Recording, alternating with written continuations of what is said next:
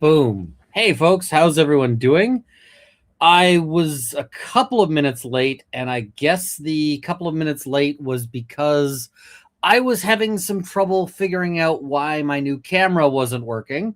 I'm sitting there, and the thing is my computer just could not detect the camera. I was like fiddling around with the settings. I was, all of these things. And you want to know what the problem was? You want to know why the computer couldn't detect the new camera? Because it's in my luggage.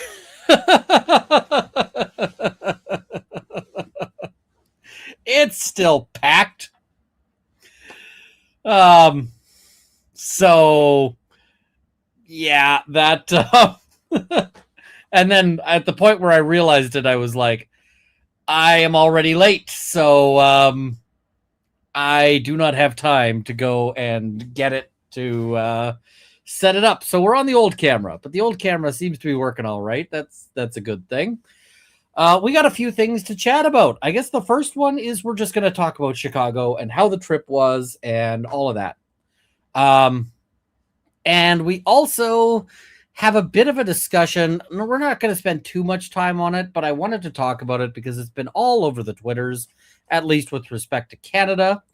And this is the question of what happens to passports if Alberta separates, and what happens to citizenship, because this is a big thing people are fighting about.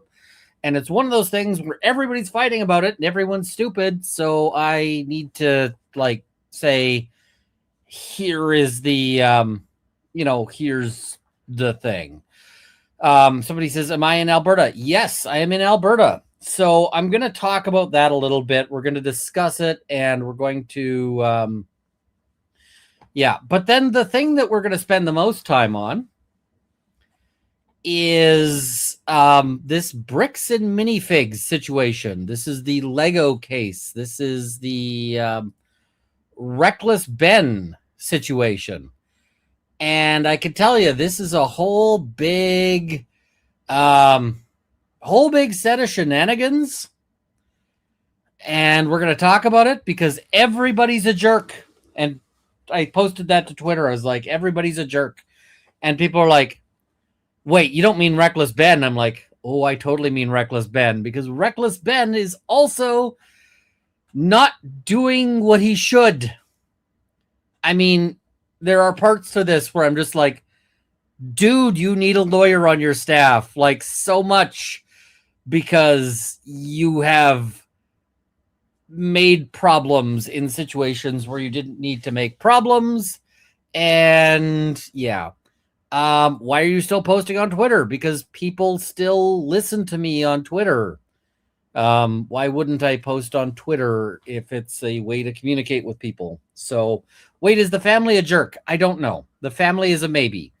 We'll talk about that and we'll discuss. But let's sort of have we'll start off by talking about some, like, the Chicago stuff. And the reason why we'll start off by talking about the Chicago stuff is that people are still filtering in. It gives us time for people to it gives us time for people to what do you call it? For people to gather before we get into the Lego Reckless Ben stuff, which is what I kind of suspect there's going to be a lot of interest or discussion about. So, all right. Now I should do a retweet just of my thing, but then we should go from there. So here we go. Let's see. Where is the thing? Joy. All right. So Chicago. As some of you know, I was in Chicago. I hope most of you know I was in Chicago.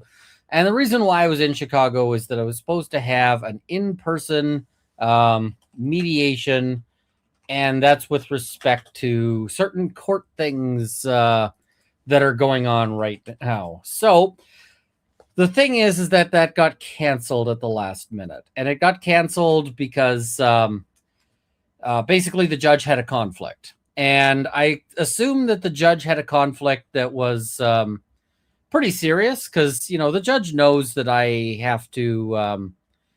The judge knows that I have to be in, had to fly in.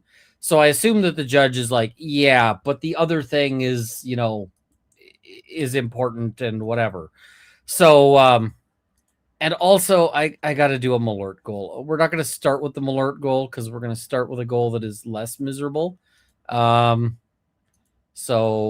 we're going to start with something less miserable. So, that got canceled. And because it got canceled last minute, it was basically not possible to reschedule. Like, I could have canceled the flight and canceled the trip and just been like, yeah, it's not happening. The thing is like, if I cancel the trip, there were a whole bunch of people who had made plans to come from long distances. There were people who had booked flights. There were people who'd booked hotels. There were people who had all of this stuff, right? So I could have canceled and been like, okay, I'm going to get some of my money back, but I would have left all of those folks in the lurch, and I didn't want to do that. So I was like, fuck it, we ball. And so I went to Chicago. Now, the Motas of Defense Diaries were incredibly generous. They were like, please stay with us. So they set up a room for me. I had, all of that. And they were like, we are going to take you to try all of the things. And I was like, hell yes, that we're going to do that. Now, the thing I was like, all right, what are we going to do is for me, I really like food stuff. I know that might be not everybody's thing, but when I go to a place, one of the things I really want to try is I want to try the foods that sort of define a place. Every place has, some sort of regional food, or at least lots of places do. Not every place, but lots of places do. And I mean, I don't know if Edmonton really has a local food, but Chicago has several.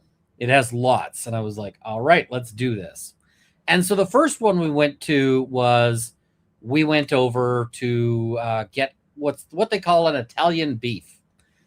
And an Italian beef is, if you've had what do you call it? Like a beef dip, it's kind of a variation on that, right? Because the beef dip has the, it's got the prime rib, and it's got the, it's got the au jus, and it's got, but instead of serving it in the standard fashion, they end up, so they take the loaf, the bread, and they fill it with the meat, and the meat is really good, and then they cover it with the au jus, and so it's kind of a wet sandwich. I know that sounds really weird, but it's kind of a wet sandwich.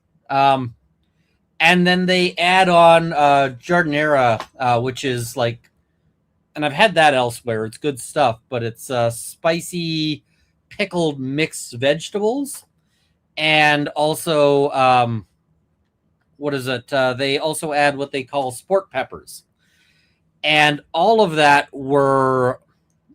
So I'm sitting there and it's like this wet sandwich, and it smells so good. The place that does it, we went to Johnny's, which I'm told is the top of the thing. Is Amber's Journey. Yes, I posted them on Twitter. So I'm sitting there and it smells good. Johnny's does charcoal broiling. And so the charcoal broiling, you can see the smoke coming off the place. You can smell the charcoal broiling. You can smell the meat cooking. And it's okay. So I'm just okay, we're doing this. We're going ahead. And what is it? So I go and, I dive into this sandwich. And it was so good. It was so good. I just was like, oh, man. So I was entirely pleased with that. It's a really good sort of sandwich. And they don't exist where I am, so I can't get them here. But, yeah. So the next thing that ended up being on the to-do list, because of course, there's, my next thing on the to-do list was food as well. The next thing that was on the to-do list was to try the Chicago dog, because everybody talks about, like, or at least Chicago talks about how good the Chicago dogs are and how much, they're like, you got to try a Chicago dog. And I'm like, it's a hot dog. How good can it be? It's a hot dog. Oh, and I've got some pictures. I can pull up some pictures. Let's do some pictures here. So can I zoom in on this? Yes. All right, give me a second. I know people are going to say we can't see the picture. Give me a second. I'm pulling it up. So there we go. So that is the Italian beef. You can see it's kind of a soggy sandwich. I know that sounds bad, but it is what it is. And you can see it's full of the pickled pepper vegetable mix and the beef, and it's so good. So the Italian beef was like top notch. I had no complaints. I like it a lot better, and I know some people are going to hate me for saying this. I like it a lot better than I like a Philly cheesesteak. I know there's going to be people who are like, "How dare you?" But it it's my preference. So, and then the next day I went and tried the Chicago dog, and the Chicago dog is a whole thing of magic. And so here is the Chicago dog. The Chicago dog. This is like a beef hot dog in a poppy seed hot dog bun, and there's tomato. There's I think that there's onion in there, and there is an entire pickle spear, and there are what they call sport peppers. And we went in. I had the hot dog. It was at a place called the Wiener Circle, and one of the things about the Wiener Circle is that they also like to abuse you a little bit when you're getting your food. So they were like, making fun of us, and it was funny because they're clever, and so they were making fun of us, and it was fun, and but yeah, we went in, we ate one, and they're like, no ketchup on this, and I'm like, of course not. I'm not a person who likes ketchup on it anyway, but anyway, but yeah.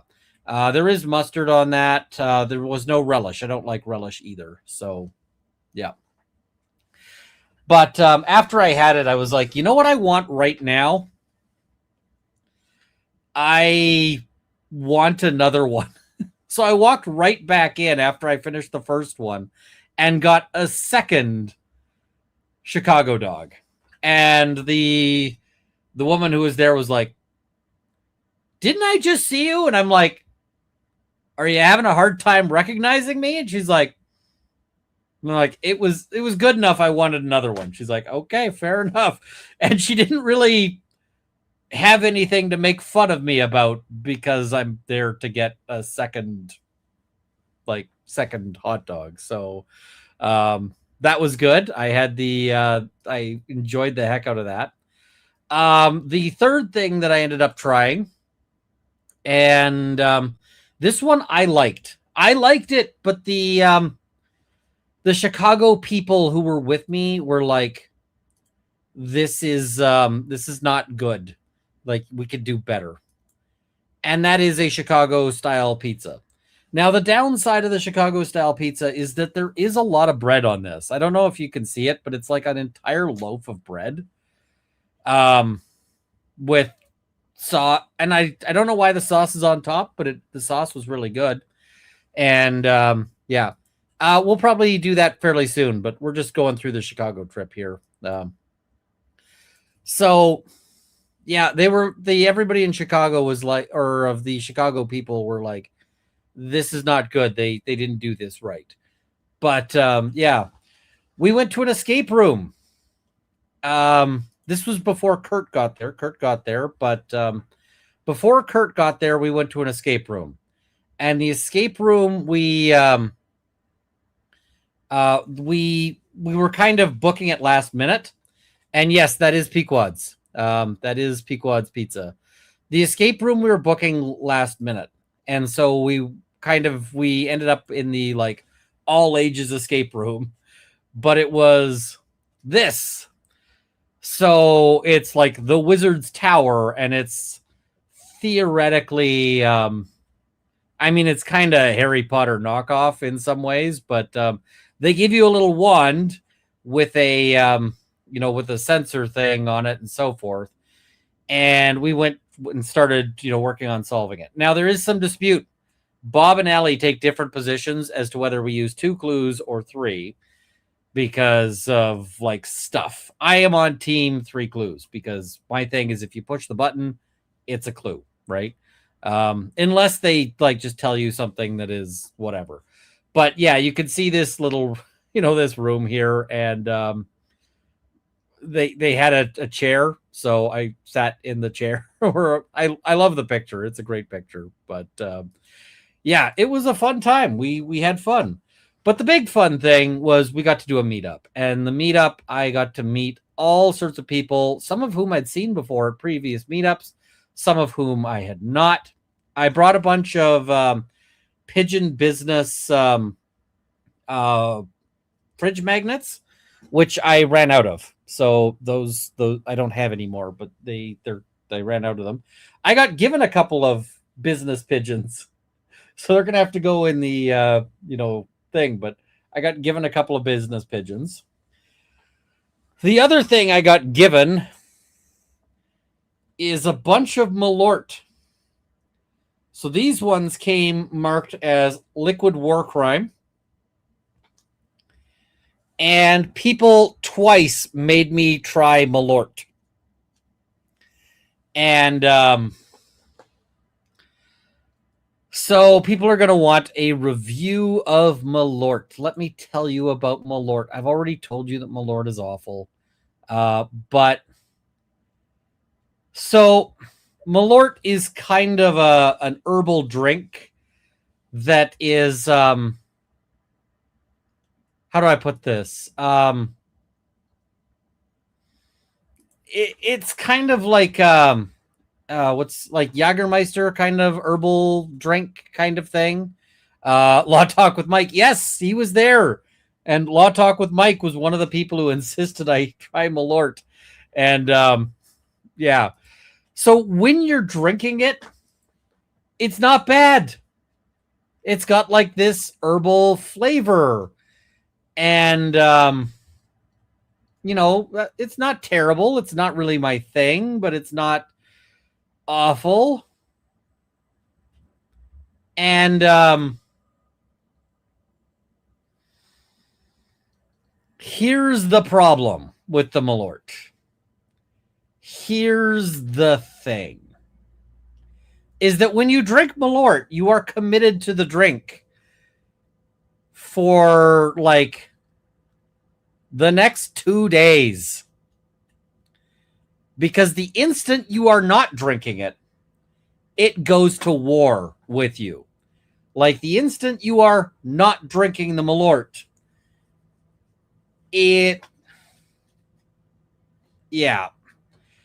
to steal a Red Dwarf line, after you're done drinking Malort, you understand why dogs lick their butts.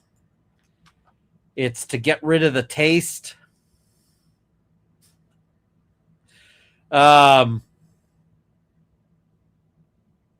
Yeah. Yeah, the Malort is awful. But I have a thing of Malort, and later we will do a goal to drink the Malort. Because I know there's people who are like, how did I miss this? And it's like, okay. But yeah, we'll figure it out. We'll do it. And yeah. I did not enjoy the Malort. Did not enjoy it in the slightest. And yeah. But the meetup was great. So the meetup, we had the place from 6 until 9. And then somebody else booked it from 9 until whenever. 9 till midnight, I guess. So once 9 o'clock hit, we sort of had to go nomadic. And so a bunch of us went and, sort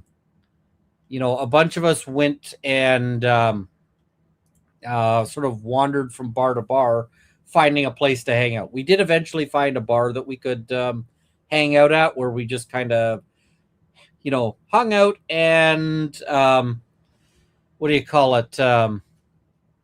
We hung out and we just, chatted until midnight when they were like, we are done. And it's like, all right, then now this is a good time for us to be like, all right, we're done. So yeah. Anyway, it was a great time. I didn't meet anybody who was a jerk. I didn't meet anybody who didn't like me. I didn't, and yeah. Runkle, are you going to have to travel back to Chicago, or will you be able to telecommunicate? I am going to have to travel back to Chicago. I am going to have to go back to, so there's going to be multiple trips back to Chicago. And so, yeah, I don't know if I'm going to do a, what do you call it? I don't know if I'm going to do like another full meetup. I probably, like, it depends on timing. Cause if I have to go back in like a month, I'm not going to do a meetup in a month, right? That's too close by. Or if I do, it'll be a smaller thing, but, it's, what do you call it? But if it's like in 6 months, then, yeah, we'll do another one. And, yeah. I might do, one of the things I thought about is that, I actually think it might be fun at some point to do like a small meetup. And the small meetup would be that I get like, that I say like, okay, there's going to be like 6 spots, and we'll rent a table at a restaurant. We'll do a meal, and, what do you call it? And it'll just be, that. So we'll figure that out. But, yeah. Were you able to clear the minimum cover for the space reservation, or did you have to out of pocket? They haven't emailed me to say that I owe them any money, but I also haven't followed up yet. So I'm going to follow up and, go with that. So yeah, that'll all be happening. But, am I ever on the East Coast? I haven't been yet, but we will at some point. So yeah, that was kind of the trip. It was a good trip. Does it suck that things were canceled? Yeah, it would have been good to get everything done all at once. Do I regret any of that? Not at all. That was that was great fun. So, yeah, I had a good time. I think everybody who showed up had a good time.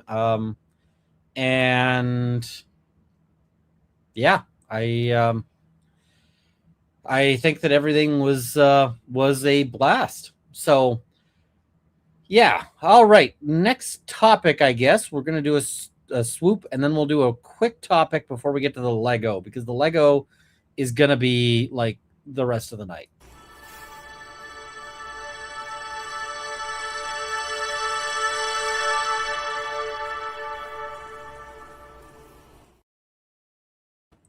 All right. So the other thing we're going to talk about before we get to the Lego, because, we got to get to the Lego, or we're going to get to the Lego, but this will be a short thing.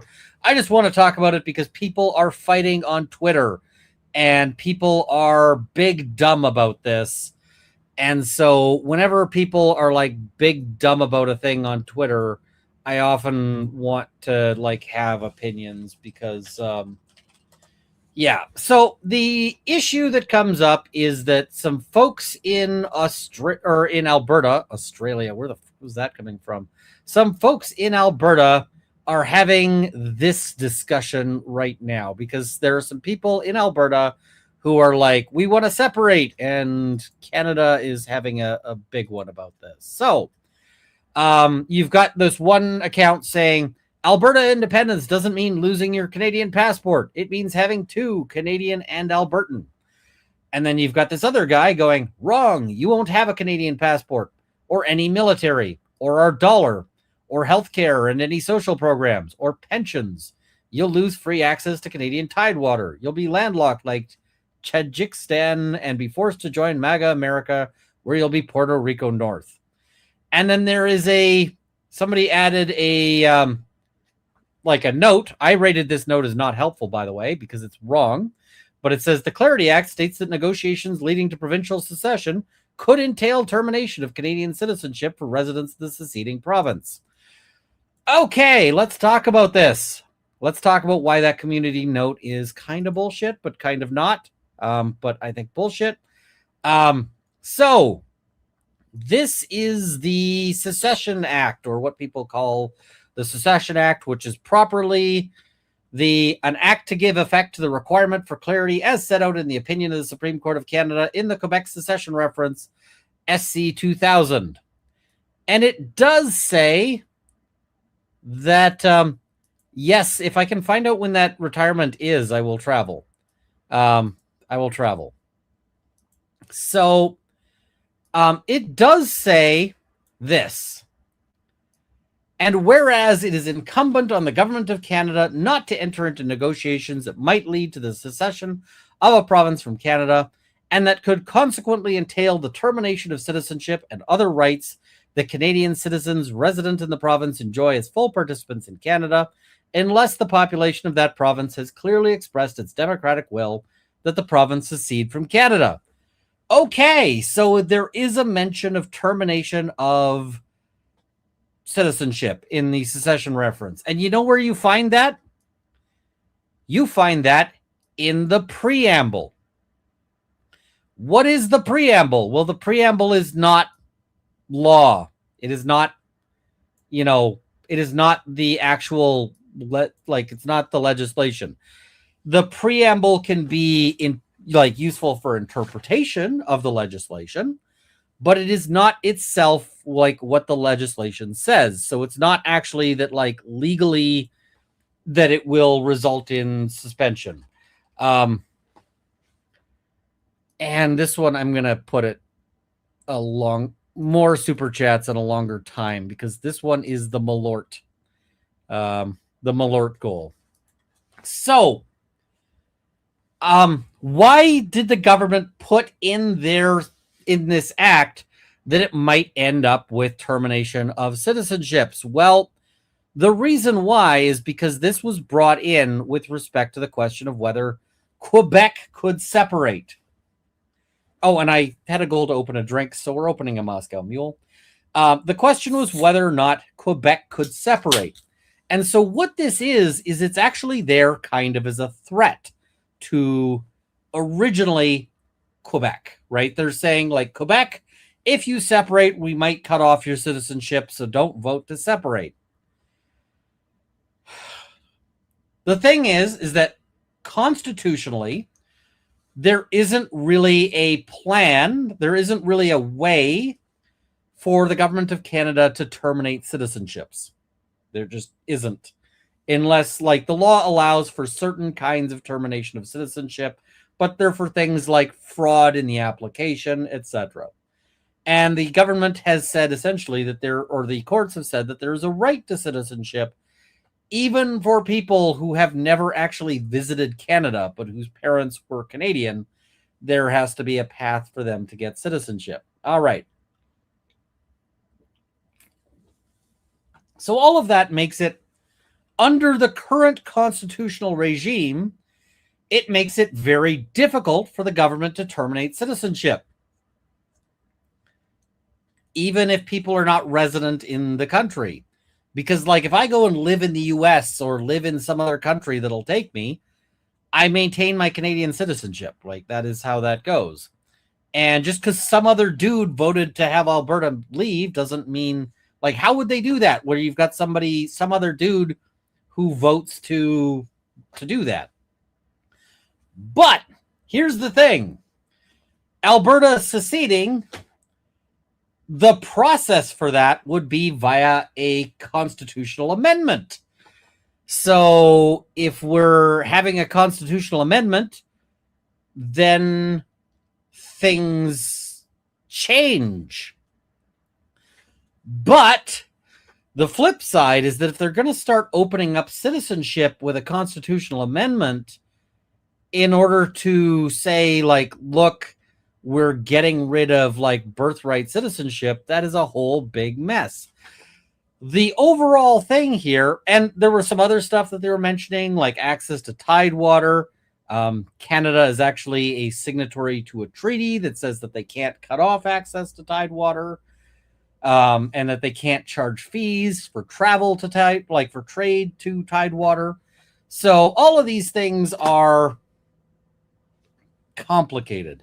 The other thing, they say, I believe citizenship cannot be revoked for someone who has only one citizenship, and Albertanian is not a recognized citizenship. The other thing, well, the thing is Canada doesn't really have a process for revoking citizenship for anybody absent like fraud in the application. So, yeah. I don't know that there's a thing there. So basically, the rant here is that all of these people have big opinions about citizenship and all of this, and none of them have an idea, like a clue of what they're talking about. And it annoys me because as a lawyer, I see all this discussion and I'm like, y'all wrong. Y'all big wrong. Okay, so that is the rant. Now let's talk about something even more annoying, and that is the Lego thing. So how do I sum up the Lego thing? The 1,000-yard introduction to the Lego thing goes like this. There is an old dude, and the old dude has a Lego collection, specifically a collection of Lego Star Wars. And, I see I missed something. Betty Singley said, prayers, please. My hubby passed yesterday. Betty, I am so sorry. I am really sorry. So everybody, prayers if that's, where you feel. And I hope you're doing all right. I hope that this is a comfort. And yeah. Okay, so the Lego thing. This old guy has a Lego collection that is apparently one of the greatest Lego collections of Star Wars Lego of all time. And it is worth somewhere between $100,000 to $200,000. That's an expensive Lego collection. I have a Lego thing and it was there. Where did I put the Lego? I moved the Lego and I don't know where it went. Oh, well, I was going to bring up oh, wait, I moved it right here. Star Wars Lego. So his collection is worth somewhere between $100,000 to $200,000. So, I mean, I saw some people on Twitter when I was like doing research on this going, who cares? It's just Lego. And I'm like, yeah, the dude whose collection is worth like, all the money, he cares. He cares real big, right? Because that's a lot of money. That's a huge amount of money. And so what does he do? Well, he wants to sell his Lego collection. And so he goes to a store, this Bricks and Minifigs location, and he says, okay, I want to sell my Lego. Can I sell my collection on consignment? And they go, yeah. Well, and so the way consignment works is that, like, let's say I want to sell a gun on consignment because lots of guns are sold on consignment, right? You take it to the store sells it on your behalf, the store keeps a portion of it, and then what is it? And then afterwards, you get whatever's left, right? So, like, if I take $1,000 gun to a gun store, have them sell it on consignment, and they will, they might keep $100 of that, and so I get the $900, and like they make money for selling it, I make money for getting rid of my thing, and everybody's happy, right? Well, it gets complicated because there starts being press release and so forth about this Lego set. Like, because I mean, a $200,000 collection at a little small store starts getting some interest, starts getting some attention, starts getting some, lots of people start paying attention to that, right? And then the franchise owner, like the over franchise, right? Because the way a franchise works is you've got the big company and they have little franchises in different places. The big company takes over the store, and they do so because they allege various violations of the franchising agreement. And so one of the things about franchising agreements is that you have different the agreements are often pretty serious. Like, let's say you buy a McDonald's franchise, right? And so now you are like running a McDonald's and, whatever. If you don't run things the way they want you to run things, they can take it over.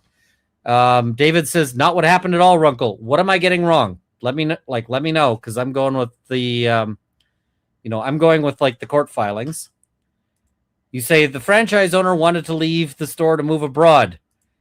Okay, that's not what's in the court filings. Or at least that's not what's in the, so, because like we have this, the court filings say that their franchise was wrongfully terminated. So they're arguing something different. The franchise says that they owed a bunch of money. We can have a dispute over like whatever, but yes. The how and the why is kind of not the big part of this story. So the thing is that the over franchise takes over the franchise, and the property is somewhere. Now there is a big dispute as to where these items are, because the original store owner says it was taken by the large company. And the large company says it was never here. And that's a bit of a problem. That is a bit of a, there is a bit of a dispute in terms of all of that. The person who is definitely screwed, though, is you've got the original owner of the Figs, who doesn't, like, of the Legos, who is sitting there going, I don't have I don't have my money, and I don't have my Legos. Somebody needs to, square this up, right? I need to be made whole. I either need my Lego set back, or I need the money back. And which is it? So, this guy is not well set up to fight a big corporate behemoth, right? He's just not. So what does he do? Well, he reaches out to... Yes, and this is a fun thing. This is getting into the law of bailment. So the law of bailment is, how do I put this? Sometimes you have possession of things, and the possession of things is not your things. So, for example, let's imagine you are like your car gets towed. The towing company has your car, but they don't own your car. They might end up owning your car if you can't pay the tow fees, but they don't own your car yet. They just have your car. So they have certain obligations with respect to your property in terms of keeping it safe, keeping it cared for. Elf Wiggins notes rental car, dog walking, lost and found. Yeah, all of these things, right? I borrow my buddy's car, and then I crash my buddy's car into a lamppost. And then my buddy goes, dude, what the hell? You crashed my car. And I'm like, yeah, your problem. The law says not his problem. The law says I'm going to end up paying for this, right? So bailment, somebody who's selling something on consignment, you've got a bailment situation where the company that is selling it is holding it and, using it for the benefit of the other person, but they don't own it, and they're required to sort of take care of it. So they reach out to a YouTuber, and the YouTuber is a guy who goes by the name of Reckless Ben. Now, Reckless Ben proceeds to go to war, and I'm not faulting him on that. Reckless Ben proceeds to be like, I'm gonna make some noise about this. I am going to, we're gonna have some things on this, right?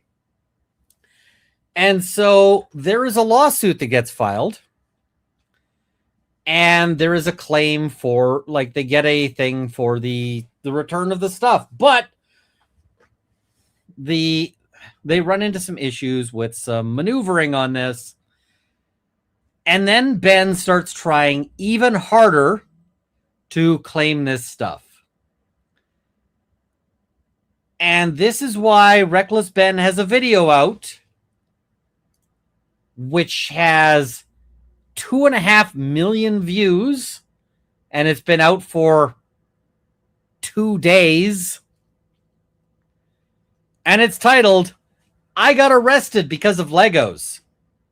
And if you want to watch it, you better watch it real fast. And we'll talk about that. Because I might not be able to do this video or this live tomorrow.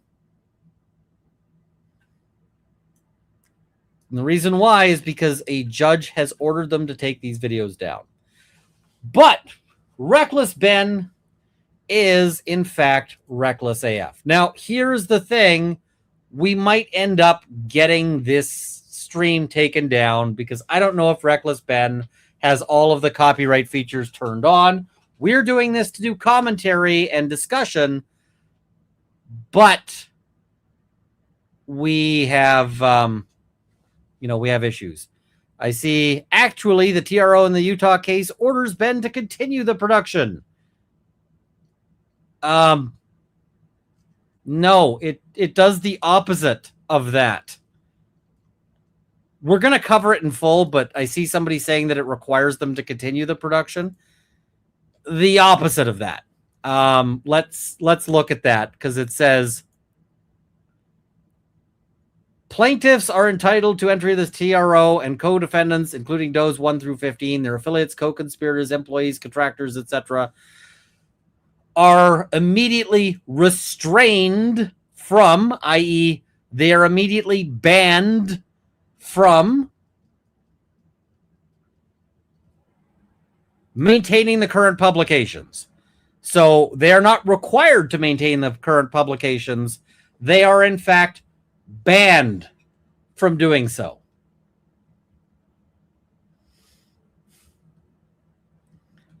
And yeah, it also says, and required that the publications and any other such communications be immediately removed and/or taken down from any online streaming platform or otherwise published in any way related to the private legal dispute. They're ordered to be taken down. And I've got some thoughts about this judgment. We're going to talk about that. But we are going to look at some of this video because he's got some stuff. I just archived it offline just in case. I tried to. It wouldn't download. But, yeah. Because, yeah. All right. So let's have a look here at stuff. Because there's a bunch of things in this video. Because this video, I mean, there's multiple parts. And he's coming out with a part 3. But there's multiple things in this that he mentions. Nothing illegal and decided to... And we're going to have a look at them. So, or at least we're going to have a look at certain parts. So here we go. All right. Leave. Now it's time to serve Josh his court papers. But we got the... This is a place where Reckless Ben really needed to have a lawyer on staff. Like to talk about this. Because Reckless Ben does some fucking up. Because one of the things that comes up here is that the people are apparently dodging service, and that is a whole thing. So I recommend watching the videos, because I'm not going to cover them in their entirety, but we're going to cover some serious moments that I thought were legally significant. And this is one of them. Police called on us. Can you guys hear this? Hello. Yep, I see those papers. Can you guys hear this? Yeah. So this is what you're trying to serve him with? Yes. That's required by the court. Again, the police agree that we are not All breaking right, the law. They've been the called out music here is for a annoying false here. reason. This guy told me that he could even just serve the papers for me. You okay if I give these papers to him? Yeah, for sure. Okay, just give me 1 minute. Okay, thank you. Awesome. He's having trouble serving the papers, right? Cool. Now, all right, that's going to solve your service problems. Sadly, we can't see the police officer serve Josh because the police department redacted all of it. But the only thing that really matters is that Josh is getting served. He does not want the paper. So He's not want the papers? here's that back for you. Okay. Yeah. Boom, stop here. Reckless Ben, get yourself a fucking lawyer for this. Oh my God, get yourself a lawyer before you do any of this shit, because oh my God, you are such a moron.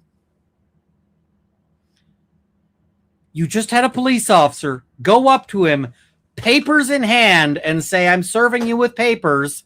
And he says, I don't want the papers. That's service. That's service of the papers. You've served the papers.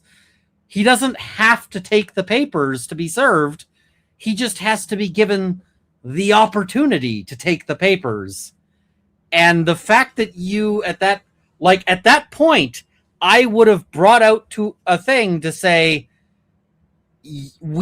what I would immediately have done if I'm the lawyer and this has happened is I immediately bring a court application to say, we served this guy. The lawsuit gets to go forward. I would bring this video in and I would subpoena the cop. Bring the cop in to say, hey, I had the papers in hand. I tried to give the papers to the dude. The dude says, don't want the papers. Dude is served. And if Reckless Ben had a lawyer and was trying to make this work,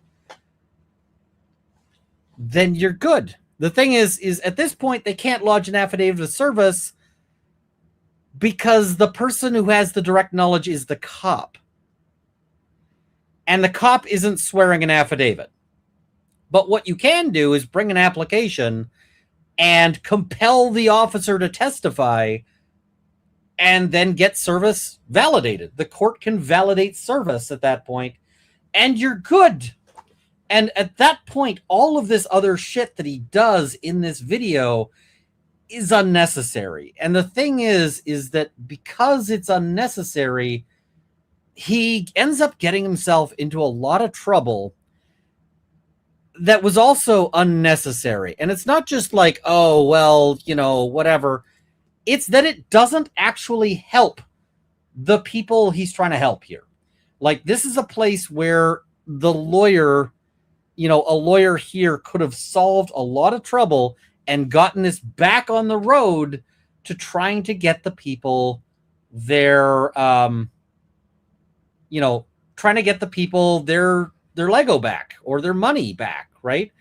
So the cop here is wrong about like how this works, but they have enough to determine that it's served, right? It is served at that point. So the police told me that they can't serve the papers for me because I'm lying to them, and these aren't even real court papers. They did serve the papers, though. They are served, right? They've been served. Sure what this is. I've never seen something like that.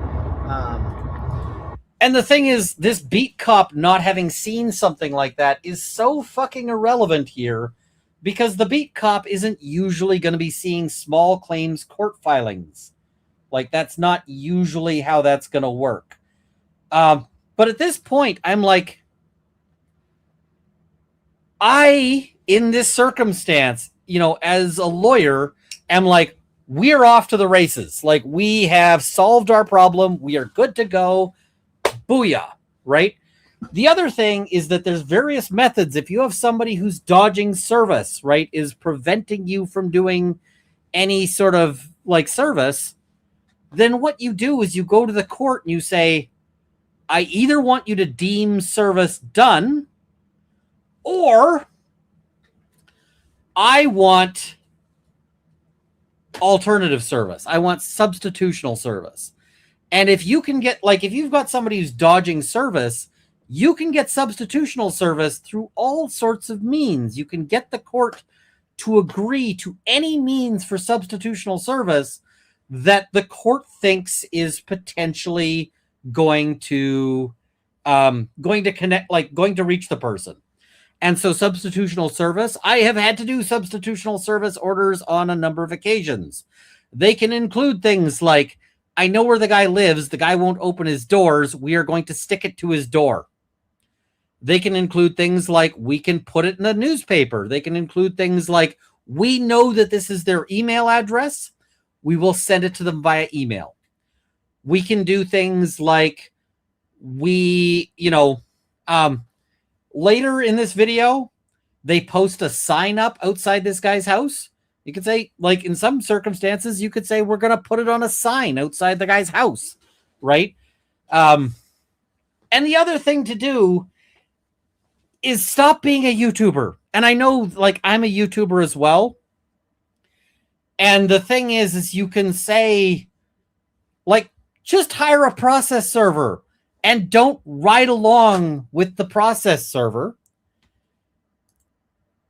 The reason why I say don't ride along with the process server is because if you hire a good process server, you can end up with, like, good process servers can be pretty clever.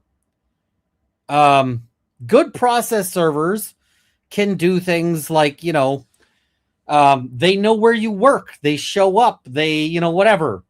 I had a guy who did process service, and one of the tricks he was talking about that he's done before is that he will go to places as like a delivery guy with donuts, like a box of donuts, and just be like, hey, we got donuts, for this place. And then he will sit there and like wait to he'll be sitting there and try to like wait and catch up with people.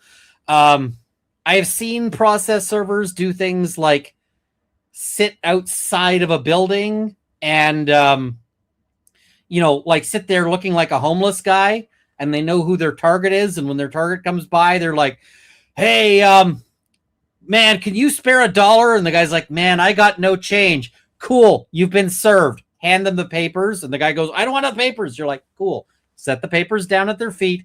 You have been served, sir. Goodbye. Right? Like, the problem is that right now he is running this process server in his passenger seat. And, like, that is the worst way to do this. Hire a good process server. The problem is that the process of hiring a good process server and the process of generating content at this point have they have a major conflict of interest, because Reckless Ben wants to make a video that's going to get 2.5 million likes or 2.5 million views. Whereas if I'm the lawyer, I don't give a shit about 2.5 million views. I care about getting good service. And to the extent that Ben is trying to help out this family, and it sounds like the family deserves help, they needed better. And again, this is the place where, like, having a, like, if you're trying to, if you're trying to help out here, you need to not do this. And, like, this is the problem. This guy is... So, I mean, people are like, yes, Reckless Ben, and big fans of Reckless Ben. And I get it. Reckless Ben is really trying to help here. I believe he's trying to help. But he's also fucking things up. Right? It's also messing with things. And so it might be that he's getting a lot of attention, but that he's also causing problems. And I feel like there's better ways to do that. To be honest with you. These are court papers. Okay. It doesn't have a judge's name or anything like that on it. Okay, so the cop says no judge's name on it. Well, no shit. It's the filing, right? You aren't going to have a judge's signature. Now, the thing is that the officer is used to court papers that have a judge's signature because the officer is used to, like, warrants for arrest, search warrants, those kinds of things. But this isn't that. This is just a filing. Oh, we're going to listen to the chief of police. We are going to listen to that real hard. And I'm going to have so many thoughts about the chief of police. Because it hasn't gotten to the judge yet. So this is serving him, and then we'll go to the court, and then the judge will be there. So the judge doesn't get involved until we're in court. Why is he saying that you guys were on the property? Because he wants us arrested, so he doesn't have to go to court. It doesn't look good. I'm also just going to say, dude, stop talking to the cop. Because when you know that this dude wants the guy to get, like, this guy wants you to get arrested, anytime your mouth is moving and there's a cop around, you are getting into trouble. Yeah. When you've been trespassed, Yeah. trying to serve papers. Well, I think it looks exactly how we're supposed to do it legally. This is the legal way to do it. Well, we have two There is better ways to do it. So... free incidents. Yeah. Well, first, so they're incidents because he's lying to you guys. He's making them incidents. We came to do a good faith conversation, which is required by the courts before you can get a court case approved. So okay, so there's this big thing in this whole issue of the small claims rules here require them to do, like, to have a good faith attempt at discussion. And they're like, we can't have a good faith attempt at discussion because when we go there to have a discussion with them, they slam the door in our face and we can't have that discussion. And I'm like, yo, dude, you can get it filed if you just say, I reached out in order to have the good faith discussion and they slammed the door in my face. And so we couldn't have the good faith discussion. Like, that satisfies it, right? You put in an affidavit. I attempted to have a good faith discussion. I attended at his door. I knocked politely. I said, we need to discuss this. He said, get the fuck off my property. He slammed the door. And that is it. You good. Did I watch part 1? Yes, I watched everything he's put out on this so far. Both on the planes to come back from Chicago and like over the course of the day. So, I mean, if they could have done that better, right? And yeah. We did that. He called the cops on us. He lied to you guys saying that we had heroin on us, and we did a 3-hour search of the car yesterday. We found no heroin in the car. He's going to make up any lie he can to get us arrested. We are doing things the legal way, the correct way. The reason he's hiding in his house is because he's the criminal. All right, so here's the other thing. Celestial Heather, I'm not sure who it was because like many people sent me messages to look into this, and yeah. So the thing is, yeah, the other side is behaving extremely badly. And by extremely badly, I mean the other side should be potentially going to jail as well. So we'll talk about that. Well, not as well. I don't think Ben should be going to jail. I think the stuff they're pulling on Ben is some bullshit, but and I think Ben, if he is smart about this, could end up like, owning a police station. But that's sort of a separate thing here. All right, let's have a look at the next sort of thing that I marked down. Video to post to social media. But before the group could even hang the picture up, the police came. All right. I got to go back a little bit. So they decide to start a GoFundMe. They're for some reason choosing to protect these criminals, but eventually I got released from jail. Got out of jail now? And this is when it really hit me that the justice system has decided to protect these criminals. So now there's really only one way I can think of to get this family the money back that got stolen from them, which is a GoFundMe. Great, you've got a GoFundMe. Awesome. Nothing wrong with this, although the police incorrectly say that there is, but yeah, it is a pretty anticlimactic ending, but at least I'm confident that I'm not going to get in trouble for this. He says that, but then he goes and tries to get in trouble with it. Like Now that our GoFundMe is live, it's time to promote it, to start getting donations. We printed out the GoFundMe's picture to hang it up so we could get a nice Instagram video to post to social media. Okay, here's the... starting the GoFundMe, great. Posting the poster on the guy's fence is like, y'all, no. Before the group could even hang the picture up, the police came. Yeah, no kidding, because you're putting posters up on the guy's fence. What's up to? We're starting a GoFundMe. Yeah. What we're doing is we're going to get a bunch of publicity to get basically all this money back for this family. Yeah. We're not going to do the lawsuit anymore. We're just going to... That's not his fit. Oh, it's across the street. Doesn't matter. They shouldn't be posting shit outside the guy's house. Do this GoFundMe. We've already got it started. It can run into... They should, at this point, be staying way the fuck away from this guy's house. some defamation stuff. Again, the police were thinking of any technicality. The neighbors cannot give you permission to harass the guy. Right? This is the problem he's got. This is where he's running into trouble. They can think of to protect their Mormon friend. Look at your stalking code. See if it's that. If it's not, we're going to look at disorderly. If it's not disorderly, then we're going to look at the city ordinance. After going through every law they could think. Now, this is also a problem for the police because they're like, it's clear when they say, we need to see what we can arrest this guy for. If it's not this, then it's that. If it's not this other thing, then it's this other thing. That's like, we are trying to arrest this guy for speech as opposed to for the offense. And that is a problem. So carrying on here, it's got a bit more. Think of.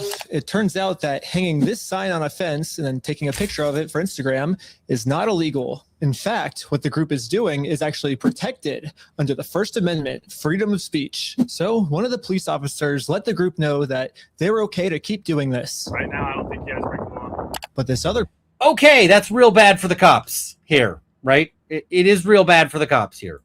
police officer wasn't able to accept this reality. We're going to take it down.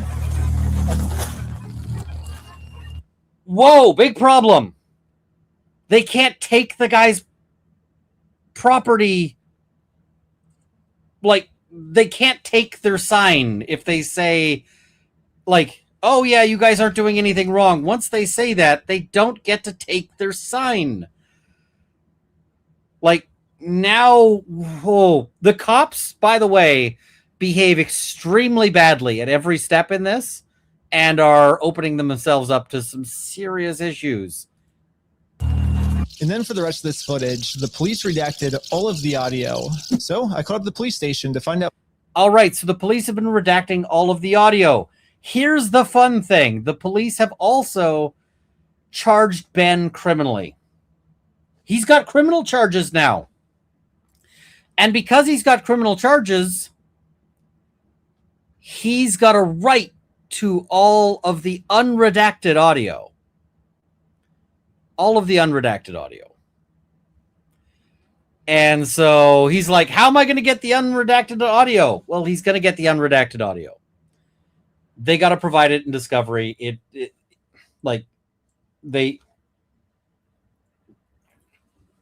Frankly, charging this guy was a major mistake for the cops if they were trying to keep any of this shit hidden. Like, any of it hidden. So, yeah. Yeah. Why? By the way, just to note here, Elf Wiggins says they may have just muted themselves in the moment. That is true. Although, I don't know. It might say muted or not, depending. The other thing, so guys, I see a lot of discussion about the Mormon angle. I don't know if this is specifically what's going on. I know it's one of the allegations Ben has made, but the cops do seem to be leaning very heavily to protect these people. The redactions are done pursuant to the Utah State Code. We don't redact things just because we feel like it or, just because something looks funny. Everything is redacted pursuant to Utah State Code. And other than that, I can't really delve into any more detail. But the police made a mistake. They accidentally forgot to mute this police officer's audio. So when you sync the two clips together, I can So this maybe leads more to maybe it wasn't redacted and maybe instead it was a situation where the officer muted it, because the officers can mute those things, right? They do have that ability. So it could be that it's a situation where the officer just hit the mute button and the reason why there's no audio is because there's just no audio to be had, right? It's just not available. So I don't know, right? We don't know that at this stage. And if we don't know that, it's very hard to be like, all right, here's what's going on.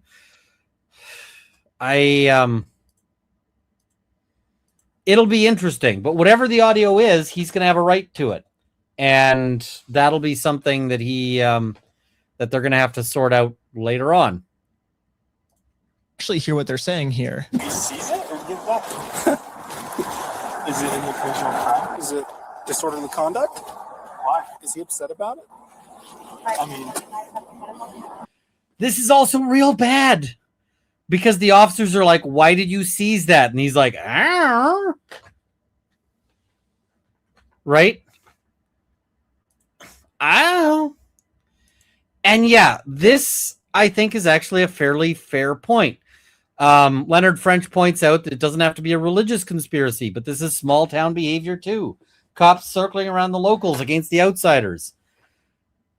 I'm a lawyer. You ever had other lawyers in the chat? I know there's a bunch of you here. Have you ever had the moment where you walk into a small town and you come from a big city and, you show up and the judge is like, well, they got a big city lawyer. And you're like, all right, we're doing this, are we? Right? Where they're like, you know, there you get that feeling where they're just like, you know, so I don't know. It feels like this is bad behavior from the police. Well, I don't say it feels like. It is bad bad behavior from the police. But I don't know why it's the bad behavior, and I don't want to leap to the wrong conclusions. Oh yes, I've got to play the soundbite. Well, this dog made New York City. New York City.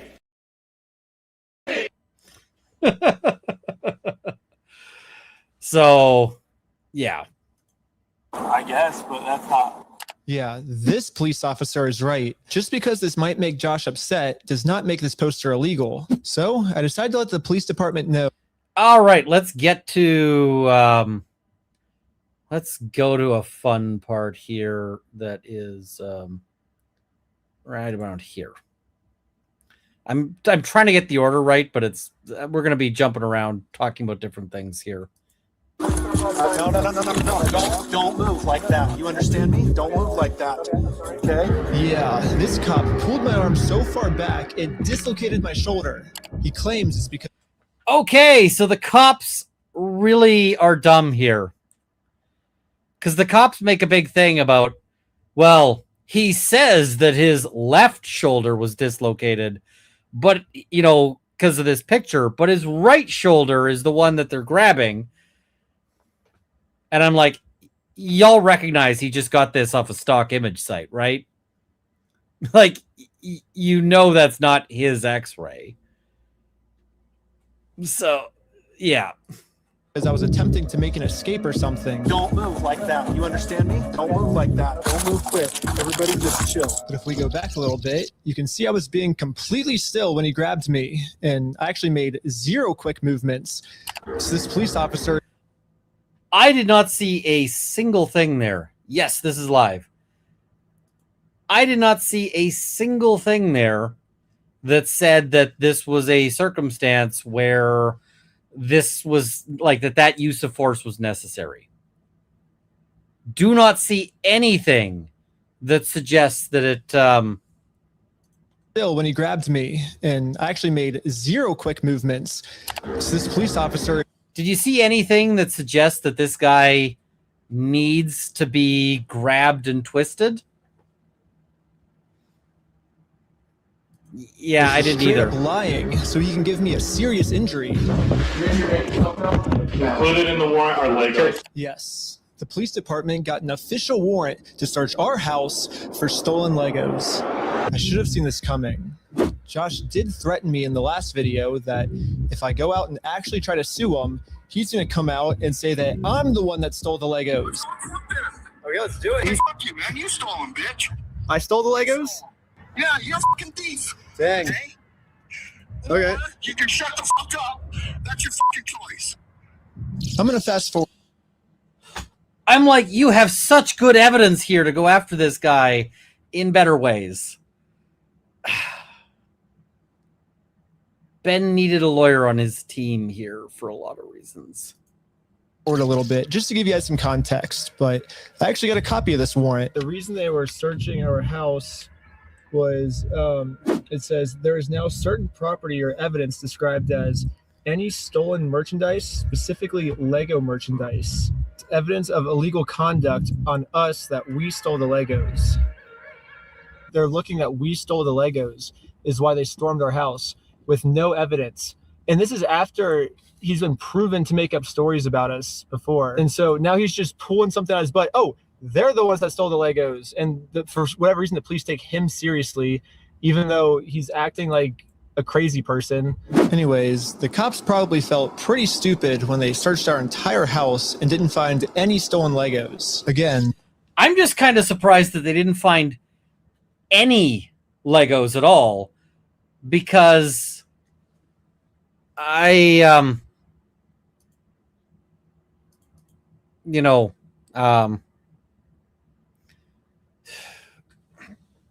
I would have had some Legos as props.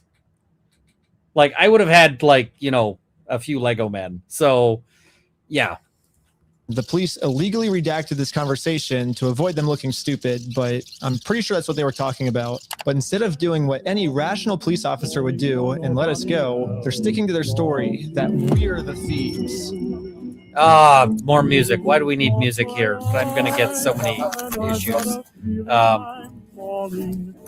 We didn't hit the goal. I got to restart the goal.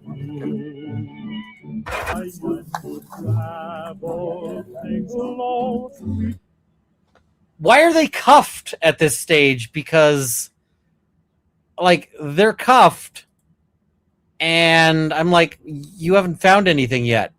Is this an American thing? Because in Canada, if they're just executing a warrant and they don't yet have evidence to arrest you, you don't get to do the thing. Runkle, the remainder of the Malort goal is in your PayPal. Okay, I'm going to check the PayPal. Like in Canada, they wouldn't be able to arrest you at this stage unless they've found something. So you wouldn't be like sitting in cuffs. You like, I don't know. I found this to be very odd. I see people saying that they cuff you to search. That is bizarre.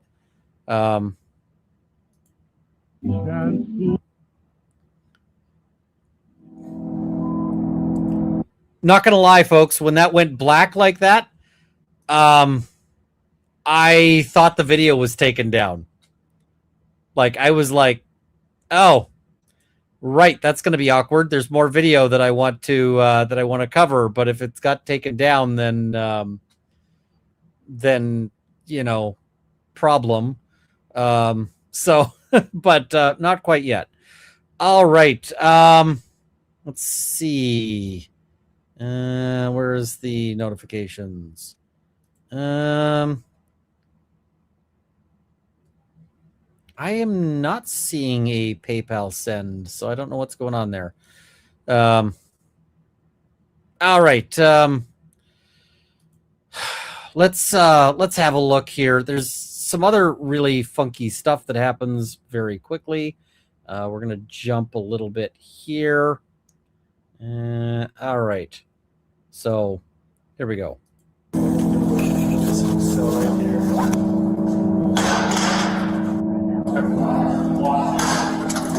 So they're getting arrested. They're getting booked. Except for me. I got taken to an interrogation room so they could find some reason to lock me up for good. Then I'm... All right, so he's taken off to an interrogation room, and yes, it does say when the videos have to be taken down. It says immediately. So here we have Detective Nikosha. Last time, I was able to get released on bail, but this time, they're requesting that I be held in jail a month until my court date. But there's honestly nothing for me to hide, so I went through the entire story with them to show the detective that this whole thing is just a big misunderstanding. If you think... Don't do this! Don't ever do this. But there's honestly nothing for me to hide, so I went through the entire story with them to show... There's honestly nothing for me to hide. You know how many people say that and end up in, like... Everybody has something to hide. Talking to the cops is the dumbest. Like, dude, you know the cops are on your ass here. The fact that you did not already talk to the cops before or talk to a lawyer before this, like, oh my God, this is so dumb. So dumb. The detective that this whole thing is just a big misunderstanding. If you think about it, 83-year-old man versus $400 million company, even though the $400 million company's in the wrong, they're gonna win, you know? I wish we could just send him... Yeah, maybe it's good to have a lawyer. An email, like, show up to court this day. That would be so easy for us. Dude, you could have. You could have. You just go to the court, you say, we tried the following 17 steps to try to get him served via like the normal methods. Here's what they did. We are asking for substitutional service via his email, which we know because it is on their corporate webpage, like as of today. Like, done. You could have served him by email if you had just not been yeah, this is bad. Reckless Ben is a good dude. I don't mean this to say that he's like a bad dude or anything like that. Reckless Ben is a good guy trying to approach the system as like, I'm a good guy who's going to be pushy and is going to get results and so forth. And he doesn't realize that the system is all landmines and bear traps and like beehives and shit. And, you know, he needs somebody to be like, dude, let me show you where all the beehives are. Let me show you where the landmines are so that maybe you don't like, you know, because right now, Reckless Ben is living up to his name. And he's out there. He is taste testing the landmines. And he's discovering they taste real spicy. And it's like, okay. Yeah. But this is law. If you want to be sitting there saying this is how the law works, you really want to have been talking to a lawyer. And I see people saying he was barred from contacting them by email. So you get a lawyer, and the lawyer sends the email, and you're good, right? You're good. Law, send him an email, and they're like, he doesn't want your papers. You just have to figure out civilly. I'm like, this is the civil method, you know, like, to do it civilly, you have to serve. They're like, well, then just sue him then. I'm like, that's what we're doing. Like, you see how this is a circle? I am very interested on Josh's side of the story because I think he said it might have been heroin in the car or something, and they did like a 3-hour search on our car.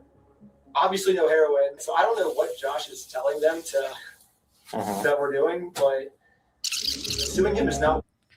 Okay, so he keeps talking to the cops, and then all of his friends talk to the cops? Actually, considering from my angle and the evidence I've seen, the overwhelming evidence. Like, his friends talk to the cops, too? Like, yeah, it's bad. So, after that, they, things get even worse. Ben makes a really bad decision. A really stupid decision. Court, I'm going to be completely blind to what I'm even being charged for. The worst part is that the police officers took away my bail. So now I have to wait a month in jail.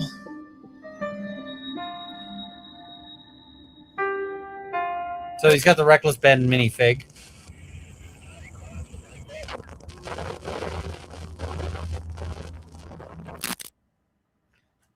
However, I ended up getting extremely lucky. When a judge ended up reviewing this arrest, they thought the whole thing was so stupid and ended up releasing me on bail. So now, at least I'm a free man until my court case. Let's go, man. Yeah. Oh, it gets worse. The illegal act that I committed was mentioning that Josh stole the Legos in our GoFundMe. So if you say who the thief is, then that is illegal for us to do that. Don't put in a video. The illegal acts that I committed are the following things because, Now,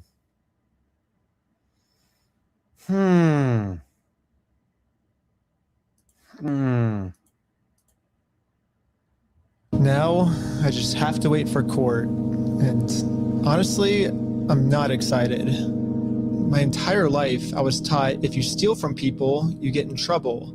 And if you help people, you get rewarded. But I guess I mean, I don't know who taught you that because that has never been true. Like, good things only happen to good people and bad things only happen to bad people.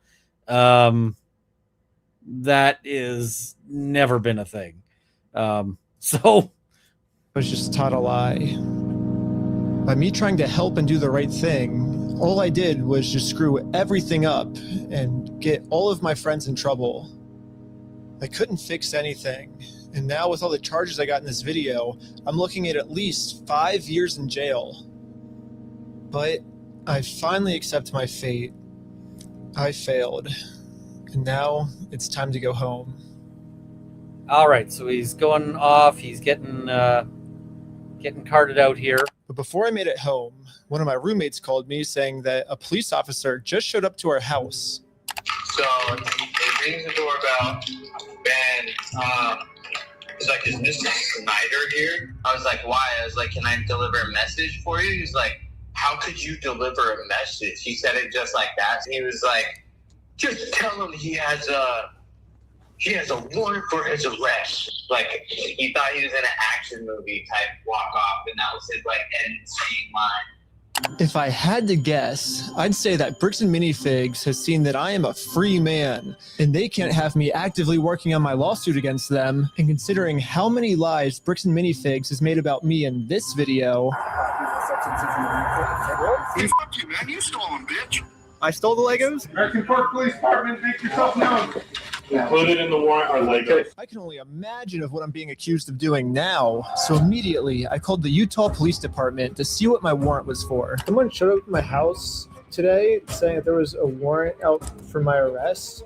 If that warrant says a no bail, those are the ones that are more serious.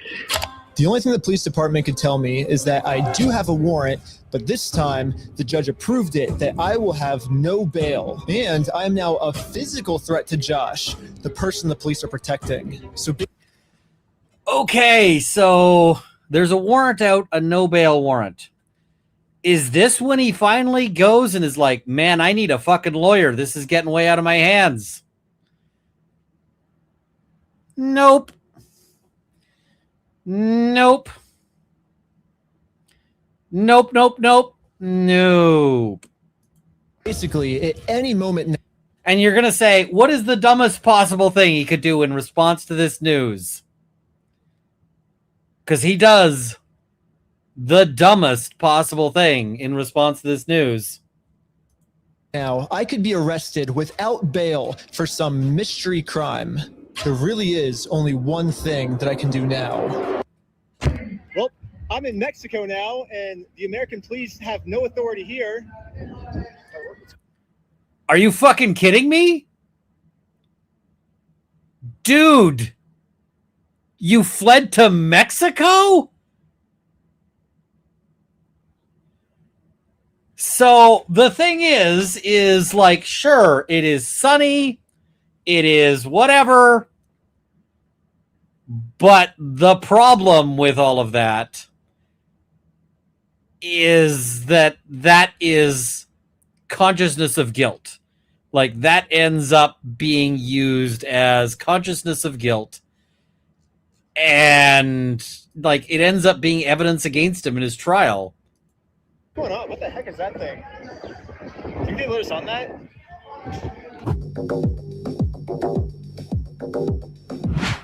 But at this moment, I realized what I had to do. Bricks and Minifigs thinks they can just bully anyone who tries to stop them in committing their crimes. And what's the only way to stop a bully? To stand up to them.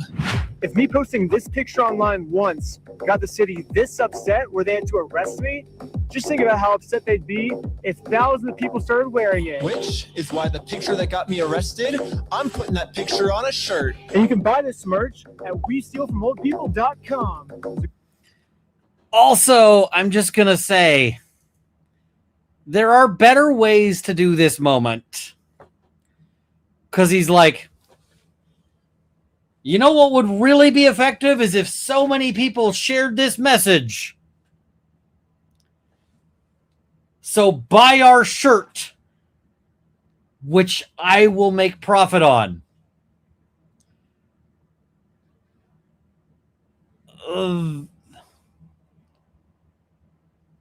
Because at that point, what gets spun? I'm already thinking like the prosecutor thing, right? I'm already thinking the prosecutor angle on it, which is he says he's doing this in order to be like this hero and whatever else. But let's look at all of the money he made on it. They're going to go into his shirt sales. They're going to go into his Patreon subscriptions. They're going to all of these things. And he just wrote them the fucking permission to go through everything of his finances. And I'm seeing people saying he went to court and settled this already. I get it. Like, he went in and dealt with his shit. Okay, cool. They're still going to be like, this makes it so much harder to get bail. And I'm just like, Ben, this is a good cause. This is a good cause. But you are handling the good cause badly. And by handling the good cause badly, the people who end up eating shit, well, it might end up being partially Ben, but it's also potentially going to be the family. I hear that the GoFundMe is up to, is up to like 200,000. So the family might be made square. Good. All right. But there's more. There is a lot more. And this thing just goes. And we'll talk about that. So yeah.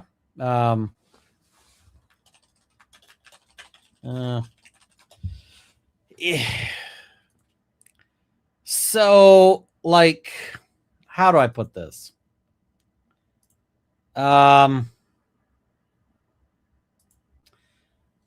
The police department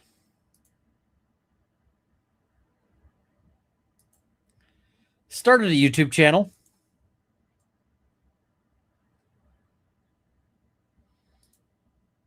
They have 396 subscribers. Good for them. They also have a grand total of 1 video. And they started the channel April 23rd, 2026. So they started this channel specifically for the purposes of damage control. And this video went up 2 days ago. And the audio on it, because they have no experience whatsoever with doing YouTube videos. My name is Cameron Paul, and I am the Chief of Police for the American Fork Police Department. I'd like to address the members of our American Fork and Cedar Hills community regarding some videos currently circulating on social media. They have this guy with the world's softest voice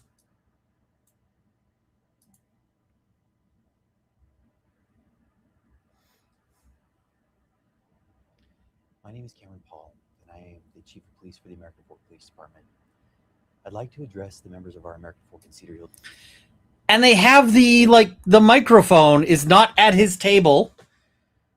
The microphone is like in my fucking living room. That's where this guy's mic has got to be, because I cannot so folks, I'm going to hit this thing with the volume booster extension. It is at maximum volume from the YouTubes. And then I am turning it to maximum volume on my end. And we're going to try to listen to this. And I'm going to have some thoughts. Because remember how I said Ben made a bunch of mistakes and did a bunch of stupid things? Well, the cops. Oh my God, the cops. Oh my God, the cops. Like, so much the cops in this one, and the thoughts. Because some of this is like, yeah. Community regarding some videos currently circulating on social media that have been presented in a way that calls into question some of the actions of our departments. Which is fundamentally what the First Amendment is all about. And also kind of speaks to like what you should be able to do as a police officer. Which is, as a police officer, you need to have a thick skin. You need to, like, you know, And so this video appears to be green screened, and they decided that the background they wanted to put in with the green screen was like a sheet of paper. And I have no idea why they did that, but the other thing is that the police should not be making public statements going through their fucking evidence for a guy who's charged and has a right to a jury trial, because this actually seems like intentionally trying to prejudice the jury pool. Like, these police officers also need a lawyer on staff somewhere. Like, yeah. These videos are affiliated with an influencer on YouTube and other social media platforms and stem from— Oh, son. You were worried when they were associated with an influencer on YouTube. But now, like, Leonard French did a video that's probably going to hit 1 million views on this. This live is not going to hit 1 million views, but I am going to do some follow-up video on demands on this one because, of course, we are.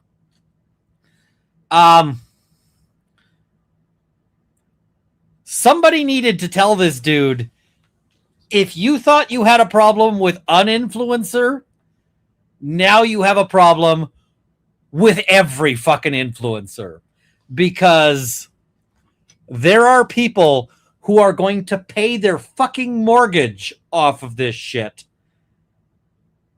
And yeah. From a dispute involving Legos that originates in the state of Oregon. In this message, we will be presenting 4 different cases and police responses from our police department. Why? Why are you presenting anything? You should not be...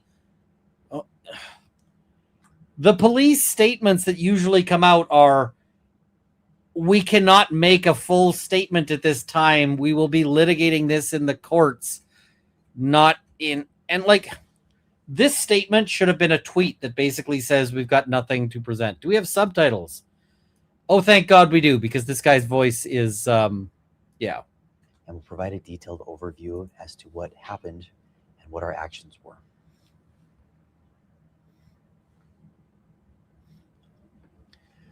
On March 8th, 2026, an American Fork resident, Joshua Johnson, requested phone contact from the American Fork Police Department regarding a suspicious individual who had earlier arrived at his home. Officer Tonga with the American Fork Police Department.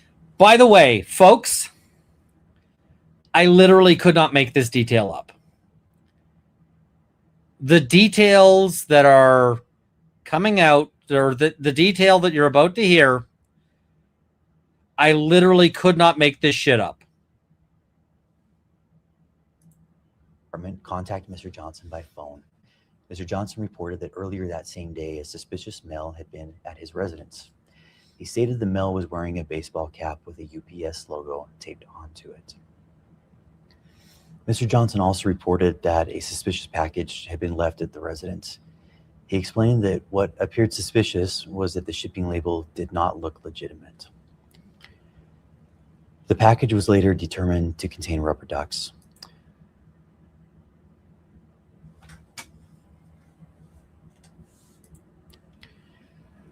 The package was later determined to contain rubber ducks. Mr. Johnson reported... Rubber ducks, folks. This is twice that rubber ducks have been a key element in a case involving police overreach, and I feel like the rubber duck, the yellow rubber duck, is going to become a symbol of liberty, and and I feel like I need a business duck to go with the business pigeon.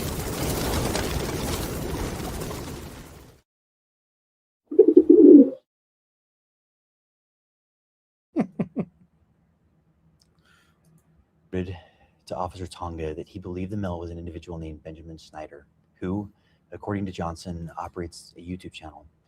Mr. Johnson further explained that civil proceedings were occurring in Oregon and stated that he believed Schneider was sending individuals to his home to harass him.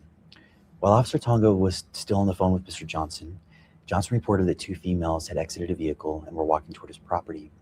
He also... I'll just want to note that this guy, you can see the lighting off his face. This guy is apparently lit by like a rocket engine. I don't understand how the police are so bad at filming this. My very first YouTube video was better lit and better framed and so forth than this. But yeah. Reported that a male driver remained inside the vehicle. Officers Tonga and Richardson responded to the area. Officer Tonga contacted the driver, who identified himself as Benjamin Adams. So at this point, they reported the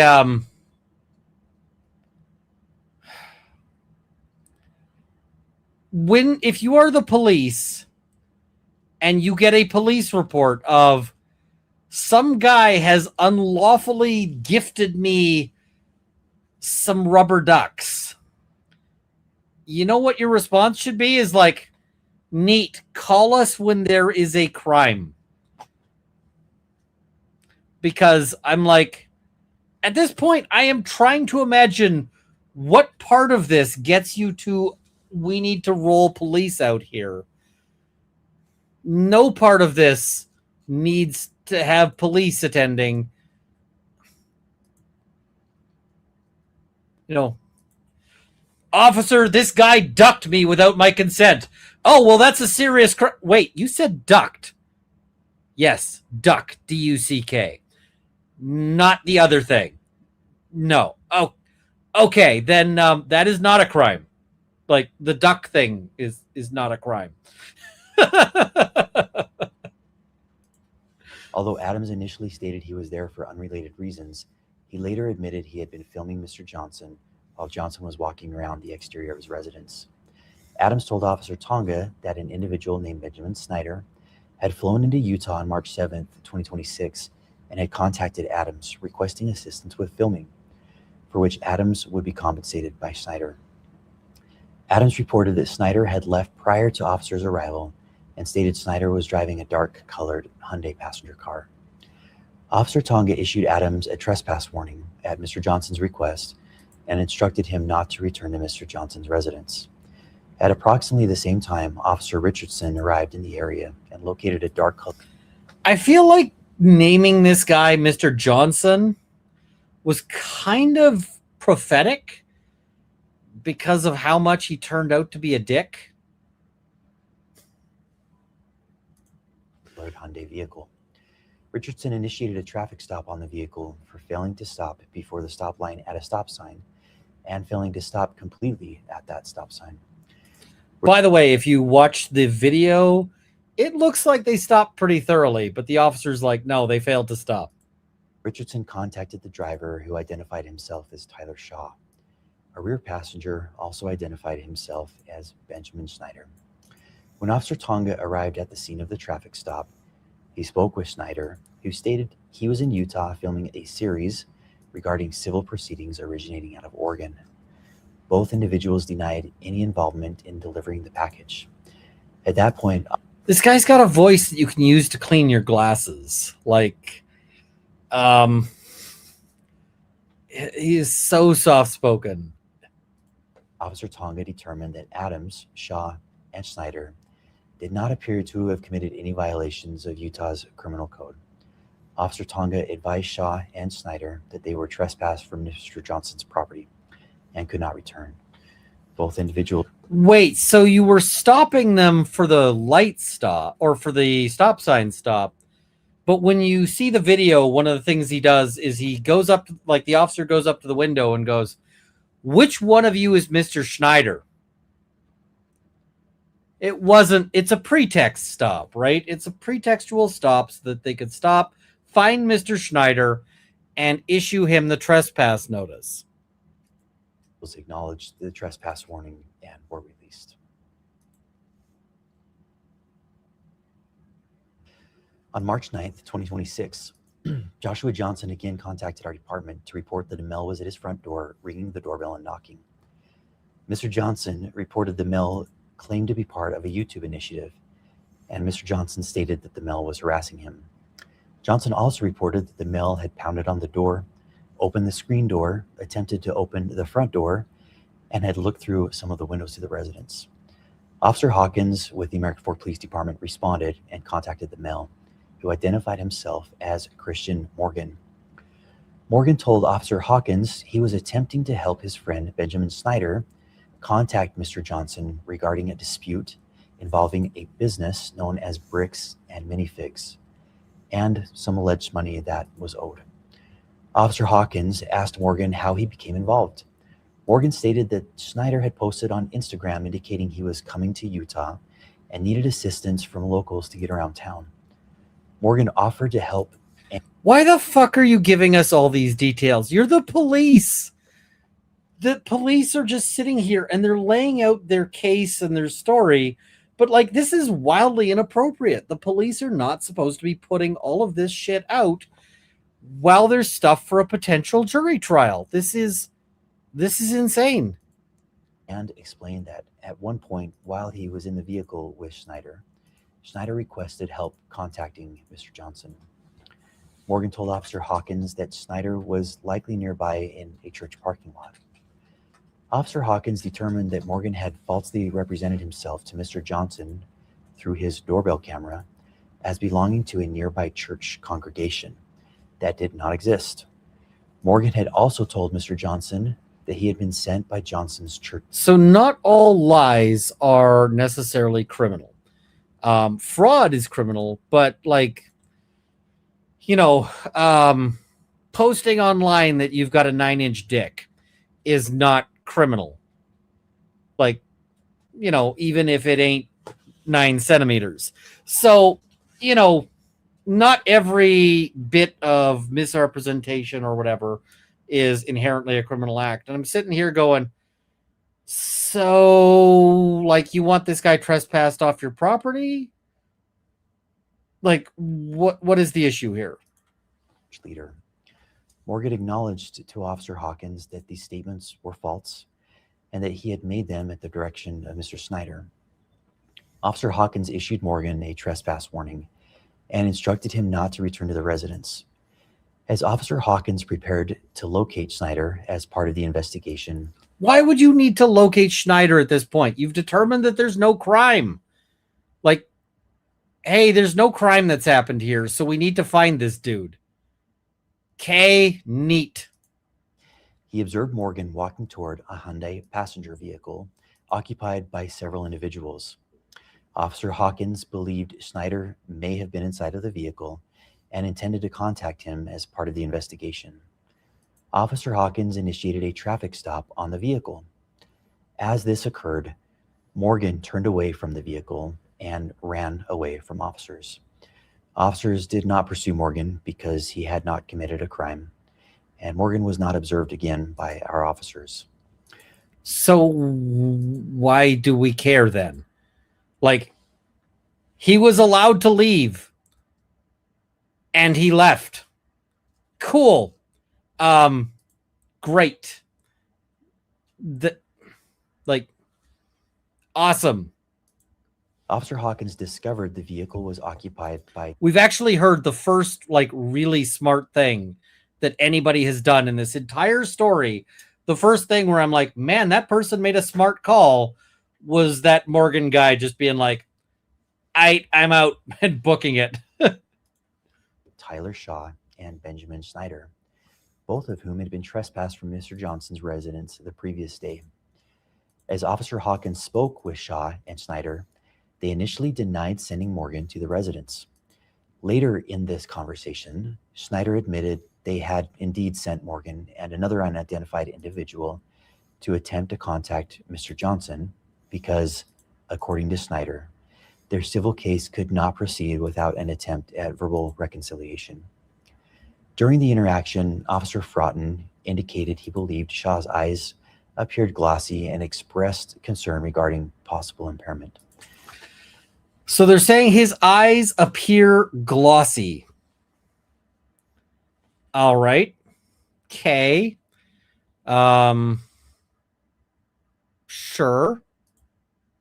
Officer Hawkins asked Shaw if he would be willing to participate in field sobriety testing to ensure he was safe to drive. Shaw agreed.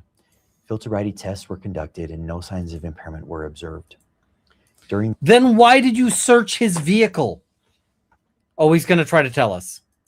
At the same time, while Officer Hawkins was conducting his investigation, Officer Froughton used his police service dog to conduct an open-air sniff around the vehicle. Huh, they had a police dog there. Why do they have a police dog there? That seems a little odd that they've got the police dog there. And what is it? Eyes appear glossy is one of those things that you can never disprove, because how do you prove later that the eyes were not glossy? Like, by the way, like, yeah. Froughton's police service dog alerted to the presence of the odor of a controlled substance, and the vehicle was subsequently searched. No illegal substances were located inside of the vehicle. At one point during a conversation, Snyder admitted to Officer Hawkins that he and Shaw We'll get to it. Just call me Hen. Delivered a package of ducks to Mr. Johnson's residence with the intent to have Mr. Johnson sign a fake delivery confirmation on Snyder. Okay, now this is getting interesting. Here we go.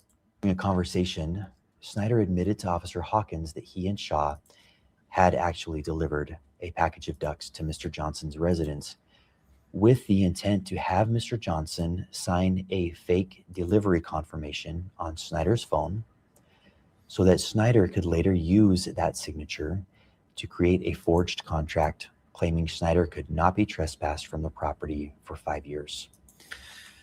Okay, now if that checks out, finally, we've got a crime. Like, okay, finally we've got the suggestion, but the thing is, there's a lot of police harassment about this way sooner than this. Snyder indicated he did not believe there was anything wrong with this and believed that there was nothing wrong with his posing as a UPS delivery driver. Ultimately, Officer Hawkins warned Shaw.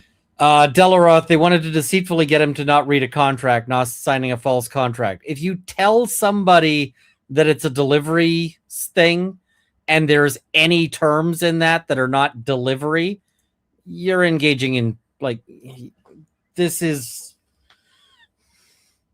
fraudulent, right? Like, you can't say, hey, please sign this, please sign this delivery notification, and it's actually secretly a, a sale of your house, right? It's not a thing. But this is interesting. They show all the stuff except proof of that. Like, if they've got that on tape, why don't we have that there? So, and Snyder again, that they were approaching conduct that could potentially constitute harassment or stalking if they continue to send individuals to Mr. Johnson's residence. Officer Hawk. All right. So once the police are saying, like, look, dude, we are getting real close to charging you with some shit. This is past time to call a lawyer, right? Hawkins reaffirmed the trespass warning and released both of them from the scene. All right. Now we're getting into some extra fun fuckery. By the way, there's gonna be some real shit here. Real shit. March 10th, 2026, Kaylee Johnson, the wife of Joshua Johnson, reported that a female was standing near the front door of her residence taking photographs of the home. The female was described as wearing long, fake, curly hair. Shortly afterward, Joshua Johnson contacted police and reported he was going to shoot someone as a result of the ongoing harassment. Multiple officers immediately responded to the area. While en route, Officer Sumbot with the American Fork Police Department contacted Mr. Johnson by phone. Mr. Johnson reported that Benjamin Snyder and several affiliates were outside of his residence and had approached the home, frightening his wife and his children. When Officer Sumbot arrived, he located a vehicle parked north of the Johnson residence, and that vehicle was occupied by Sierra Lautz and Benjamin Snyder. Officer Sumbot asked what they were doing in the area. Snyder stated that he was involved in a court case and needed to provide legal paperwork to Mr. Johnson. Snyder indicated he worked for himself and that Lautz was his process server. Officer Sumbot then contacted Mr. Johnson to gather additional information regarding the situation. Mr. Johnson explained there was an ongoing dispute in. Sorry, I think I just missed or just went past the part. Officer, he worked by legal doing in the area and Benjamin residence, and that vehicle was occupied by Sierra Lautz and Benjamin Snyder. Officer Sumbot asked what they were doing in the area. I think I skipped past the part I wanted to talk about. In a court case and needed to provide legal paper if he would be willing to participate in field sobriety testing to ensure he was safe to drive. Nope, I didn't yet. Yeah.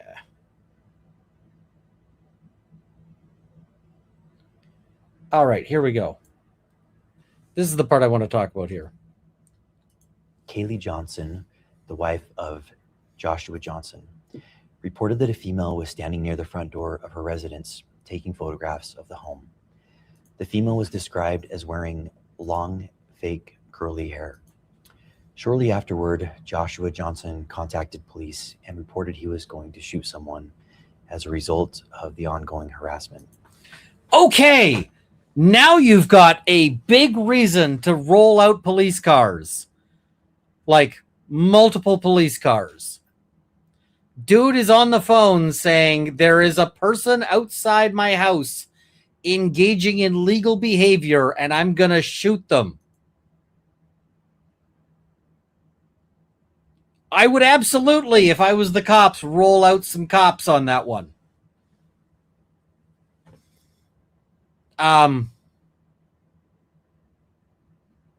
Specifically, I'd be rolling out the cops to arrest the dude who says, I'm going to shoot some people. You know, he's threatening to kill people to the police. Like, at this point, this is where you can go, wait a minute, record scratch.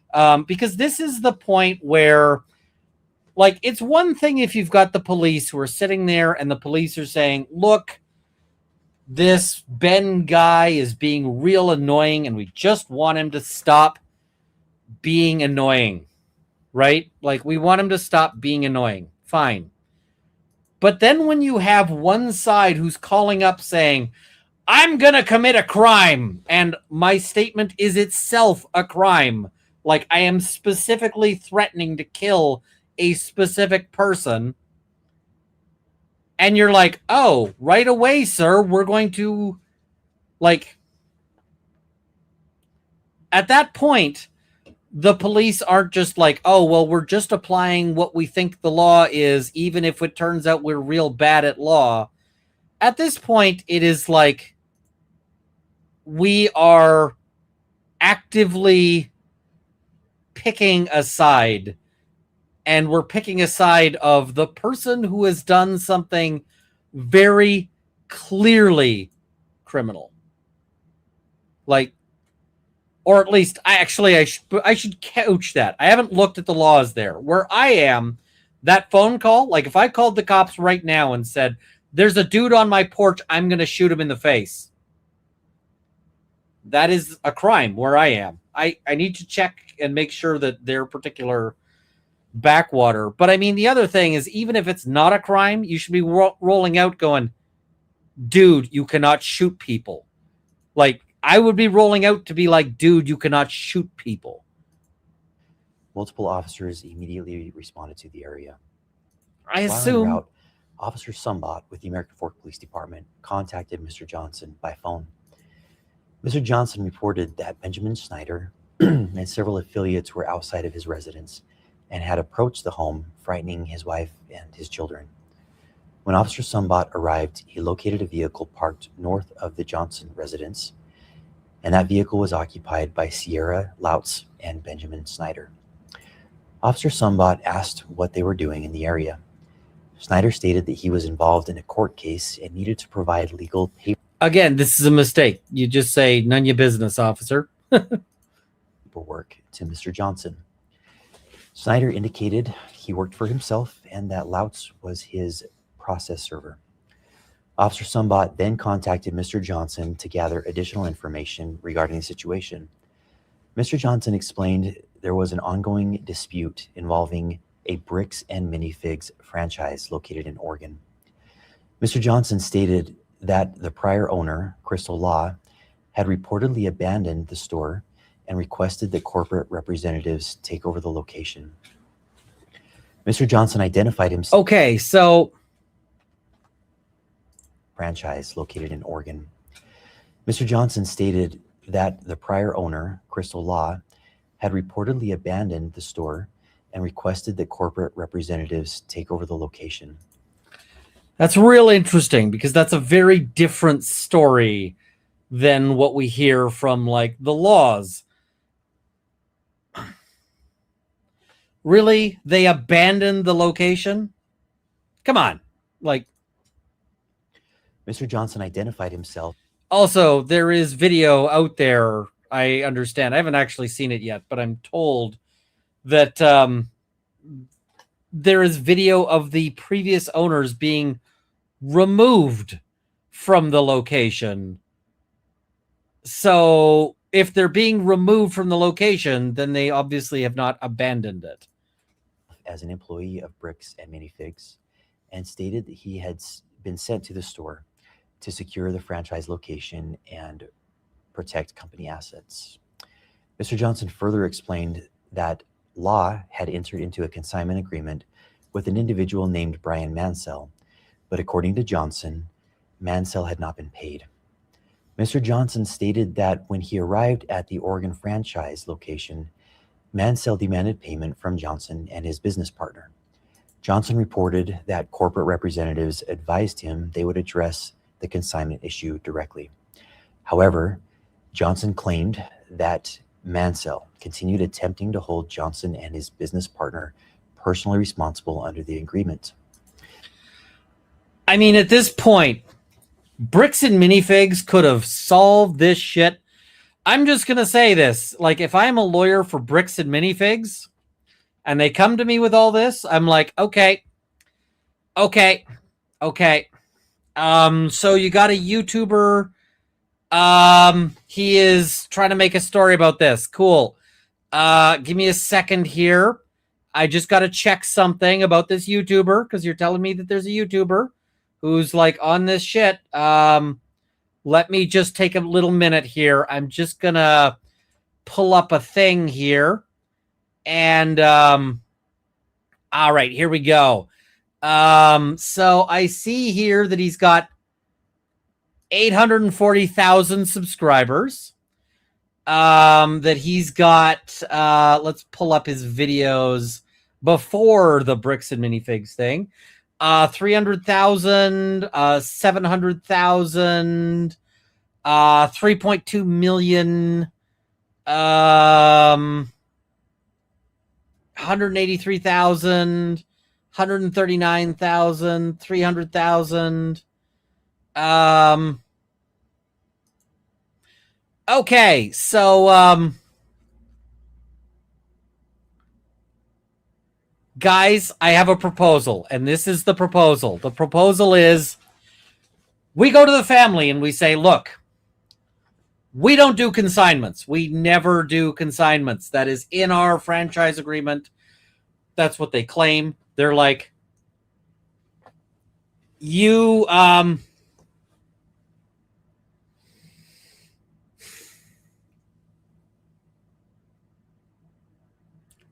we don't do contract. We don't do consignment. However, here is our pitch. We would like to buy that entire collection in its entirety. Every single Lego piece, every brick, every cardboard wrapper, every little, like, you know, everything. We'd like to buy it all. The collection is valued at $100,000 to $200,000. We will give you a check for $200,000 right now. And we'll give you a check for $250,000 if you do a video with us where we're like, you know, talking about how happy we are and how, you know, how thrilling we are and, you know, all of those things. So, deal? Deal. And then Ben would have made a video and it would have gotten 100,000 views. And it would have blown over in 2 weeks. The problem is that now there are millions and millions and millions of views. And quite frankly, I think that there's a lot of people out there who would not step into a Bricks and Minifigs if they were on fire and Bricks and Minifigs had a special on water. Like,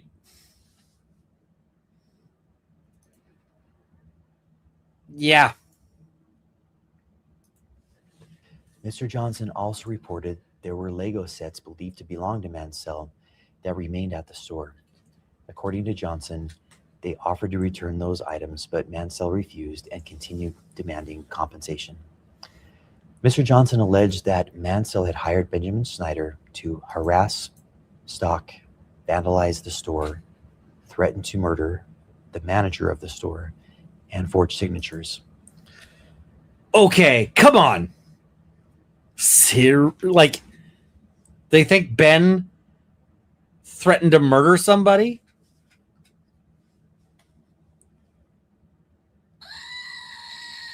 That is some serious bullshit. I do not believe that for a second. I want to see some evidence on that one. Mr. Johnson then explained to Officer Sumbot several incidences from the previous days allegedly involving Snyder and or Snyder's affiliates. Like how he had heroin, like how, like, you know, this guy is a lying sack of shit. And so once you know the guy is a lying sack of shit, that you should not be using anything like, oh, this guy who's a lying sack of shit has called and said that he got threatened. Is there any evidence of that? Well, no. Okay, cool. Go fuck Officer yourself. Sumbot informed Mr. Johnson that Snyder stated he was present with the process server to serve legal paperwork. Mr. Johnson claimed the paperwork was fraudulent. Officer Sumbot again contacted Snyder, who stated they needed to physically deliver copies of the paperwork to Mr. Johnson. Officer Sumbot's report states, Snyder told me he was following the government's instructions and that Johnson keeps calling the cops on him to avoid getting in trouble for his crimes. Snyder said this is the third time Johnson has called the cops because he thinks... And you should actually do the math on this one and be like, dude keeps calling the cops and it keeps being no charges. So, yeah. Thinks that if he keeps calling the cops on him, he can get away with it. But we are showing him that he's not going to get away with these crimes. How far is Mr. Johnson up these guys' ass? Because I feel like Johnson is all the way up to this guy's, like, is so far up this guy's ass that he can't speak at a regular volume at this point. Snyder allowed Officer Sumbot to take the paperwork to Mr. Johnson, which Officer Sumbot did in an attempt to help Mr. Snyder. Okay, cool. Awesome. Officer Sumbot advised Mr. Johnson that the paperwork appeared to be related to a claim and a case that originated in Oregon. Mr. Johnson stated that he had already contacted the Oregon Law Enforcement Agency with jurisdiction, which was the Kaiser Police Department, and had been told that nothing had been filed. Mr. Johnson also stated he believed the situation was being created solely. By the way, that claim, there is a further video that proves that claim is false. Yeah. For YouTube content purposes and declined to accept service. You can't decline to accept service. Service is not like, I will put it this way. The only time you can decline to accept service is if somebody is asking you to accept service in a fashion that would not otherwise be lawful service. So, for example, if somebody, like, let's say somebody wants to serve me with a lawsuit, right? And they shoot me an email and they say, hey, will you accept service? I could say no, because it's not like it's got to be served in person, right? Some things require personal service or consented service. But in that circumstance, you could say I accept service. But when somebody does something that is valid service, right? There is no ability to consent. You don't get to decline, because otherwise the legal system would fall apart, right? Like, I see somebody on the street and I hit them with a bat and they sue me because I knocked out 4 of their teeth. And so they come up and they're like, here's a lawsuit, you're being served. And I'm like, nah, bro, I don't feel like getting sued. Nope. Like, I'm sorry, dude. You are making a public statement here. You should have had time to get, you should have reviewed this script with your lawyer. And your lawyer could have said, look, if you have enough brain cells to play squash together, then you should know that this is some dipshittery. Like, this guy's got fewer brain cells than he's got stars.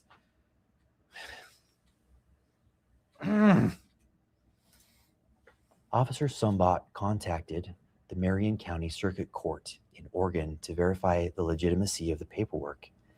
The court confirmed that the case was indeed legitimate, but that papers had already been served and no hearing date had yet been scheduled.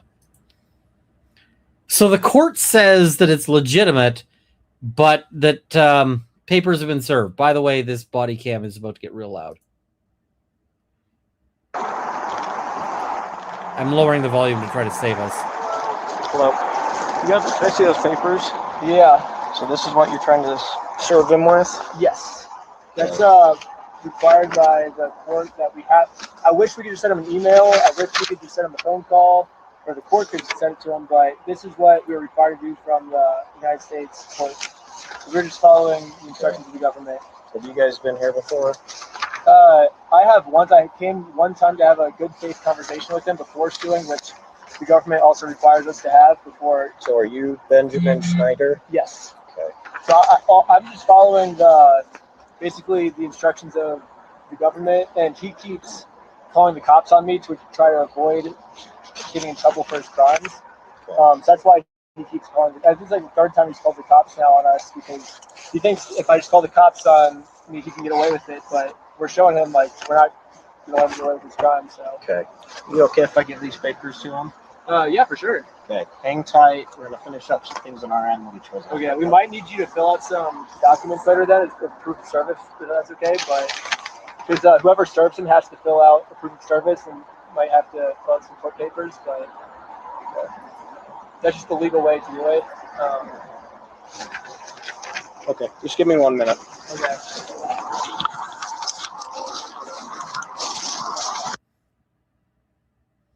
All right, so you got.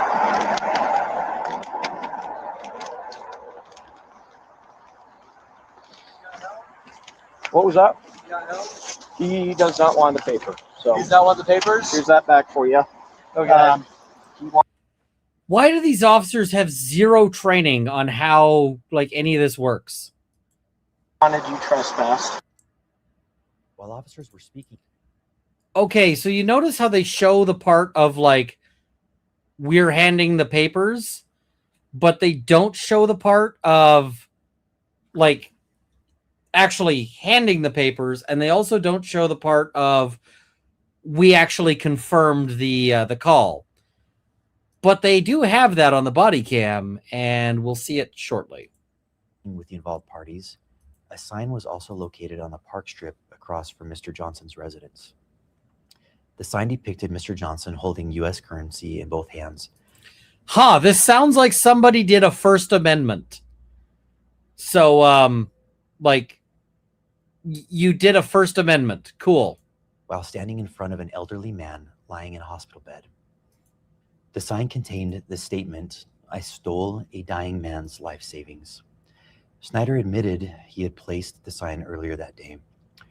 Officer Sumbot advised Snyder that, based on the ongoing conduct being reported and observed, officers believed his actions were approaching the statutory elements of stalking under Utah law. Specifically, officers expressed concern regarding repeated appearances at the residence, directing multiple individuals to contact the family, photographing the home, and placing objects and signs at the property. Officers had already given signs. So the thing is there are laws that say that you can't stalk somebody. And the problems start getting to be the point where, like, you are around the guy's house all the time, etc. But if you're saying you think it's approaching it, then it's not there yet. Snyder earlier warnings. Snyder responded that he believed he was following court procedure. An individual commits stalking if the individual intentionally or knowingly engages in a course of conduct directed at a specific individual and knows or is reckless as to whether that course of conduct would cause a reasonable person to fear for the individual's own safety or the safety of another, or to suffer other emotional distress. Utah law defines a course of conduct as 2 or more acts directed toward a specific individual, including, but not limited to, following, monitoring, observing, photographing, surveilling, or communicating to or about an individual. So again, why are you making a statement where you're making the case for, like, this feels like jury messing? It also includes approaching or confronting an individual, appearing at an individual's residence, contacting an individual's neighbors, delivering or placing objects on an individual's property, and using electronic communication or third parties to engage in such conduct. Based on the totality of the known facts at the time, officers established probable cause that Snyder had committed the offenses of stalking and targeted residential picketing under Utah law. Snyder was subsequently arrested and transported to the Utah County Jail. So there's this booking sheet, which they're showing us for no reason. On March 11th, 2026, Joshua Johnson again contacted the American Fork Police Department to report that Benjamin Snyder and several affiliates were again in the area. Mr. Johnson reported that the individual he believed had been stalking him was across the street from his residence, placing another sign containing Johnson's photograph. Johnson also reported that individuals involved were speaking with his neighbors. Officer Richardson with the American Fork Police Department responded to the area and observed 4 individuals hanging a sign directly across from Johnson's residence. The sign appeared to be either the same sign or a replica of the sign that was referenced in case 26AF02033. Officer Richardson contacted the group and asked what they were doing. The group stated they were supporting a GoFundMe campaign for a dying man. One of the individuals, later identified as Sheldon Norcross, voluntarily showed Officer Richardson his phone to display the GoFundMe. While viewing the phone, Officer Richardson observed that Norcross was actively engaged in a FaceTime call. Officer Richardson asked Norcross who it was he was speaking with, and specifically asked whether it was Benjamin Snyder. Norcross confirmed Snyder was on the FaceTime call. After reviewing the known facts and the elements of Utah's stalking statute, and taking into consideration the new actions from that day, Officer Richardson established probable cause to arrest Snyder for an additional count of stalking. Specifically, Richardson believed Snyder was coordinating conduct through third parties that constituted a continued course of conduct under the statute we reviewed. Officer Richardson then decided to seize Norcross's phone, pending the approval of a search warrant in order to preserve potential evidence and prevent the deletion or alteration of any data. What are you getting a search warrant for? Okay. All right. Beautiful Messy Ball. We're going to cover it, or at least we're going to cover portions of it. According to Officer Richardson's report, when Norcross was informed that the phone was going to be seized, Norcross immediately began manipulating. So we're going to see a lot of heavy lifting here. Data. According to Officer Richardson's reports. According to Officer Richardson's report, that does a heavy lifting. Because according to the body cam, this statement is bullshit. And when you've got the report saying one thing and the body cam saying a completely different thing, what that tells you is that you need to fire the cop. Like, you need to take the cop and drive him to the McDonald's and say, you have an urgent task for right now. And he's like, what's the task? I'm like, you need to march right in there. You need to ask to speak to the manager and ask him for a job application because you're done here. Right? Like, when Norcross was informed that the phone was going to be seized, Norcross immediately began manipulating the device. Richardson wrote in his report. Norcross then immediately opened his phone and began. By the way, when he says Norcross wrote in his report, he's covering his ass here. He's like, I'm making a public statement of a thing that is false, but if I note that it's just a statement that Norcross wrote this shit in his report, then it's a true statement, and I'm probably not going to get sued. And manipulating it, which led myself and Lieutenant Adamson to believe he was attempting to destroy evidence on his device. At that point, Officer Richardson and Lieutenant Adamson forcibly removed the phone from Norcross's grasp after what Richardson describes in his report as a very brief altercation.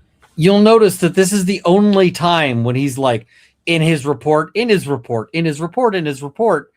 wasn't doing that through the rest of this, but now suddenly it's just everything is as per the report. It's like, Norcross was then detained in handcuffs as part of the stalking investigation. At this time, officers did not know where Snyder was located. While still on scene, Officer Richardson received information from an American Fork resident stating that several YouTubers had been renting an Airbnb property from this citizen. Shock and horror. Yeah. Officers responded to the Airbnb with the intent to arrest Snyder for an additional count of stalking. Upon arrival, officers developed probable cause, including information gathered from video surveillance from the Airbnb, to believe that Snyder had entered the residence and had not yet exited.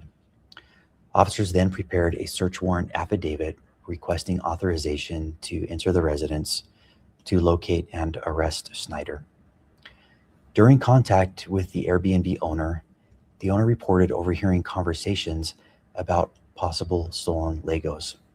Specifically, officers wrote in the search warrant affidavit, the homeowner also disclosed that he could hear multiple individuals inside the residence speaking about possibly stolen Lego toys they had taken. Based on that information, officers added a request within the search. Can I just say how fucking implausible this is? So they're in an Airbnb, and the Airbnb owner is like, Your Honor, or, officer, I heard them specifically say that they committed this specific exact crime. Come on. Mrs. Runkle is in my house, and if I come down and I'm like, hey, what did I have to say about the Legos? She's going to be like, who the fuck gives a shit? Like, there is no way the owner was able to hear any of this shit. Come on, officer. Like,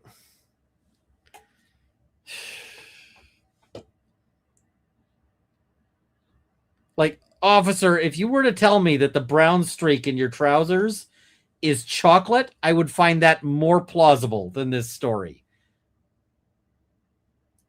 Warrant affidavit seeking authorization to also search for and seize possible stolen property, including Lego merchandise. 4th District Judge Roger W. Griffin reviewed and approved the search warrant. Officers executed the warrant as a knock and announce warrant. What this means is that our officers take the time to knock on the door, to present themselves as officers, and to inform anyone inside that they have a search warrant. As they were doing this, also called basic human behavior for police officers, just so you're aware. Individuals came to the door. Ultimately, 5 individuals exited the residence. Those individuals were identified as Benjamin Snyder, Tyler Shaw, Stephen Allen, Sierra Lautz, and a male who was later identified as a 16-year-old juvenile. As the individuals exited the residence, they were placed in handcuffs while officers secured the scene. During Snyder's detention, Lieutenant Adamson took hold of Snyder's right arm. Lieutenant Adamson later reported that he felt Snyder tense his arm, at which point Adamson moved Snyder's right arm behind his back to place. No, he fucking didn't. Because I watched that video clip and the dude just grabs him and twists his arm. There is no felt him twist. Like, come on. You couldn't pay me enough to be this guy. This guy's salary could be $60 million every half hour and a blowjob, and I still wouldn't get up here to repeat this bullshit. Like, Him into custody. Mr. Snyder later addressed this incident in one of his YouTube videos. In the X-ray image displayed by Mr. Snyder in that video, a small L is visible in the upper right-hand corner. Okay, so look at this. This has precisely nothing to do with policing. This is them trying to get a gotcha on Schneider. His YouTube videos. In the X-ray image displayed by Mr. Snyder in that video, a small L is visible in the upper right-hand corner of the X-ray. The L indicates the image is that of the left shoulder. The video shows Lieutenant Adamson handling Schneider's right arm during the arrest. Yeah, and you know what he never says in that video? He never says, "This is my X-ray." It's like this officer has never seen a YouTube video before. Because, I mean... Well, this stuff made New York City! New York City! This does not mean that I am in New York right now.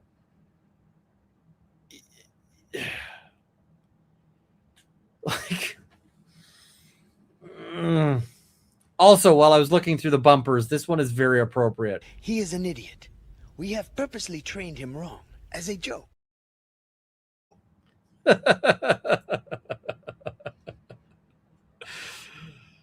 Yeah.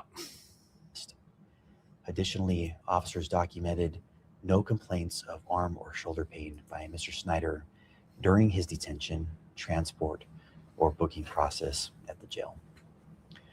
All 5 individuals were transported to the American Fork Police Department.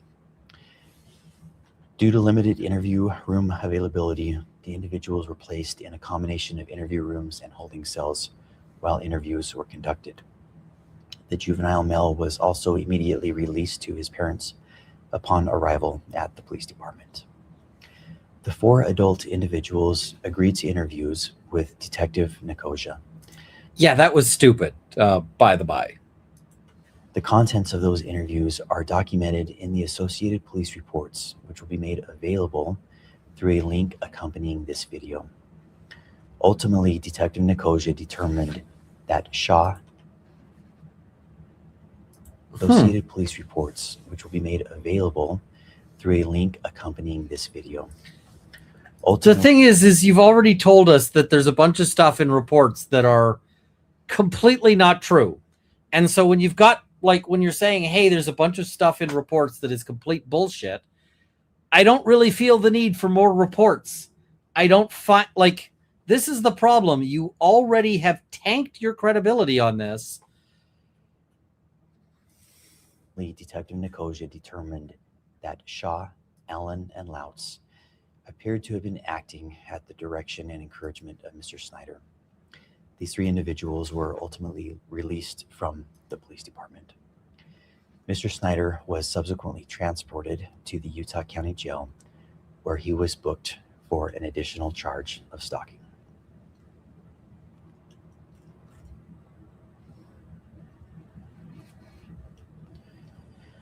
I understand that many people following this situation online have strong feelings regarding the underlying business dispute out of Oregon and allegations that individuals may have lost significant amounts of money.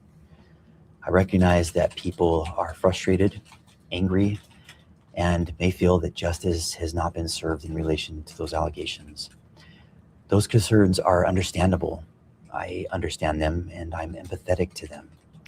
And nothing in the actions taken by the American Fork Police Department should be interpreted as validating, supporting, or defending anyone involved in that separate civil or criminal dispute. Our responsibility in Utah was not to determine who was morally right or wrong in a business disagreement originating in another state. Our responsibility was to respond to conduct reported here in our community, evaluate the facts available to our officers at the time. If this is the best evaluation you can do,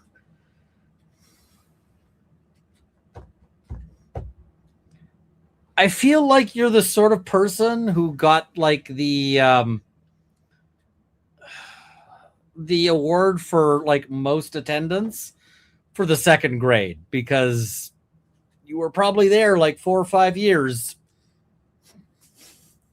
And enforce Utah law as officers established probable cause that a crime had occurred. The fact that someone may believe they have been wronged financially does not exempt any individual from the laws governing harassment, trespassing, stalking, or threatening to kill a dude conduct within our jurisdiction. We remain committed to enforcing the law fairly, objectively, and transparently, regardless of who is involved or what narrative may exist. Okay, so I just want to say this guy became police chief through merit, because there was a point where there was a bank robbery and there were 12 guys with guns holding up the bank, and he walked in and he told a story and they all fell asleep. And so it was a heroic action where just by, the power of his oratory, he was able to successfully knock out and defeat a whole bunch of armed men. So, I mean, he is a hero, but he also real dumb.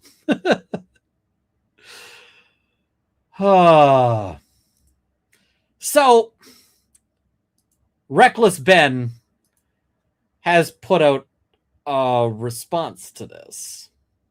And Reckless Ben does a good job because Reckless Ben cut that bullshit down to 17 minutes without without cutting out sort of unnecessary stuff, or without sort of cutting out necessary stuff rather. But yeah. Using that to say, this was a legal traffic stop. The police officers did nothing wrong.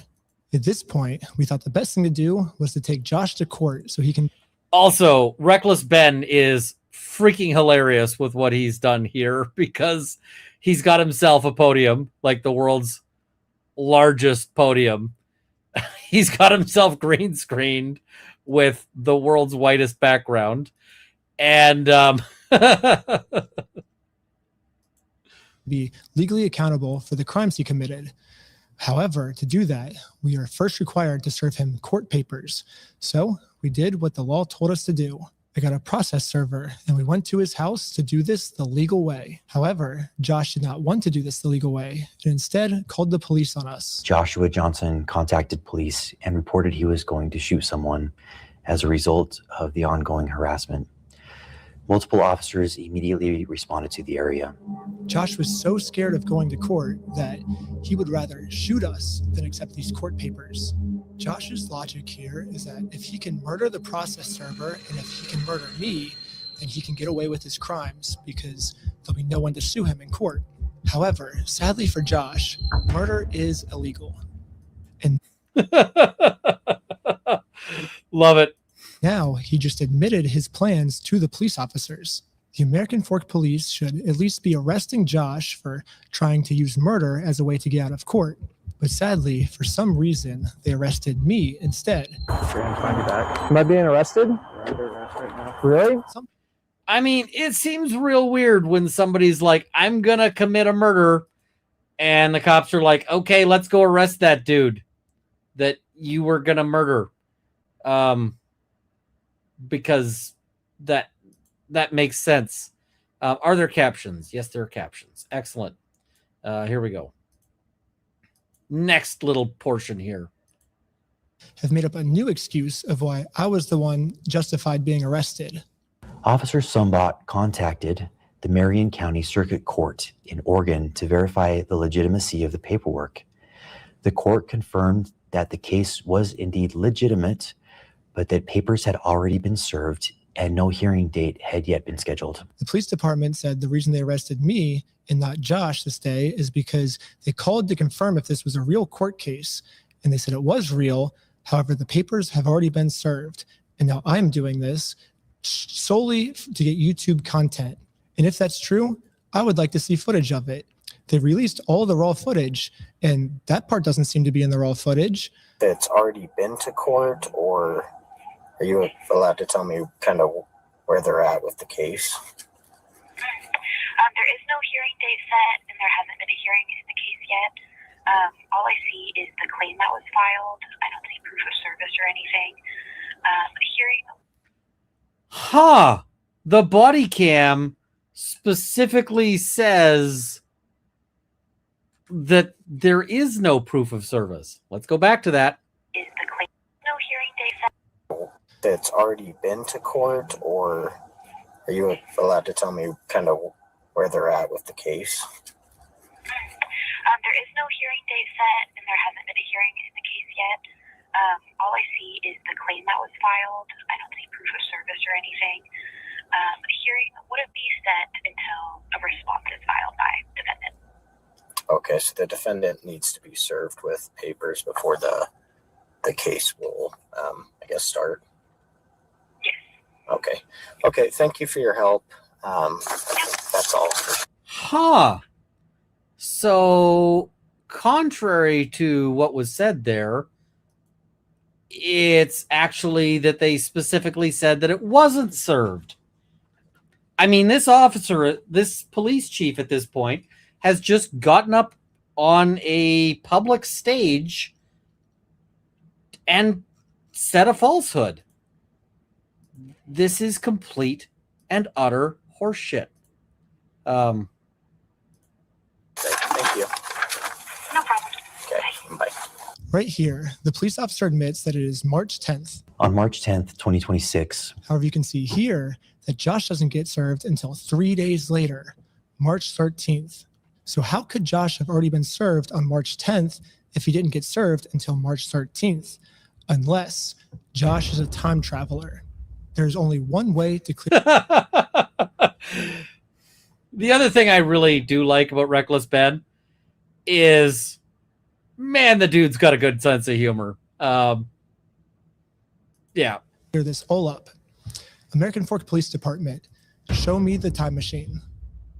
So now they say that I have done all the check marks which constitute stalking. Let's go through them. Individual. All right, we're going to jump ahead a little bit because the legal analysis is going to give me a headache, but is together and convince the American Fork Police Department to unredact this so we can find out the truth. However, what the police is claiming now is that they did not get a call saying that we had heroin on us. Instead, they could just tell from the second we pulled over that our eyes were glossy. During the interaction, Officer Fraughton indicated he believed Shaw's eyes appeared glossy and expressed concern regarding possible impairment. If we look back on the raw footage, this is what the police officer said his first interaction with us was like. Good with these guys being able to drive? Yeah, I think so. I didn't see anything clear as day with Tyler that I noticed. What's the goal of... Right now? Yeah, I was gonna scare him a little bit and let him go is all I really was gonna do. Do we have charges, or are we just tired of them being annoying? It seems hard to take what the chief of police... Does he have charges, or are we just tired of him being annoying? Okay, so we have the body camera just basically laying this out. By the way, I've seen people in the chat saying, oh, he's got a bunch of lawyers who are now lining up to work pro bono. It would not surprise me if he has a bunch of lawyers who are lining up to work on contingency as well, because I suspect there's a bunch of lawyers who are looking at this and going, there's going to be some dollar signs at the end of this. Police is saying seriously, because so far almost everything he said is a lie. So the only way we can actually find out the truth is if we unredact everything. We already know the victim's name is Joshua Johnson. Why do we have to keep that protected? His name is already out there. None of these redactions are... I mean, victim is doing a lot of lifting there. It's not a term I'd have used, but yeah. I mean, we could pick a name for, for confidentiality purposes. We could just call him Josh Dick. Are protecting anything except for the police. And now I want to acknowledge my friend Sheldon's arrest. The group stated they were supporting a GoFundMe campaign for a dying man. One of the individuals, later identified as Sheldon Norcross. Officer Richardson then decided to seize Norcross's phone, pending the approval of a search warrant, in order to preserve potential evidence and prevent the deletion or alteration of any data. According to Officer Richardson's reports, when Norcross was informed that the phone was going to be seized, Norcross immediately began manipulating the device. The police officer claims that Sheldon was arrested because he opened his phone to start deleting evidence. However, we can clearly see in the footage, Sheldon's thumb is heading towards that lock button to lock his phone. His phone was open when he pulled it out, and the phone was transitioning from on to off, not from off to on. From this response, it almost seems like the police officers didn't even watch the video. So American Fork Police Department, if I'm your teacher, here's your homework. First off, learn the facts of what actually happened. Second off, stop lying about the facts.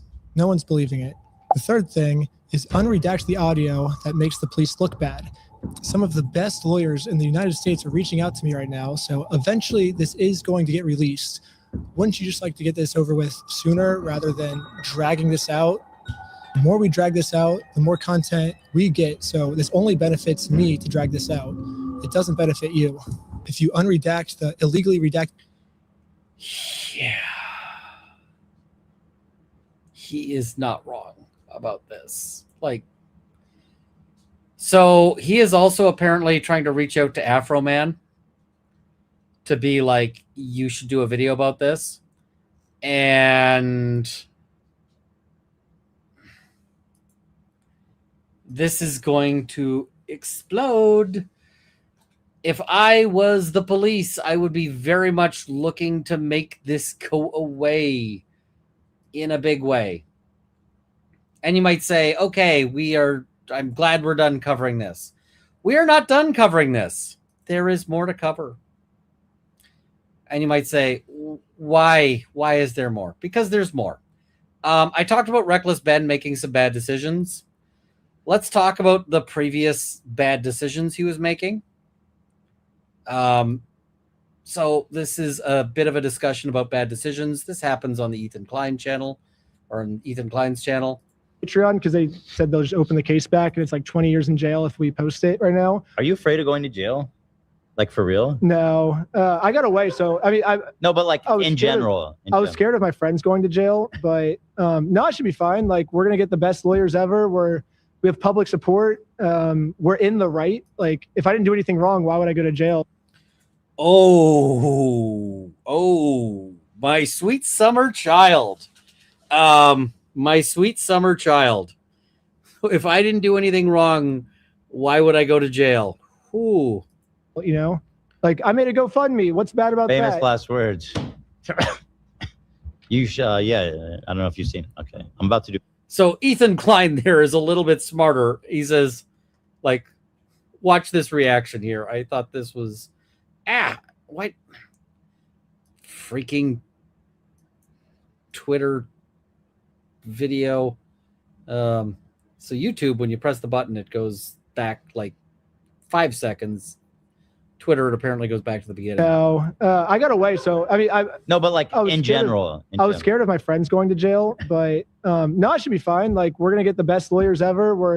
We have public support. We're in the right. Like if I didn't do anything wrong, why would I go to jail? You know, like I made a GoFundMe. What's bad about Famous that? last words. You yeah.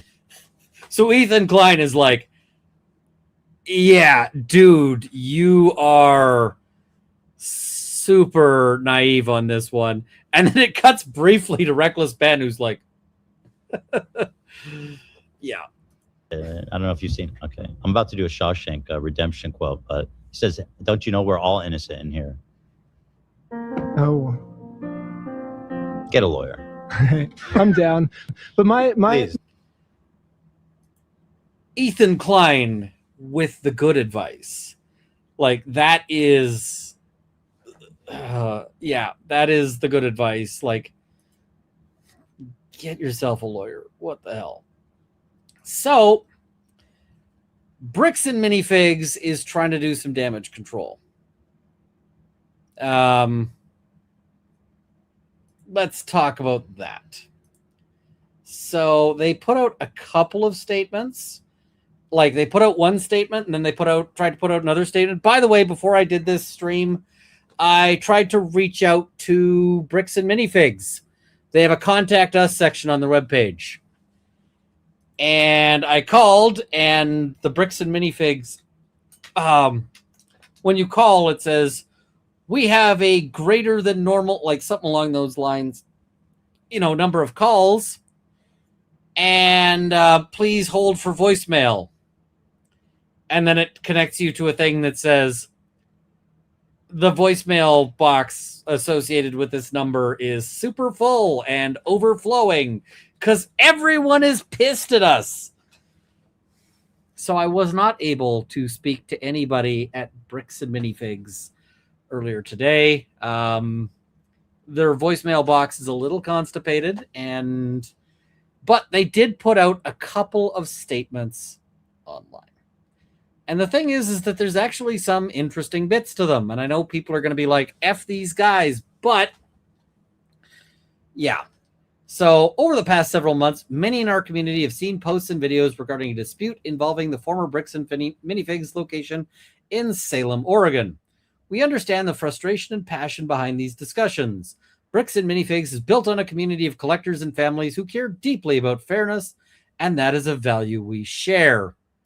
To be absolutely clear, Bricks and Minifigs does not condone, tolerate, or participate in the exploitation of anyone, especially older adults or vulnerable members of our community. When a complex business dispute is reduced to edited social media clips, critical facts are often lost. While we will not litigate this online, what are you doing now? Also, you no longer have a choice on the litigating it online. That's happening. Right? That ship has sailed. You are into that shit show. So you better, let's talk about your PR moves. So we want to clarify the core situation. The reality of the consignment claim. Much of the online narrative centers on a private consignment arrangement allegedly made at the former Salem store. It is vital to understand that Bricks and Minifigs Corporate, BAM Franchising Incorporated, was not a party to this alleged agreement, nor were subsequent franchisees who took on the ownership of the Salem location. By the way, I would not want to run that location. Corporate did not sign, approve, or authorize this arrangement. In fact, such consignment deals are expressly prohibited under our franchise agreements to protect both the brand and the community. That said, after ownership of the Salem store changed, we thoroughly documented and assessed current inventory. A few days later, we became aware of the previous arrangement and compared our inventory assessment to the limited documentation provided by the consignor. It was clear the full list of inventory in his documentation was not located in the store. What items could reasonably be identified as allegedly belonging to the consignor was offered back to the consignor, but that offer was refused. And the problem is that people are noting that apparently, allegedly, I haven't seen the things, but allegedly the collection has been posted on their Facebook page, was specifically noted as awesome, and that is a whole problem. So, a deeper dive into the sales receipts uncovered that a significantly higher volume of the listed sets had sold over the course of the consignment deal prior to the store transition. The consignor also provided a written statement to a podcast that his collection was moved off-site for security reasons. Additional attempts to restore what we could was with what was in our possession was also declined in writing. I'm guessing that was, and again, this is a guess, but I'm guessing that was, if we give you back part of this, will you waive your claim? And they're like, no. So BAM denies allegations that we stole this consignor's collection, let alone a collection worth what has been claimed online. However, we remain willing to provide any appropriate assistance in recovering any and all portions of this collection or funds generated off its sale to the original consignor and their family through appropriate means. Guys, at this point, you should be looking at this and going, if we can cut ourselves out, at this point, looking like they are being the reasonable people is worth more than the 200,000. So, seeking facts over narratives. Serious claims require serious evidence. We've repeatedly asked for the original documents and undoctored recordings that support these accusations. Selective social media posts and misleading investigative style videos are not a substitute for the complete records and legal agreements that govern the rights of all involved parties. I mean, I'm willing to listen to Bricks and Minifigs. I'm willing to hear them out. But, I mean, if they see this, they've got an open invitation to come on the channel and explain this and talk about it. But this is not going to do it. This is not going to solve the issue here. This is a poor PR statement. So, if a legitimate claim exists, there are established legal and dispute resolution processes to handle it fairly. Attempting to force a business outcome through public pressure, especially on unrelated stores and employees, is not a productive or fair path forward. My dude, this is always how this goes. You're facing a consumer boycott. And the fact that you're facing a consumer boycott is just what consumers are allowed to do. Consumers are totally allowed to boycott your stuff, and people can express disapproval. So I feel like some lawyer probably thought this was a good idea. And that lawyer should probably be talked to. So, protecting our stores and staff. Franchisees operate independent businesses. While they must follow system standards, the franchisor does not automatically inherit responsibility for private, unauthorized agreements a local store or local owner may enter into. The thing is that when you're buying into a franchise, you're buying into a franchise because you want the brand. And if the franchise is tanking its brand, that is bad for everybody downstream. Everybody downstream. So, hugely bad for downstream. Okay. But yes. Our current network of BAM stores consists entirely of independent, local, small business owners who had absolutely nothing to do with this situation. then stand up and make it right, because it's on you now. It's on you. And if it's not, if you're not going to do better, then you're tanking all of those people. So our local franchise owners and their employees, many of whom are young people starting their first jobs, should not be targets of harassment for a dispute they did not create. I agree with that. We've seen a troubling rise in unauthorized filming and manufactured confrontations inside private stores, direct threats and doxing of local staff and their families, and the disruption of the shopping experience for families and children. You are in the middle of a PR crisis. This is what happens when you do something that makes you wildly unpopular. It doesn't mean that that's okay, but it does mean that that is the expected outcome. So Bricks and Minifig stores are private businesses with a right to protect their premises. We will continue to support our owners in prohibiting disruptive content or conduct or harassment. This is not about silencing criticism. It is about ensuring a safe environment for everyone who walks through their doors. Okay. Moving forward together. Our position remains simple. Bricks and Minifigs corporate, nor any subsequent franchise owners, were party to the unauthorized Salem consignment agreement or any theft. Any legitimate claim should be resolved through the proper legal channels where facts can be evaluated fairly. Here's the thing. You don't necessarily get to choose your battlefield. Because the First Amendment thing, that little, like, troublesome clause that is so insignificant and so unimportant that it was the First Amendment, provides people with redaction or with options. It provides them with the ability to go and fight you in a different sphere. And if you don't like that, well, tough shit. You don't get to choose that particular process.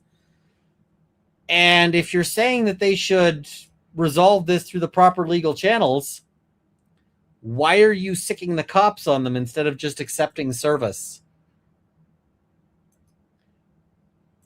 We ask our fans and creators to consider the human impact of the content they share. Maybe consider the human impact of the actions you take. Fairness is a two-way street. Okay, then you can start walking it any time now, Bricks and Minifigs. It requires looking at the full picture and respecting the rights of unrelated small business owners and their staff. We love the LEGO community and the creativity it fosters. Our mission is to bring joy and creativity to the world through all things LEGO. As such, we will continue to operate with integrity through the appropriate processes. We thank those who have waited for the facts before accepting rumors as truth and who continue to support their local Bricks and Minifigs franchise stores. Because this matter involves active legal threats, we will provide further updates only when it is appropriate and legally permissible to do so. Thank you for our continued support of our local stores. So they're like, this will be our last statement. Until a week from now, or till a week from then. Response to customer inquiries regarding Bricks and Minifigs Salem, Oregon, clarity and resolution of an isolated and former franchisee's private civil dispute. By marketing team, I'm sorry, you have got to rename your posting account. Because marketing team is the wrong posting name for this. When people think of Bricks and Minifigs, they think of families and children. Not anymore. And a shared love for building something together. Not anymore. They don't think of manufactured claims, legal battles, zealous online profiteers, viral mischaracterizations, sensationalization, and heated disagreements. Guys, whoever your PR team is, fire their ass. Your PR team is fuck awful. I don't know why people are so bad at PR, because I look at these things and I'm just like, the PR strategy is obvious here. It is so fucking obvious. And this is not the time to come out swinging. This is not the time to be like high and mighty about this and to ride your high horse. Because this is the time to be like, This is the time to eat some shit. Like, I'm sorry, you're gonna eat shit. And you got the choice to eat it now, or you got the choice to eat it later, and it's not getting any tastier. Like, you're just gonna have to, because right now your reputation is a bunch of assholes and a bunch of predatory thieves. That's what the internet thinks about you. And if you don't deal with that, that is going to be a major issue. What they should do here is they should be standing up and saying, look, this is a disaster.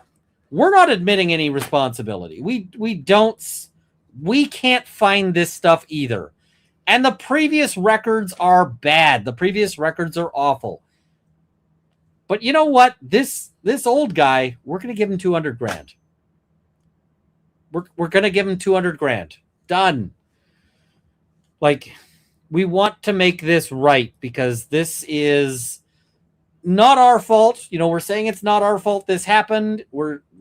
But we're going to, you know, you can stand up and make a statement where you say, we don't think it was our fault that this happened, but we can make it our fault that it came to a good resolution.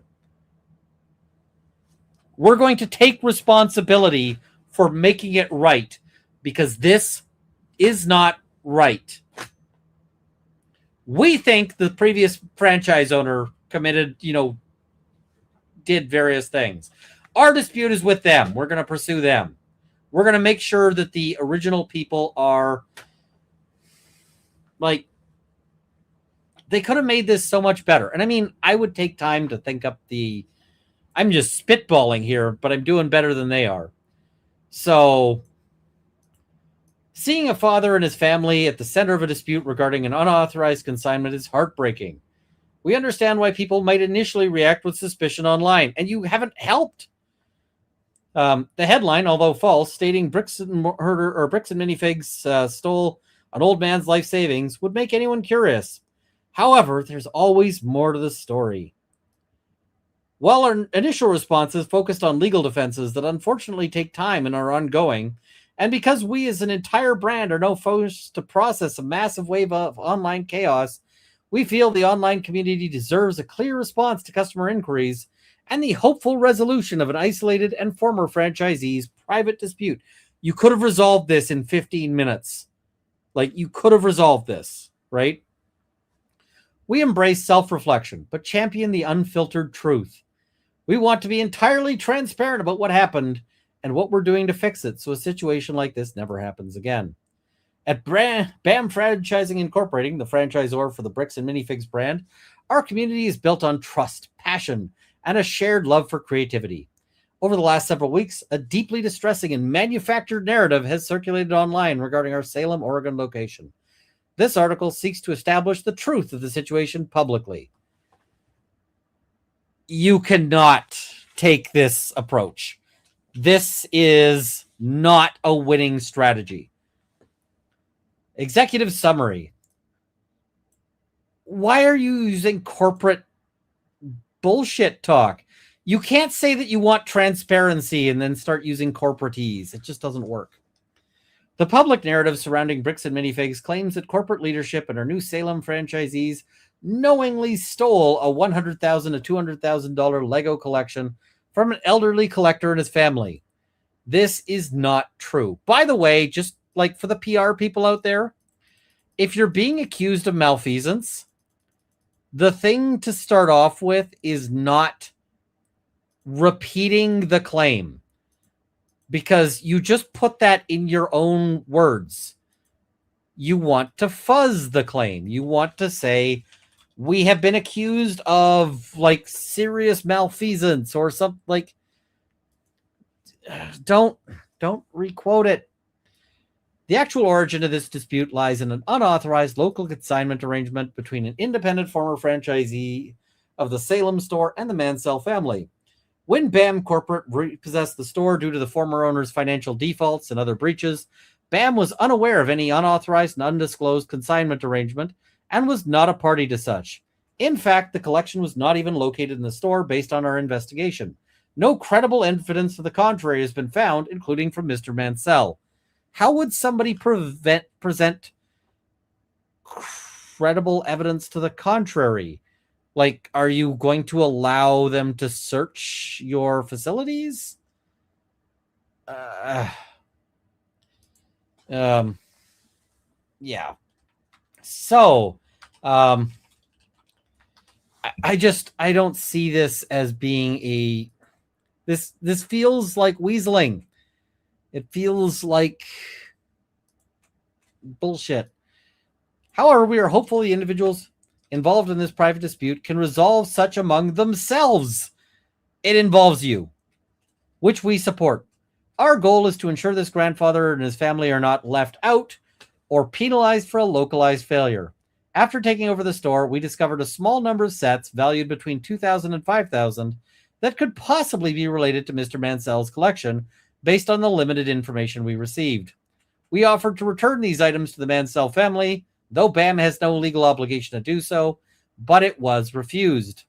However, BAM's past offers to assist in resolving this third-party dispute still stand today, including that we are willing to work with both of them to try to locate any remaining items, although most appear to have been sold prior to BAM's repossession of the store. Okay, well, if most of the items appear to have been sold, you should have documentation of what was sold, right? Because you've got all of the records.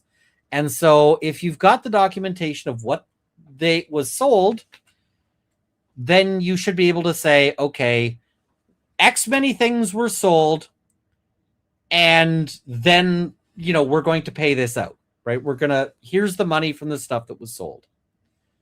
And you can say, if you think that most of the collection was sold, then you're admitting that it was there in the store. So when you say our goal is to ensure this grandfather and his family are not left out or penalized for a localized failure, make a statement like the previous franchisee was not living up to BAM standards. BAM expects better from its franchisees, and this is part of why it was terminated. And so, because we are not saying we are responsible for the franchisee's bad acts, we are not taking responsibility for that. However, all of that happened under a BAM banner. And we do not want to see this old man harmed under our banner. And so, notwithstanding that it might not have been us personally, we will personally fix it. Because that's what BAM stands for. We will pursue the prior franchisees, but we will first make it right to so-and-so. Like, better statement, right? Better, just better in every way. So we refuse to let a private legal battle obscure our core values. Moving forward, we're implementing more rigorous record keeping, inventory management, and transparency in our buy, sell, and trade process, and de-escalation training with corporate and franchisees and their staff. Your de-escalation training sucks. Because this statement is not de-escalation. This statement is making shit worse. You're making shit worse. And you're like, oh, we're going to train people in de-escalation. Find that person who can train people and get them to train you first. Claims we've seen online. This part is a terrible idea. This part is like, hey, I have a kidney stone, so I bet I could get it out with a really long screw. So what is true? A family is caught in the middle. The Mansell family entered into a consignment agreement with the former Salem franchisee, Crystal Law/Gorman, unlawfully, and the family allegedly has not been paid or made whole by her, the former store owner. You want to be seen to be on the side of that family. And instead, you're against that family. That's the wrong side of this. If you're doing this like the PR, you want to be on the side of the family, and you're not. So unfuck that. Corporate lawfully repossessed a defaulting store. BAM Corporate repossessed the Salem location because the previous independent owner had stopped making payments on the purchase of the location, had not been paying royalties for multiple months, and owed additional tens of thousands in back pay for unpaid expenses on her behalf. BAM found a small portion of inventory and offered it back, though it may not have been Mr. Mansell's. Our incoming team found a small remnant of sets, estimated between 2,000 and 5,000, that appeared to be similar to the sets consigned. We set them aside and offered them to Mansell as a courtesy. The offer still stands. Security issues for the collection.